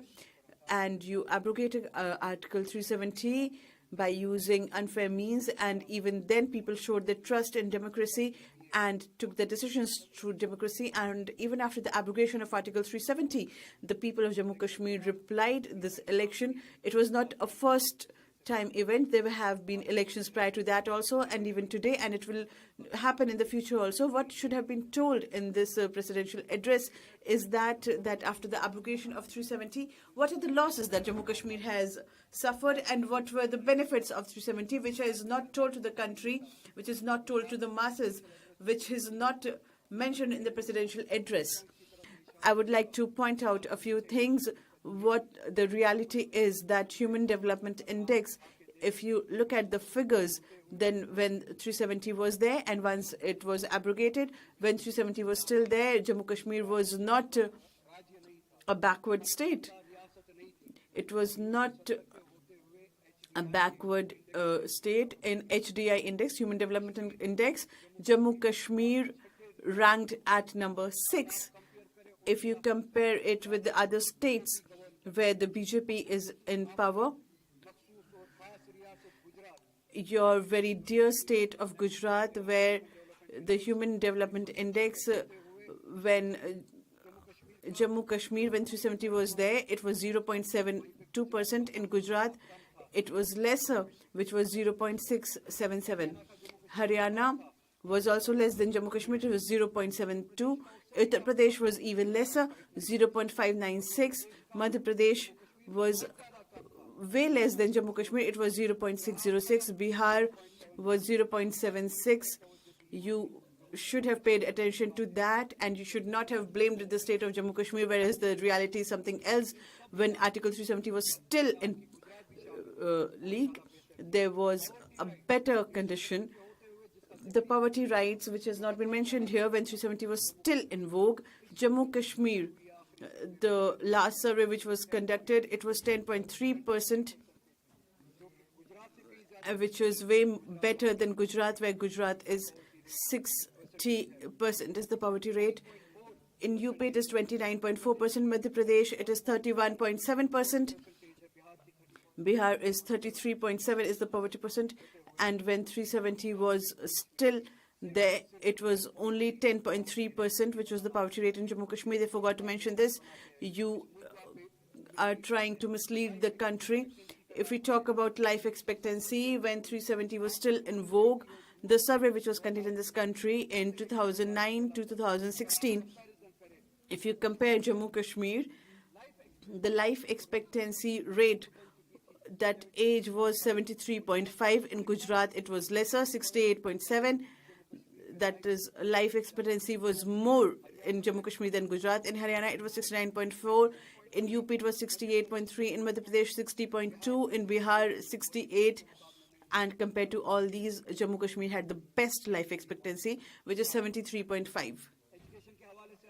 If we now talk about education, I will only talk one indicator for gross indicator for higher education, where people enroll for higher education in Jammu Kashmir. It was way better than all these other states when 370 was still in vogue.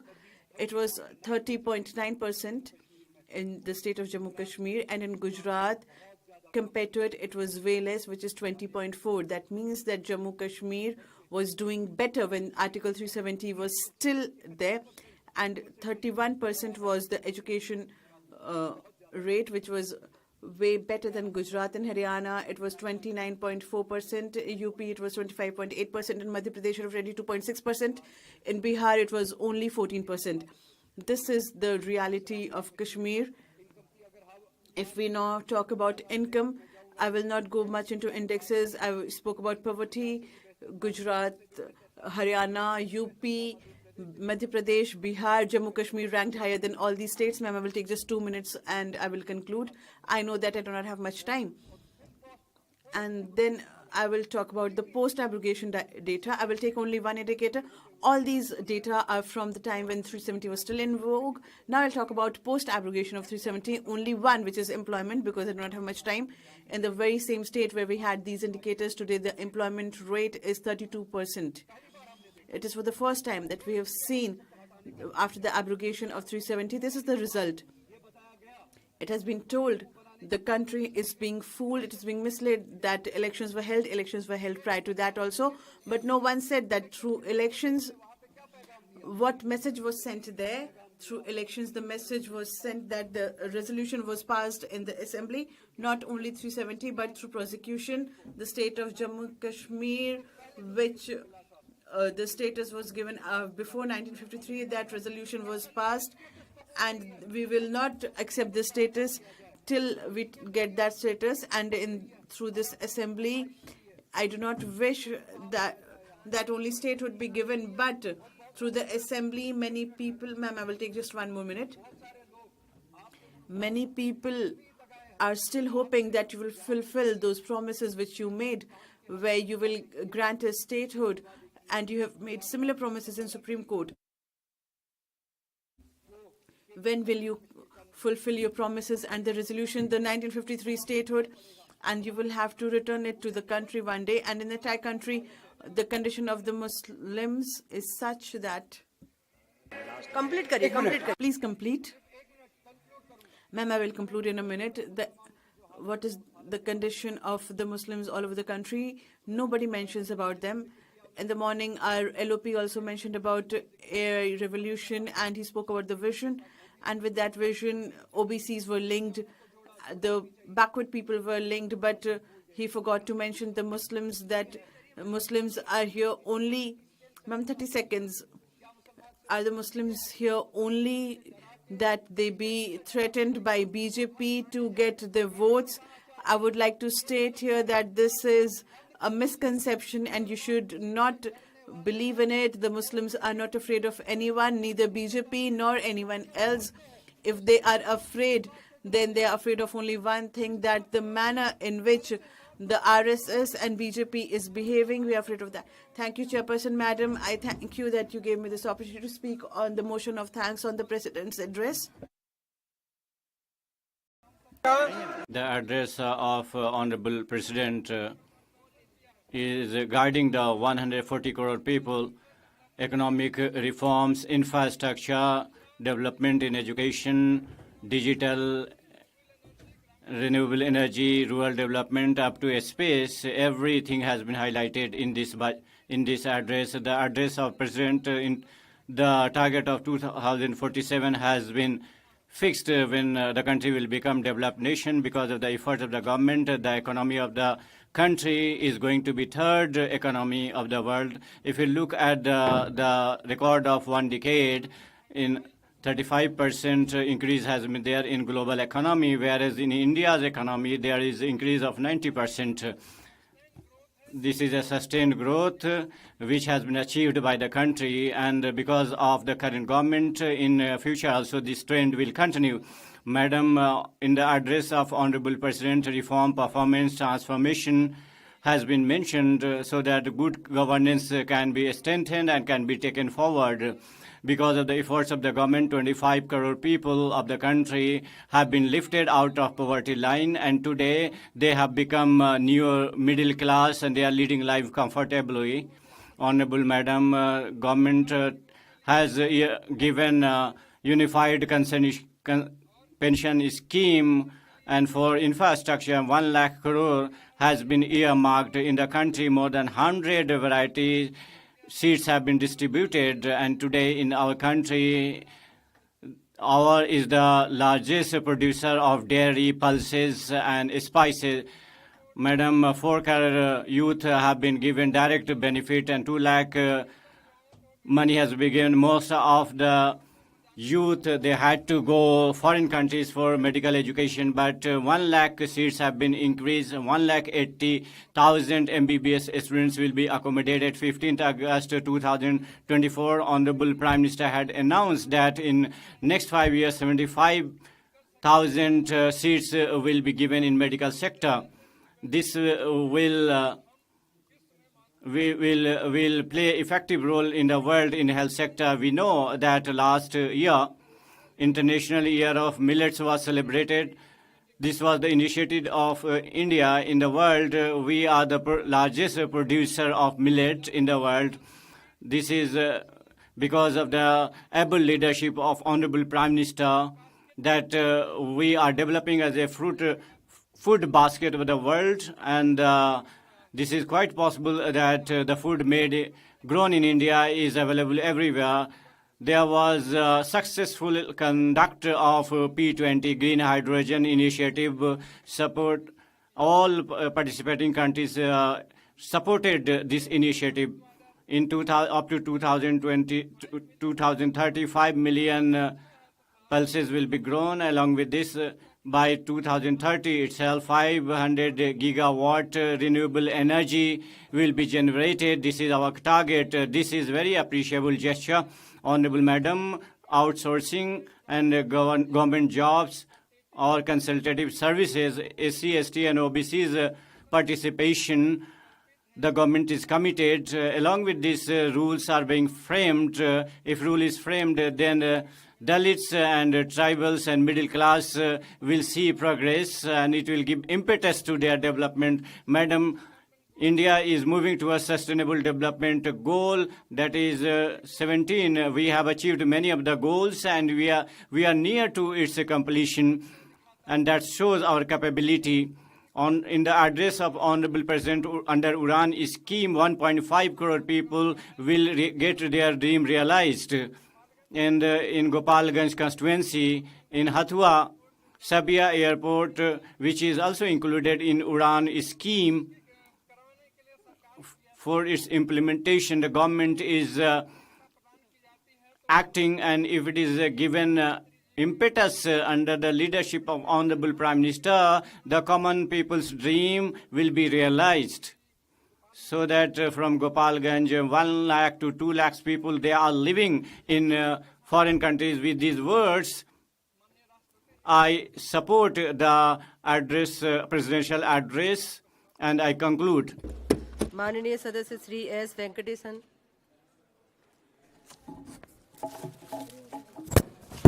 மாண்புமிகு அவைத்தலைவர் அவர்களே, உலக மக்கள் தொகையில் 20% மக்கள் தொகையை கொண்ட India உலக வர்த்தகத்தில் 2% மட்டுமே தன் பங்காக கொண்டிருக்கிறது. சேவைத்துறையில் 4.6%, உலக சுற்றுலா பயணிகளின் வருகையில் 1.5% மட்டுமே நம்முடைய பங்காக இருக்கு. We are in a backward state, and we are the reason for that. Artificial intelligence, if you see, DeepSeek of China has made an impact worldwide.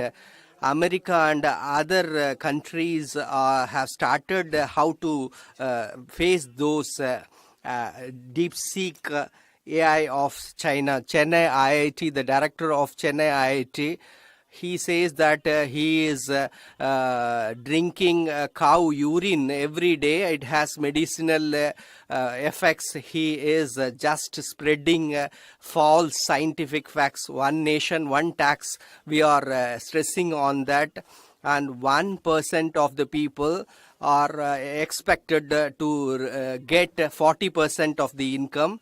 And you have to tax them, and there is no need for taxing the rest of the 99% of the people on whose side you are there. For one popcorn, you are taxing 3 times. If it is not packed, it will be a separate tax, and 12% tax it is in the cotton box, and if it is sweetened, then it is a different tax rate. Honorable President's address, it says that it has denied the rights of the state of Tamil Nadu, the demands of the Tamil Nadu, the pride of Tamil Nadu. 1,000-kilometer long route has been made by metro, and we are the 3rd largest state in the world. We claim that what is the length of metro in Tamil Nadu? Only 54 kilometers is the length of metro in Tamil Nadu. UP, you have in 5 states, 5 districts. In Maharashtra, you have 4 cities. In Gujarat, you have in 2 cities. In Madhya Pradesh, you have in 2 cities the metro. metro. In Tamil Nadu, we have only for 54-kilometer length, we have metro in Chennai. Where is metro in Madurai? Where is metro in Chennai? Where is metro in Coimbatore? We are time and again asking, but the union government has not allocated adequate funds for this metro. We will claim that tungsten scheme has been failed because of the efforts of the state government. A separate resolution was passed in the state assembly against the tungsten mining in Aritapudi. In all the local bodies of Madurai, such a resolution has been passed, but the union minister he denied not to cancel that tungsten mining, not only once, thrice, but 77 days of agitation has resulted us to cancel this mining activities. After that, the minister says that people will sleep peacefully. People will sleep peacefully. That is true. But who spoiled their sleep? And you brought this tungsten scheme there, and we know that they will be happy after the cancellation of this tungsten mining. When the only people with their continued agitations, they made you to cancel that mining activities. But in the president's address, you say that all the precious minerals will be given to the private parties, but you are just saying that you will be announcing a feast to the private parties. We have saved one Aritapati, but in India there will be separate Aritapatis. You are just aim to create such places. In this house, I want to say that Honorable MP from Tuticorin has spoken very well in the Indian history. Very important thing is that iron technology, that Qutub Minar is the rust-free iron in Delhi. And this tar iron that is in Chennai, that is the identity of India, and it is the attraction of identity. In Tamil Nadu, Honorable Chief Minister has announced that iron technology, that is 5,300 years ago, and before that the Tamil Nadu had iron technology. That is an important news to the world history. Only copper was in use in Tamil Nadu below the Vindhyas. Iron has been in use. And we approached life through knowledge, and we are a knowledge society, and that was the tradition which we had. That is more important. Honorable Speaker, sir, on 15th in Parliament House complex, you will be screening an animation film of Ramayana. This Secretariat has informed. You can screen the film, animation film, but 5,300 ago, we introduced iron technology. The state rights has been a question mark. Governor is like a king. And Honorable Supreme Courts and courts have made them bow, but still they wear the dresses of a king, but he cannot become a real king. He can only become a role play of that. He is again and again questioning the rights of the state. We governors have been walking out of the assembly. And when we are elected as a representative, I want to register in this house once again the classical language. In the President's address, she has talked about the classical language.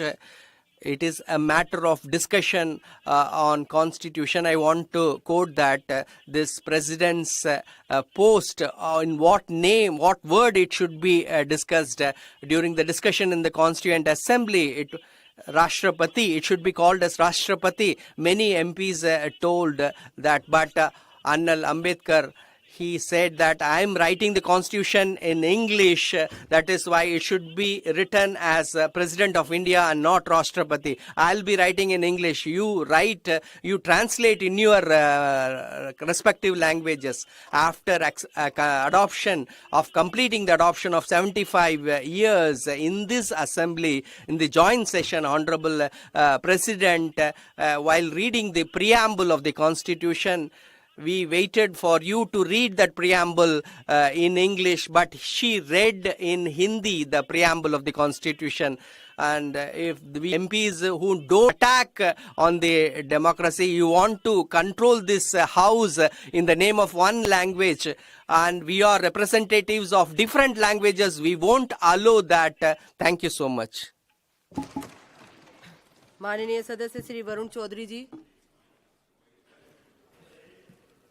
धन्यवाद. Thank you, Honorable Madam Chairman. I am proud that we are citizens of India, and I am proud that we also feel pride on Baba Sahib Bhimrao Ambedkar. Because of him we go and divides our attention. In 2014, in the address of Honorable President, it was said that the excellent India will be prepared and made, and it was a commitment of Shrestha Bharat in 2019. The creation of New India was talked about, but now we are talking about Viksit or developed Bharat. What happened to the new Bharat? What happened of its creation? What happened of the creation of Shrestha Bharat, excellent Bharat? Nothing happened. The roadmap of developed Bharat has not been rolled out as far. It has not been made public that what will happen, what is the criteria when we can accept that India is a developed nation now. Then Amrit Kal is declared that now it is Amrit Kal. Then Vishwaguru, world leader. Many friends say that we have become global leader. Many friends say that still we have to be world leader. And nobody talks about disciple countries and where they are getting registered. Who is registering them? Which department is there which is registering these disciple nations? And what are the criteria and conditions of such countries the follower countries will adopt? It's a mere dividing our attention in the name of religion, in the name of caste. Situation has come to such a pass that more than 80 crore people and Indians, they are not in a position to earn their food. This is the condition of the country now. The malnourished children are biggest in number in India, who are our future. Wasting rate is 18.7%. GDP per capita, our country's position is 148th out of 188. This is the fact. The youth are leaving the country. The drug addiction is on the increase. Women are not feeling secure. The deaths are taking place in largest number in the world in India. Farmers have been stranded on roads. Walls are erected. There is no. You do not have time to visit Manipur. You talk about one nation, one tax, but the countrymen of India are confused that one tax is whether it is income tax or GST or corporation tax, excise, VAT. What is that? What is its nomenclature? You mislead the countrymen. You talk about Vande Bharat trains, Amrit Bharat trains. Where is the passenger Bharat? Through whom a man from one part of the country used to go to another part, but passenger trains have been stopped. The poor people who used to travel through those passenger trains, they used to earn their livelihood. They can't move anywhere. They can't earn their livelihood. And the development of India, the states of India, it's possible through the states of India, but what is the condition of states? The fiscal deficit is widening. The credit is on the increase. And the situation has come to such a pass. If it continues by 2047, our India will be neck in deep. It will be heavily indebted country, and the generations will suffer and pay their debt. This will be the gift which you will give to the future generations. There would be huge debt and nobody will be able to repay. Today, in India, the countrymen are not being listened to. More than a year has passed. The farmers have been stranded on roads. It has never happened anywhere in the world that walls have been erected on national highways on the roads. Nails have been put there. In India, the countrymen, the citizens of the country, they can't move. They are not being listened to. They can't come to the capital of the country. Shambhu border has been sealed. It's sealed for a year. Farmers are in distress. They are confused why they have been stranded and stopped. The tradesmen, the businessmen, they are in great distress, and there is no time for the government to listen to them, where they are busy.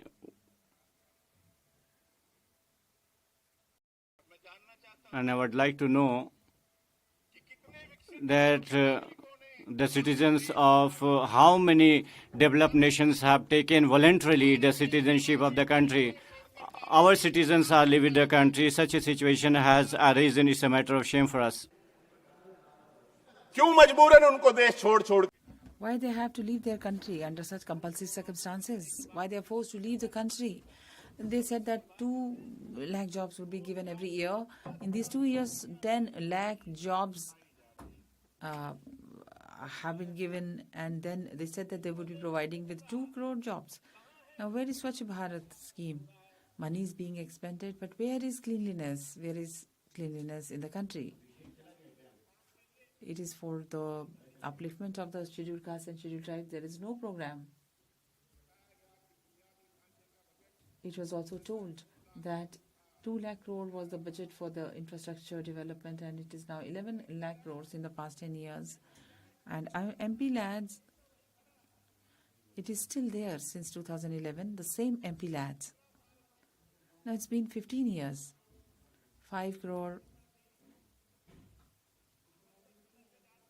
Wherever the parliament members go, people feel happy that the elected representatives have reached the parliament or the state legislatures, and they have a lot of expectations from the parliamentarians for the growth of their area, for the infrastructure development of the area, that they would give something. But this is a very meager amount. It's a meager amount and nothing is being done. So why are we not looking into this aspect? Many members have spoken about it. Many members say that it should be increased. Since 2011, you just see the rates of CPWD, that in 2011, what was the rate of construction? What was the rate of labor? Now it's 15 years are passing. Just see the rates of CPWD. Sir, through you, my request to you is that the government of this country should look into the problems of the people They should resolve the problems of the people and they may not mislead the people. Thank you very much. Jai Hind.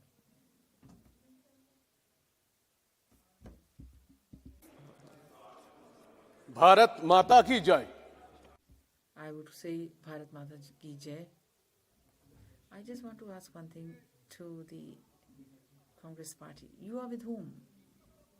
You are in favor of Muslims? Then Dr. APJ Abdul Kalam ji, when he became president, you opposed. You are with the Dalits. When Ramnath Kovind ji became the president, you opposed to that. And now a daughter of Mother India. And when we see her, we feel that she is the daughter of Mother India. Now she's from the tribal community and you are opposing to her also. Now you should understand where you have reached. You are opposing to everyone. You belong to no one. And you always say that you have done a lot. When I had come to the house in 2014, they were saying as to what would be the digital payment of the poor people and how these auto drivers would look into different aspects and how they are going to survive. It seems that they are using the auto drivers are using the digital payments. The auto wallahs, the vegetable vendors, the carpenter, they are using digital payment. You see that you have not seen what development is, but then I feel that you should wear spectacles of knowledge and wisdom, or your eyes are closed. Sagarmala project is there in Mumbai.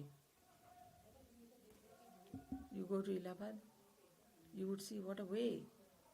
So wherever you go, you would find up to Kashmir, so much of good things have been done. Now you see Mahakumbh is becoming a major fair.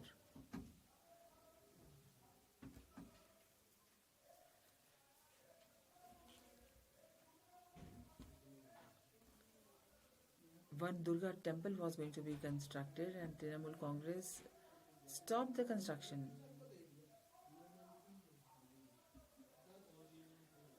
And 2 lakh people were there and they closed that construction. It is not that you will always make sarcastic comments. You have to see what you have to work for. Today is Basant Panchami. All Bengalis who live in Delhi worship Lord Saraswati, Devi Saraswati.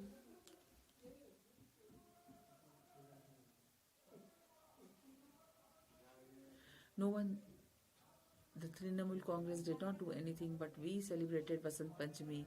We performed Saraswati Puja. The police is now there for performing the puja. You see, it is a sorry state of affairs and it is a matter of shame that for conducting the Saraswati Puja, the police has to be there for us for conducting the puja. Metro rail project, which was never thought of, is now having its implementation in such a wonderful form. The metro goes up to airport.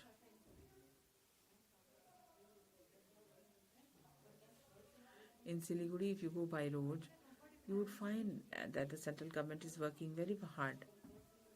In West Bengal, there are poor people living there.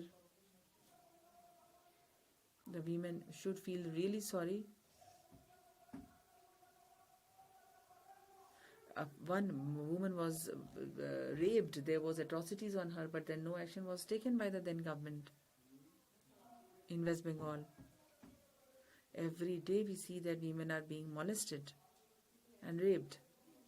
And see, in rest of India, so much of development is taking place. Under the Udan scheme, so many passengers are traveling through air.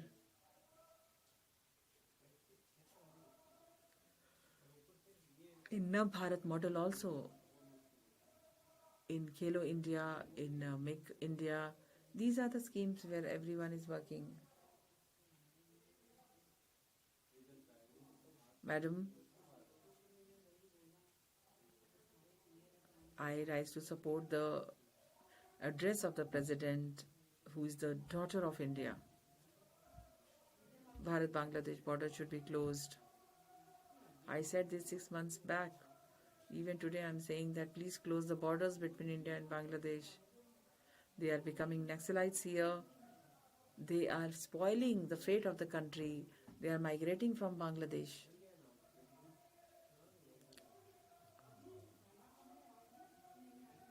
They take lands from the border. We have to make our country safe and secure. And all those Rohingyas, they should be removed. I also want that this way the country is not going to run. We need to look into every aspect. Madam, 2 minutes.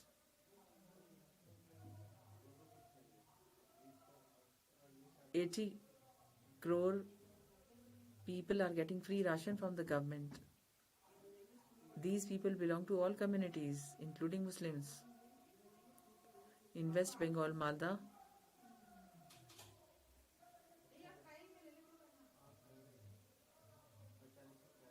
we see what is happening there.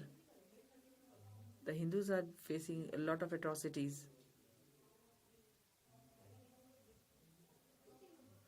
The Modi government is running successfully, and we have to move forward with the intentions of the government.